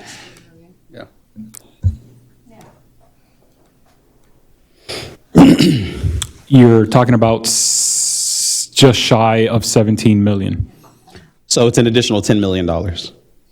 Yes. Which is the amount that you're using ARPA? No. Commissioner. I'm done. I just wanted to ask that question. No, Commissioner, what you already have in your fund balance, more than 3 months of reserves. You have 19.9 million in unassigned fund balance. So hold on. And you've had 3 months or more for several years now, but your fund balance has started to diminish, and we raised the issue because we saw that trend occur, and we wanted to have that discussion with you. But you're there already. It's not, we didn't make it that way. We walked in the door and it was that way. So. I want to be respectful, Commissioner. Okay, so but just one thing. We're not asking you to add any money to fund balance. That's not the purpose of the manager's policy. The policy is pretty much putting a stamp that this is what it is, and you're restricting it. No. No, but You have, no, sir, I'm sorry, no.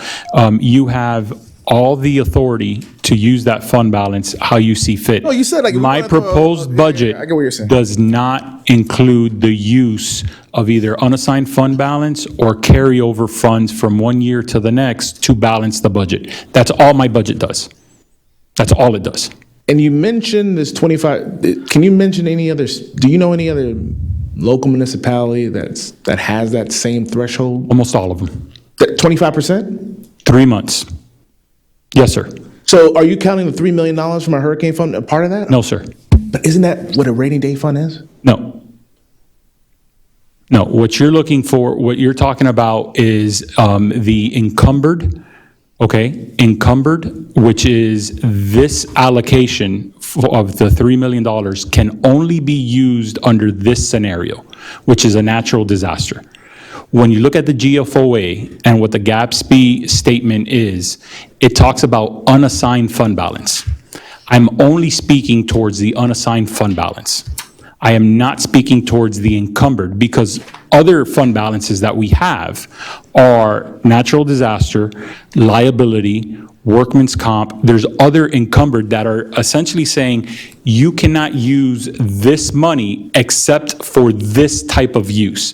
And so I do not consider the natural disaster fund as a rainy day fund. The rainy day fund is for. Based on GFO, just based on, what is that for specifically? What is the defined, not what you think it is, what is it defined? I can bring it up and read it. I know we did it at the last meeting, but I'll bring it right back up. Give me one moment.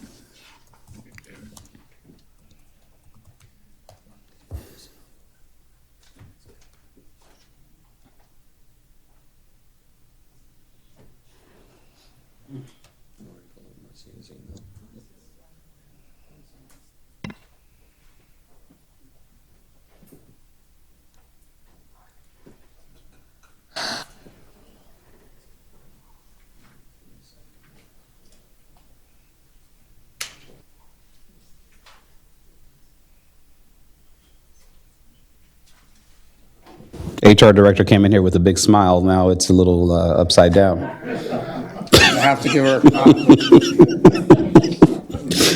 Yeah, you want to go past midnight? No. I mean, if we really want to initiate her, I mean, you know. I'm not, I will never suggest that. No, I will not, no. Welcome aboard. I will not.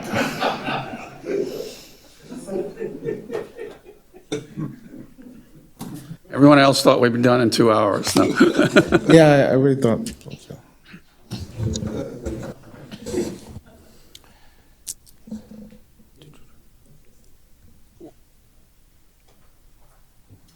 The adequacy of unrestricted fund balance is in the general fund should take into account each government's own unique circumstances. For example, governments that may be vulnerable to natural disasters, more dependent on volatile revenue sources, or potentially subject to cuts in state aid or federal grants may need to maintain a higher level of unrestricted fund balance.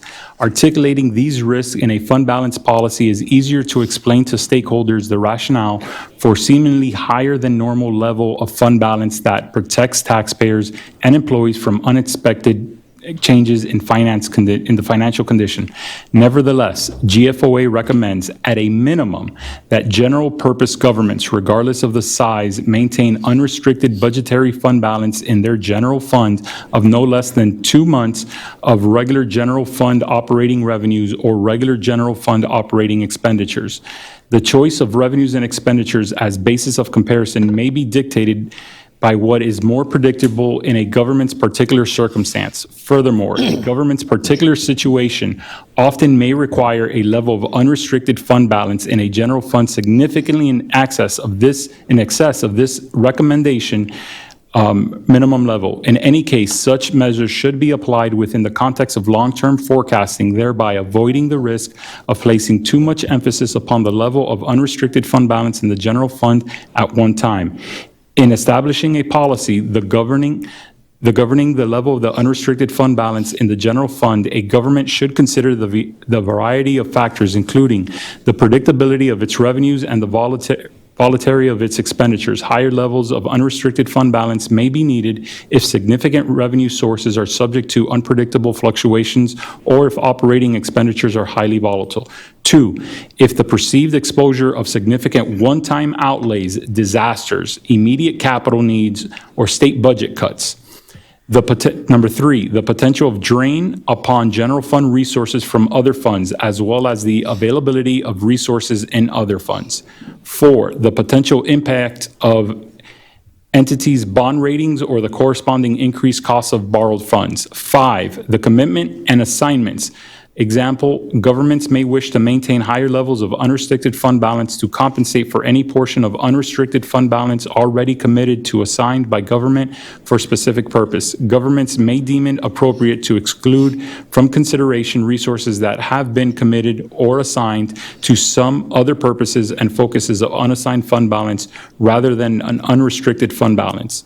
Use and replenish. The fund balance policy should define conditions warranting its use, and if fund balance falls below the government's policy level, a solid plan to replenish it. In its context, the fund balance policy should define the time period within which the contingencies for which fund balances will be used, describe how the government's expenditures and/or revenue levels will be adjusted to match any new economic realities that are behind the use of the fund balance as financing bridge. 3, describe the time period over which the components of the fund balance will be replenished and the means by which they will be replenished. We have about 3 more pages. We're good. But We're good. All right, but Commissioner, I'd like to bridge what I see as one gap here, if I may, please.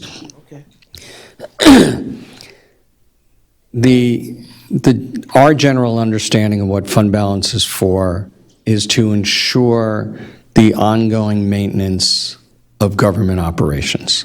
So the ability of the government to keep running day to day and provide the services to the community that are expected from the government. The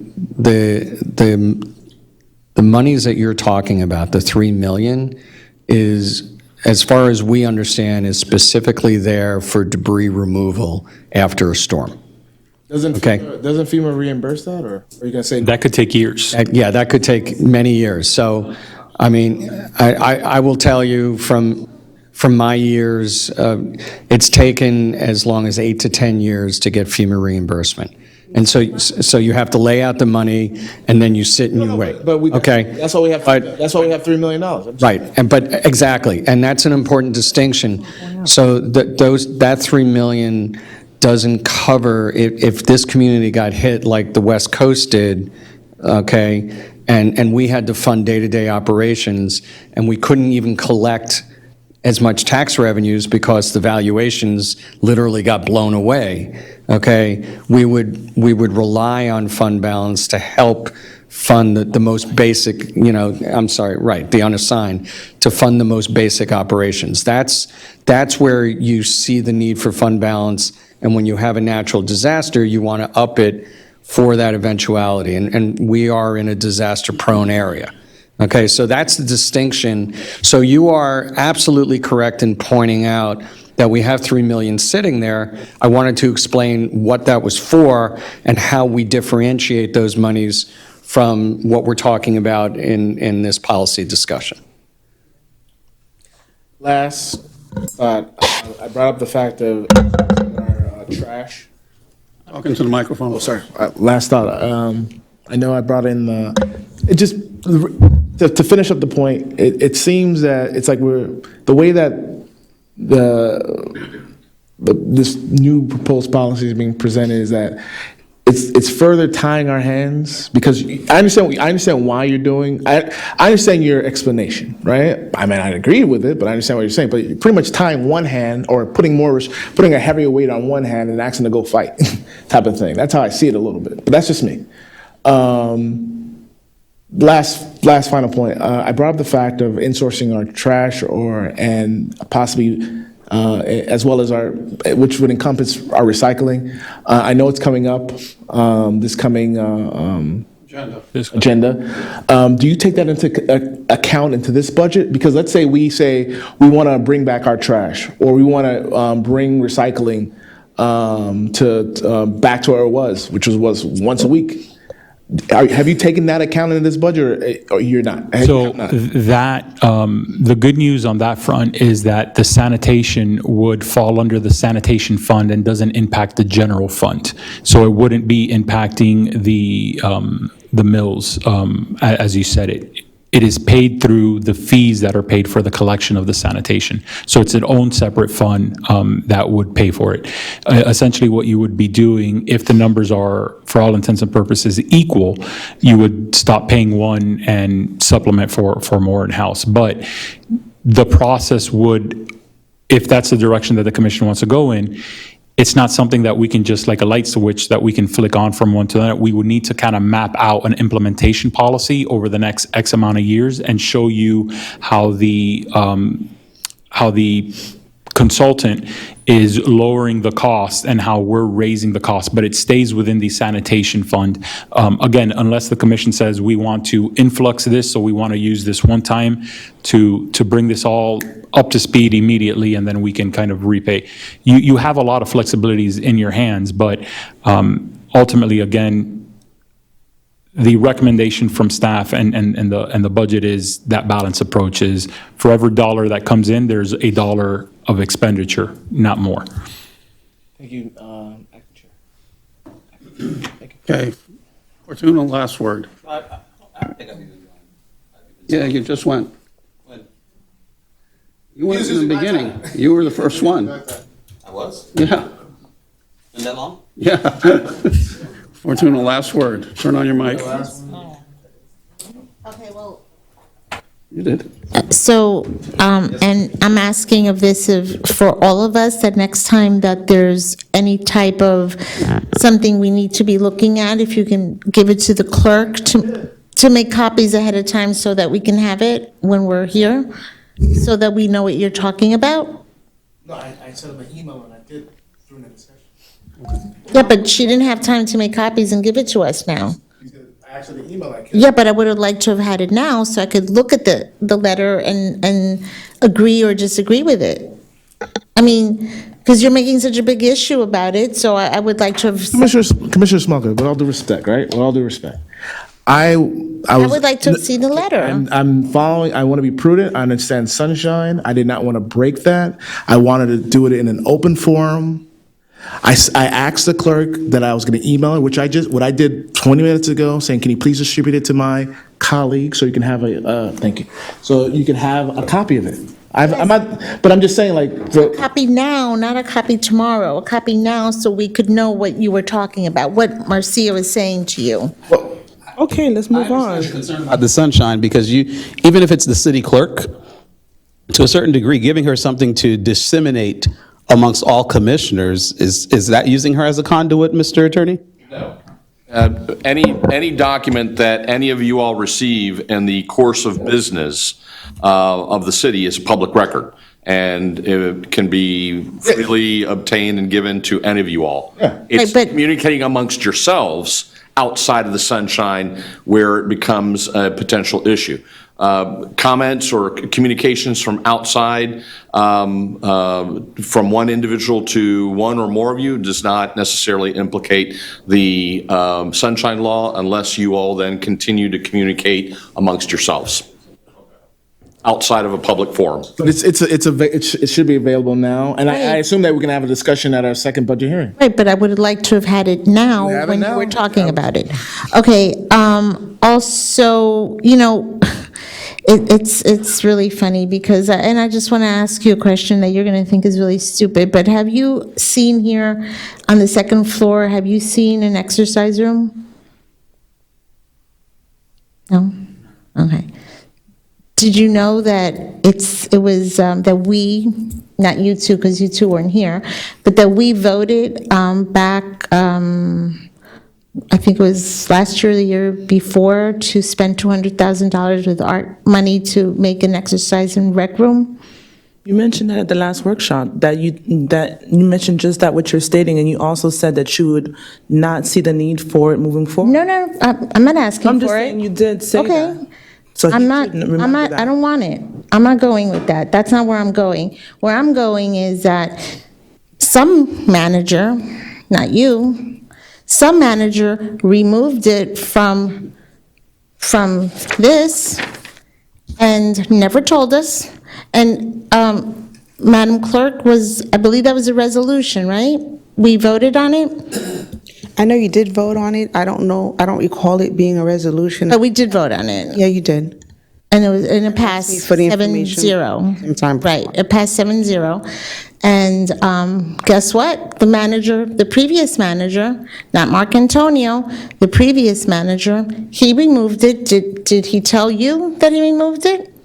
Did he tell me? Nope. Did he tell you, Commissioner Forman? Did he tell you, Commissioner Jean? Did he tell Commissioner Smith or Commissioner Jean that he removed it?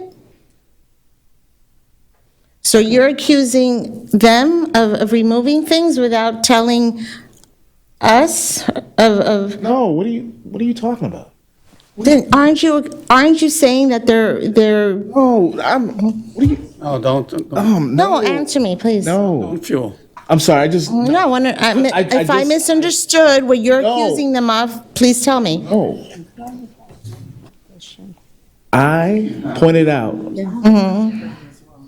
a discussion, a correspondence between myself and our former COO. No, I'm not talking about that. That's what I was talking Oh, okay, all right, go on. That's it. Like, what miss? You're saying that they move things. I gave an example. No, I gave an Out, example. move I gave an example. Commissioner Joe pointed out an example from the CIP. I said, here's an example of accuracy. I pointed that out. Because the theme of the email correspondence from our prior CEO was that it was not accurate. I was giving an example. Okay, so I'm just giving an example. Guess, I don't know what you're doing. All I'm just right, saying. I'm giving an example that the previous manager did things without telling us. How's that? Okay. Okay, so maybe I misunderstood, but then I just want to give an example that the previous manager did things and didn't tell us what was going on. And just, by the way, I wish you would have been so nice to Esmond. He was here for over 25 years, and you had no problem with him being fired. That has to do with the budget. I'm done. Mr. Manager and Alan, there's a saying, sometimes the people really have to earn their money. And I think this coming weeks, you guys are really going to earn your money. And when you get an opportunity, I want to know exactly what my commissioner was pointing at. Was he saying all these years the budget has not been done properly? And is he saying that leads into this budget, that we have to have our antenna up, that it may not have been prepared properly? Could I just understand that one thing? And you don't have to explain to me tonight? Well, You can. actually, because it actually speaks to one of the questions that Commissioner Joseph raised. The very last sentence of the policy that the manager was reading is one of the most important. And it goes, in all cases, use of those funds, meaning fund balance funds, should be prohibited as a funding source for ongoing recurring expenditures. I actually saw that in the manager's office myself. So this is something that we've known and lived by for years. And this is what we referred to in one of the first memos we sent out when we talked about that budgetary gray area. What this city has done is, years ago, it incorporated the CIP into the operating budget and went with what some people call a pay-go strategy. So it's not a separate CIP fund, but it's part of the general fund. And treated it like recurring revenues, recurring expenditures. I can't tell you exactly how long. I did present in my presentation last time that at least 10 years. Okay, so it's been going on a long, long time. I mean, going back to at least 2010, to your point, okay, and I made that point, okay, is that this behavior, or whatever you want to call it, predates all of you, okay? And fund balance was used to fund recurring expenditures. That is not something that we would professionally recommend to you. And that's part of that discussion that Commissioner Joseph was raising. And it became even more of an issue for next fiscal year because the disparity or the amount of monies that were needed for many years were only needed to cover capital projects. And so that's where that gray area came in because it's recurring expenditures in an annual budget, yet they're one-time expenses at the same time. So that's what makes it a hybrid and gray. But next year, when we looked at the budget, and we took a look at the budget before we looked at any of the requested increases, we just looked at the budget from an inflationary increase perspective, and the amount of money that we needed for carryover exceeded the value of CIP. And now we were talking about needing carryover for real recurring expenses, not something that you could call a hybrid. And so that's one of the things that changed. And that's what we tried to communicate is that this year was different because of that confluence of events. That was my language, not yours. Where, all these inflationary pressures hit and all these expenses went up way beyond any of our expectations. And do you think a lot of it came from the fact that we were under COVID and therefore? No, this goes back to at least 2010. So I'm- Okay, and it's just, and back in the day, it was only $1 million, $1.5 million, $2 million. And then, each year it started growing and growing, and still, it was just enough to cover CIP. Next year, for the first time, there wasn't enough to cover the deficit, for just CIP. And we said, hey, that's not. Because we have the proposed budget has a higher threshold, 25%, right? No, that has nothing to do with it. That's completely separate, okay? This simply has to do with, we have revenues, we have expenditures, and the expenditures exceeded the revenues by an exceptional amount. And if you took out the CIP, you still had a deficit. In previous years, if you took out the CIP, the deficit would go away. The CIP essentially constituted that deficit. Do you understand the distinction? Yes. Basically, for the past decade, from your standpoint, we haven't been doing it properly. Well, no, again, Let no. him finish. And I don't want to use the word proper. And again, I said, and that's why we use the language budgetary gray area. So it's not something that any of us here are going to make a statement on that you were wrong. No, we're not saying that. But what we were saying is moving forward, we could not recommend to you to cover a deficit that included recurring expenses with carryover money. And it's not something that we would feel comfortable doing for any type of expenditure, hybrid gray area CIP monies or operating monies. Okay, so that's where perhaps that philosophical difference is, Commissioner, that you were referring to earlier. But that's completely separate from the 10% versus 25%. That's two different discussions. And happy to continue that discussion with you after the meeting if you'd like, or another day, or now if you'd like as well. I just want to add. She was the one. I just want to add that, the budget is a fluid document. We know things happen in a city and changes need to be made. So I think part of what you heard tonight was when changes are made, that an email needs to go out to us, and so that we can be notified on what we voted on was changed. But the big thing is that change is never easy, and it sounds like this administration is trying to make the budget be a responsible budget as it should be for a city, instead of being as fluid and as loose as it has been in the past.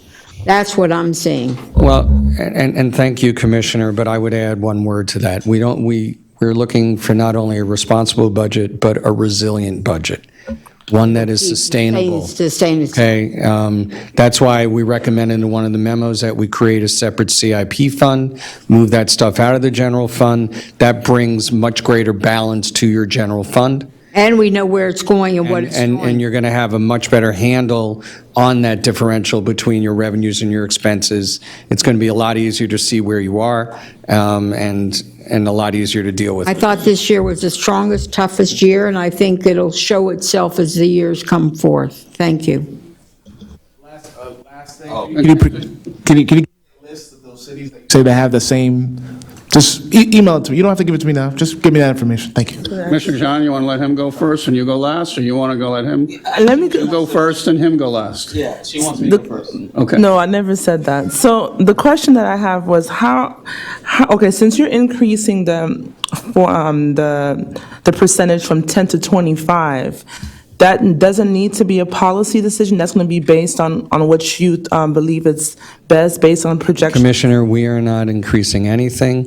It's the manager's policy recommendation, and he will be formally bringing that to you at a future date for you to discuss and vote on. Okay, that's clarity.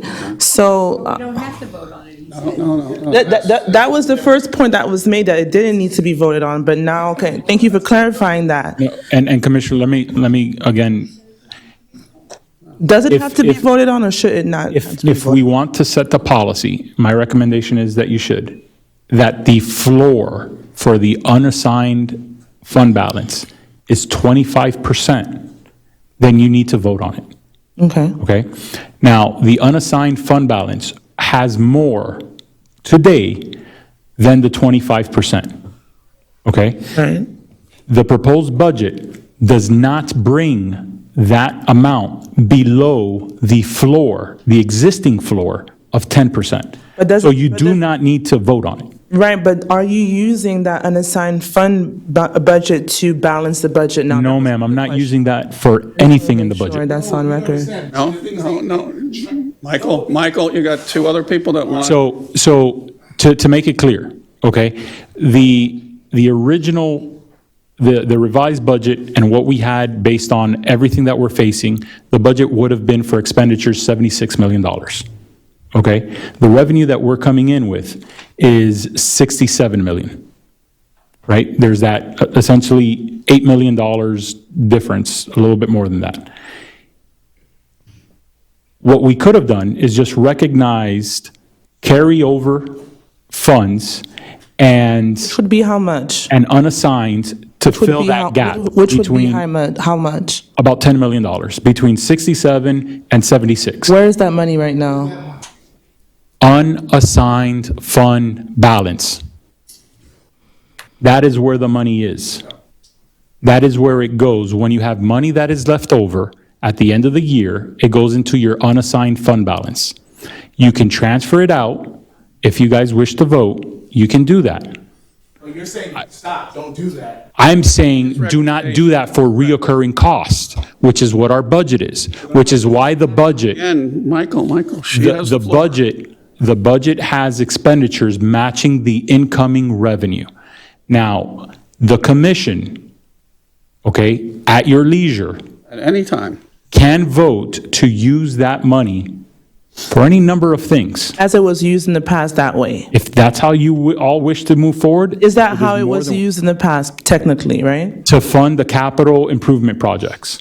That's how it was used in the past. This budget, as I've said since June, not only do we have the CIP, we have other factors that are beyond the CIP that is affecting this. We have the pension shortfall. We have the emergency repairs for the building. We have an additional $1 million that we have to give to the CRA.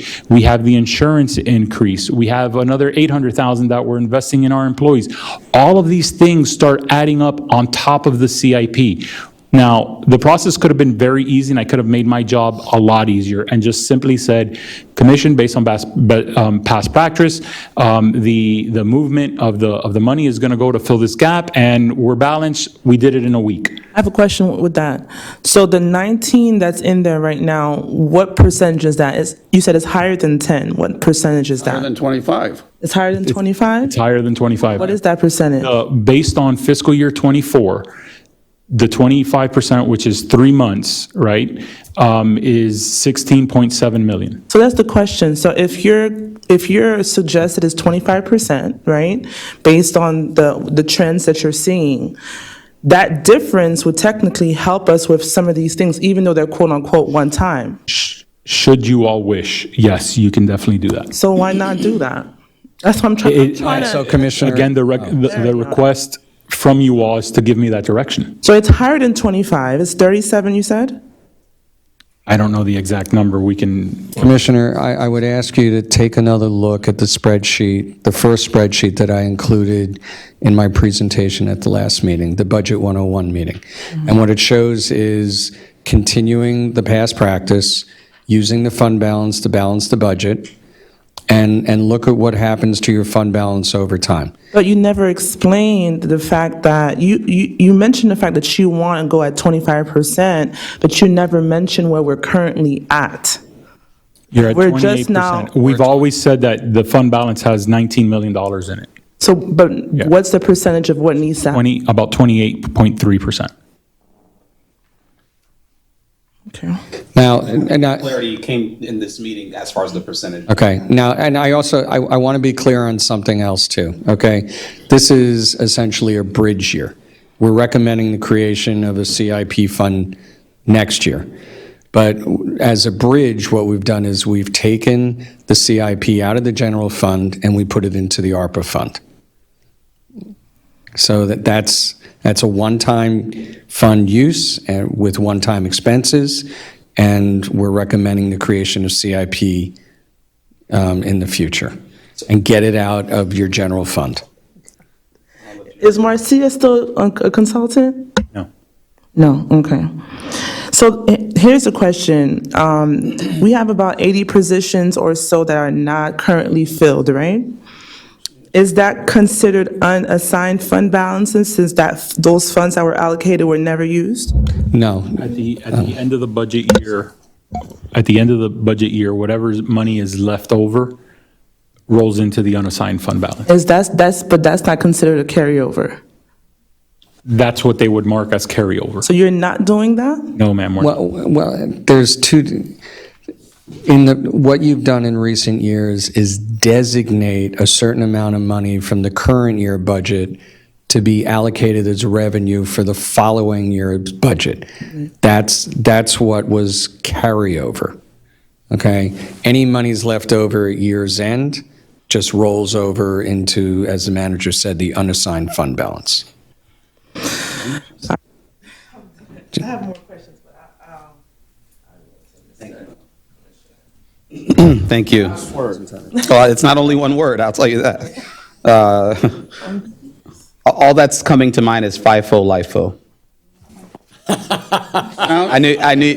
Could be. I knew you would get it. I knew you would get it. FIFO. Right? Accounting practice.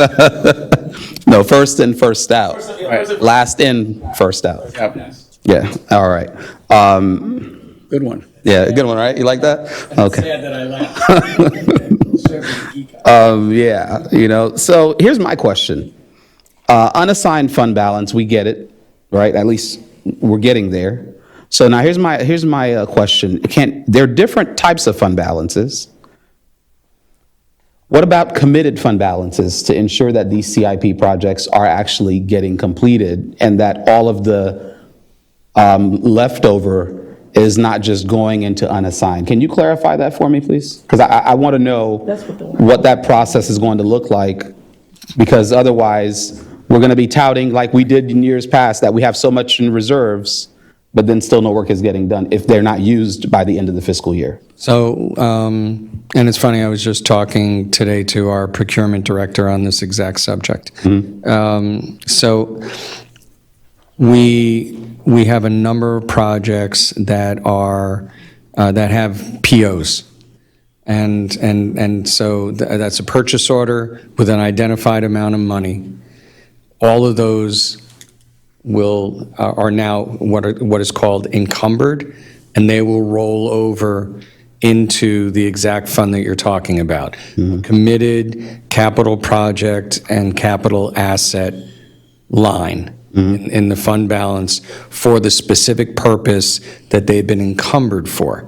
Okay, what we're also talking about right now is what about the projects that were approved that are yet to be encumbered because we haven't started the solicitation yet. So we don't have someone to issue a PO to. So we're having that discussion right now because we want to be able within best practices and GFA guidelines and GAP and everything else that, our finance department has to operate under, be able to hold these funds for the purpose that you originally intended them for. So we are actively working on that right now. Okay, so with that practice, are we saying that we're still going to be averaging moving forward that 2 to 4 million that's being moved into the unassigned? So, Commissioner, you made that statement earlier in the meeting, and I didn't want to contradict you, but let me, if I might, just speak to that now. That hasn't always been the case. As a matter of fact, prior to this past year, the fund balance actually dropped for 2 or 3 years in a row. So monies were not going into it. The main reason that extra monies went into it this past year and why it went from 15 to the 19.9 is because it, primarily two things. The exceptional number of vacancies that we had, so that freed up a lot of salary dollars that automatically got rolled in. And the other was that you all authorized a very large capital program. Only a percentage of that was actually implemented, and the rest of that got rolled over and went back into the fund balance rather than being preserved for the purpose that it was originally intended. Okay, we're now, as I told you, looking at how we can change that. Okay, and I'm not guaranteeing you that we can do it for all the funds. We have to find a way to do it legitimately. Okay, but and so just one more point. As we get to a point where we fill our vacancies, there's going to be less of those monies at year-end close to roll over into the following year. So I wouldn't count on a solid 2 or 3 million. As a matter of fact, in that projection I did for you, I did assume a 2 million for next year, and the following years I assumed a 1 million because of the fact that the vacancy rate we project should go down markedly. Even if it goes down, you still have attrition, turnover, and, so you have vacancies for a period of time, and that's where that roughly million might come from. So for the sake of time, I know we're pushing it here. I'd like to discuss that in depth with you, because when you bring back a reso or whatever it is, so we can make a policy decision for 25%, right? If you're projecting pardon me? It's as a floor. 25%. No longer 10. No, what he's saying, no, what the manager is saying is that a minimum of 25%. And right now, the current policy is a minimum of 10. That's what I'm saying. Right. I'm saying the same thing. Right. Okay. But the point I'm making is that that unassigned fund balance is there for a purpose, right? So what I'm saying is that if you're projecting 2 million for the next year and perhaps 1 million the following year, I just want to go into a deeper dive as to what it looks like if that number is extremely low and we have to, for some reason, tap into that unassigned. And what does the scenario look like if we have to tap into our unassigned, it goes below 25, and then we're not getting enough as far as unencumbered funds to put into it to keep it at 25? What does that look like when we go against our own policy? No, well, actually, very quickly, most policies that we're talking about account for that type of situation and typically give the jurisdiction 2 or 3 years to get back up to where the target is supposed to be. Okay. All right. That's it for me. And I will say this. I came in here as a no. I really did. I came in here as a no. It's been progress, you know, and it's always about the heart condition. I feel that you guys are really working on trying to get us in the right place. It's a yes for me for tonight, but there's still a lot that I have to work out with unions and different conversations that must be had. But for tonight, I'm going to support this, and then we'll see what happens the next time around. Thank you. Thank you, sir. My last question to you is, it went from 16 to 19, right? 25% is your recommendation, but it's 19. So, Manager, what were you thinking that $3 million, maybe $750,000 could be used for the cops? Or what were you thinking not to spend that money? No, but because your floor was 20, it's going to, if we all vote on it, and I don't know that we need to change the policy, we just need to keep a good manager sitting there. But my question is, what was your thinking that your floor was raised to where you feel comfortable, 25%, 16,000? I was wondering where I got the 19 million. The 19 million is because that's what was in there. But what was your thinking to share with us and share with the public why you didn't feel that you maybe wanted to spend $1 million or $2 million of it, still have your floor that you feel comfortable with, still have the number you feel comfortable with, and yet we could tick off some of those things that are on your list? That was the last question. Thank you. My colleague thought it was a good question. My colleague thought it was a good one. Being consistent throughout my career, I have never, and I will not recommend, during a time where we see 15% or more increase on property values, year over year over year, out of the past 6 years, 4 of them have had increases. 21 and 22, or 20 and 21, had a 3%. So the economy is not what it was in 2010, right? Where the housing market, the bubble burst. Having year over year increases in our property value to fund reoccurring cost with reserves, I will not recommend that. I will cut, I will tighten the belt, I will say, I am very sorry to everybody who wants an additional position.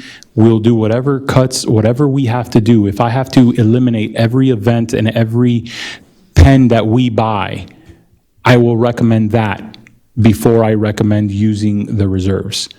But as I've done tonight, I always mention to you all, you have flexibility. And you can tell me, throw this budget away, because this is how we want it, and this is where we want, and each department will get this, and I will implement whatever the commission wants. But the question is that, Because I can't. It goes against my professional judgment to recommend using unassigned fund balances during a year where there is no financial, economic emergency, because our property values continue to go up and up. But here's my question, because you did feel very strong, the 25%. And then when it went above the threshold of 25%, you're not touching it either. Because it is still unassigned fund balance. It still reserves, Commissioner. Okay. And that is not something that But what if it goes to 35%? Are we never going to touch it? Listen, it's up to the policy of the commission to determine. No, but I need your guidance. That's why you're the manager. Yeah, and based on what the commission, I can tell you that, hey, this is a good use. We can do those type of things. You have that option in front of you. You can do that, but using those funds for reoccurring adds more next year. And if that's a continued practice, at one point, you start running out of it. No, but could you use it to make a bathroom? Not necessarily by the police. You could use it to make a bathroom. Could you use it to give a scholarship? Could you use it to? Finish Washington Park. I mean, So those aren't reoccurring, or put in the splash pool We can do it anytime you in want. Highland Valley. Anytime you want. Thank you. Need a motion to table the motion. To table the budget. We need to table, come back to this in a minute. We got to do the millage first. Okay, I make a motion to table the budget. budget. I have one question regarding this, and yes, it's, it's, most cities that I've worked in over the last 30 years do it this way. Some cities do it the way that you all have historically done it. You just vote on the millage, and then you vote on the budget. They're interrelated. I was always advised by people who sit in this chair who had much more experience than me at that time in my career, who have always suggested it be done this way. So if you all don't like it done this way, again, it's your policy direction that we do it the old way. With that said, I believe that there were 2 amendments to the budget that were made and voted on. No. They were early on. They didn't pass. None of them passed? No, sir. Okay. They did not pass. Okay, so we're just simply, we're tabling Correct. the tentative budget, and we'll take There's a back up. motion. There's a Make a- second. Do I have a second? Second, Michael. All those in favor? Aye. Okay. I make a motion to pass the Reintroduce the millage item. Second? Second. Okay. Mr. Clerk, Mr. Manager, please. Mr. Attorney. Mr. Attorney, please state the millage is above the rollback rate and is needed to fund the tentative budget.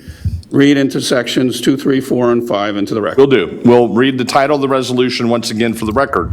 Resolution of the Mayor and Commission of the City of North Miami Beach, Florida, establishing and adopting the tentative millage rate for the fiscal year commencing October 1st, 2023, and ending September 30th, 2024, in the amount of 6.1000 mils, which is 12.54% higher than the rolled back rate, to balance the general fund, establishing the rolled back rate to be 5.4204 mils, establishing the debt service millage rate at 0.4111 mils, providing for implementation, providing for conflicts, providing for scrivener's errors, and providing for severability, and providing for an effective date.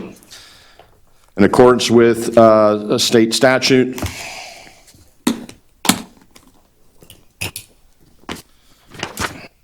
the city's tentative millage rate for fiscal year 2023-2024 is set at 6.100 mils, which is $6.1000 per $1,000 of such property within the city. The city's rolled back rate is set at 5.4204 mils. The tentative millage rate is 0.679 mils, or 12.54% higher than the rolled back rate. The city's tentative debt service millage rate for fiscal year 2023-2024 is set at 0.4111 mils, and the city's aggregate tentative millage rate of 6.5111, a combined total millage of the 6.1000 mils for operating and 0.4111 mils for debt service. And last but not least, the second public hearing is scheduled for September 27th, 2023 at 6 p.m. here at City Hall.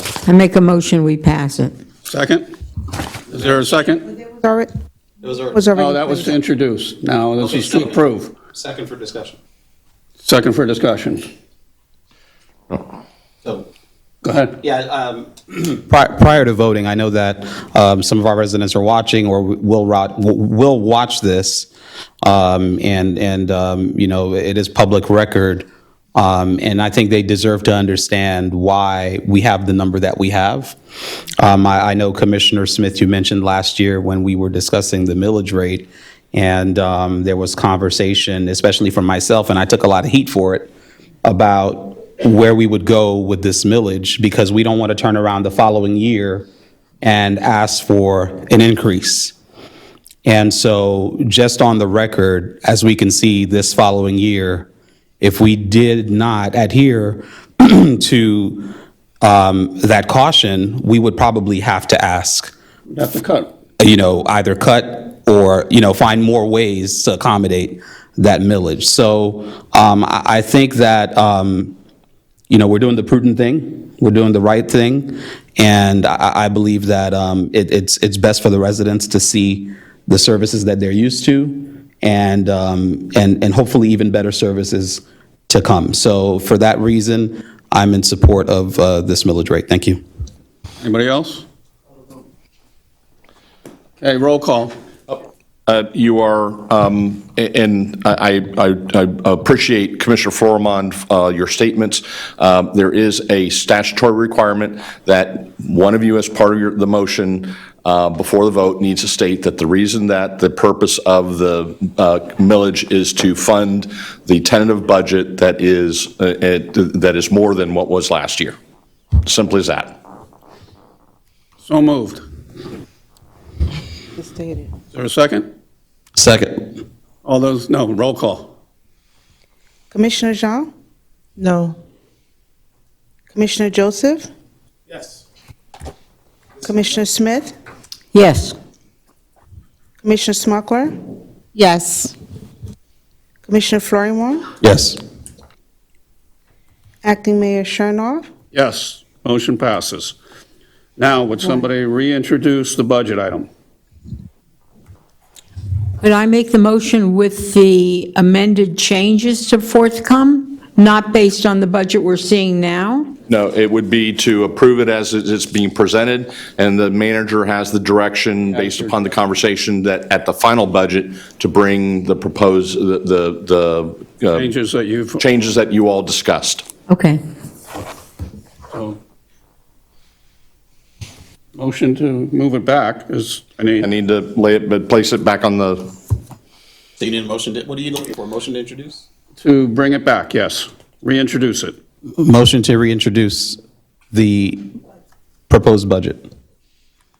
Second? I'll second it. All those in favor? Aye. Aye. Read it into the record? I'm getting to that. I'm going to get, No, not yet. we'll read the title again. A resolution, the Commission of the City of North Miami Beach, Florida, adopting the tentative annual budget for the fiscal year commencing October 1, 2023 and ending September 30th, 2024, providing for implementation, providing for conflicts, providing for scrivener's errors, providing for severability, and providing for an effective date. Need a motion to approve the budget as presented. I motion to approve the budget as presented. Second. Well, nobody? You seconded it, didn't you? No, is there a second? Wow. I'll second. Roll call. Commissioner Joseph? Nope. Commissioner Smith? With regret, no. Commissioner Smuckler? Yes. Commissioner Florimond? I made a promise. Gonna stick to it, Thank you. but we'll see what happens next meeting. What's the vote? Your vote? Yes. Commissioner Jean? Record. No. Acting Mayor Chernoff? Yes, it fails, right? Yes. Else for a tie vote. So let me explain what will happen here. You will have to, if you can't come to an agreement before your 12 o'clock deadline, and you don't extend it, you'll have to continue this meeting and until you adopt a budget. You have to, under state law, you have to adopt a tentative budget and then a final budget, period. Can we bring it up have a discussion at the next week? You can add it as a discussion item. That's frankly yeah, I mean, you can certainly table it to date and time certain. I can tell you that the agenda for next Tuesday is fairly hefty. That's okay. We'll be here until we have to. No. Wait, is there anybody that's a no vote who would change their vote right now? Wait just a second. Is there any possibility, Mr. Manager, that there could be another meeting? Today is Wednesday. Between now and Tuesday, can we have another meeting? Will that give you time? By Monday, can you bring back something that we can see the changes, it being as we're not allowed to vote? I mean, Quite frankly, I will be glad to make whatever changes the commission is willing to give me direction on. I'll change my vote. Give me direction. I'll change my vote to a yes vote. I'll change my vote too, but you know what? That doesn't make sense, Mr. Attorney. No. Well, I'm just reiterating what I'm state just law saying- says. could I- Let me finish. Let me finish. Keep in mind that all you are doing tonight is adopting the tentative budget, not the final budget. That is at the second hearing, and so all of the things that you all asked the manager to do and to come back and to explain to you, that will take place between now and the second hearing and when he presents the final budget. I just want to remind you, if you look at the tape, your words verbatim were, you're voting on the budget as presented. Tentative budget, I'm sorry. No, you didn't, if the word tentative is in there, my vote is yes. Okay, yes, it is. That's But it the was resolution title. That's the resolution title. Is there a motion to approve? No, somebody we didn't have a winning side. I'm on the winning side. I bring up a motion to bring it back for vote. You said you're on the winning side? Yeah, because No, it didn't nobody pass. won. Nobody It's just It didn't pass, so I was on the winning side. all there has to be is another motion, just to make another motion. Mr. Attorney, I have a question. Yes, ma'am. Commissioner Smith mentioned earlier about what would happen, that we have to pass the budget, right? To your point. Yes. Can you go into a little bit detail of what happens, what are the implications? Ultimately, if you fail to adopt a budget, after the two-hearing process, you will be found to be in noncompliance with state law by the state of Florida Department of Revenue. They will require us to continue this process, applying a much more stringent notice requirement that we have to send out actual notice to each and every property owner in the city of North Miami Beach, and we keep at it. In the meantime, you place at risk your eligibility to participate in state revenue sharing, which is somewhere between $6 and $7 million that will be deducted from your budget. So you'll have to make up that shortfall in the process. And ultimately, if you are unable to come to a conclusion, the state will require you to, and you will operate under your last budget, which is, Okay, we need a motion. I make a motion. to state that the millage rate is above the rollback We already rate. No, we already did that. We need a motion. I bring up, to approve the tentative budget. I make a motion to approve the tentative budget as stated. Any second? Second, anybody? Second. Second. Second. Roll call. Commissioner Smith, Tentative budget, definite. Yes. Commissioner Smuckler, Yes. Commissioner Florimon, Yes, for the tentative budget. Commissioner Jean, No. Commissioner Joseph, No. Acting Mayor Chernoff. Yes. Motion passes Passes 4-2. 4-3. Okay. 4-2. 4-2. I'm 4-2. sorry, 4-2. You're not, Imaginary seat. All right, guys, thank make a you all for motion. being here. motion to adjourn? Wait, yes, wait 1 second. How many of you are joining me for the farm share tomorrow morning? See you all there. Lashana Tova to all Yes, the Happy New Jewish Year. residents. Happy New Year and Healthy New Year. Don't forget the Now, a motion senior to health adjourn. fair. Motion to adjourn. Senior health fair. We're adjourned. Good night.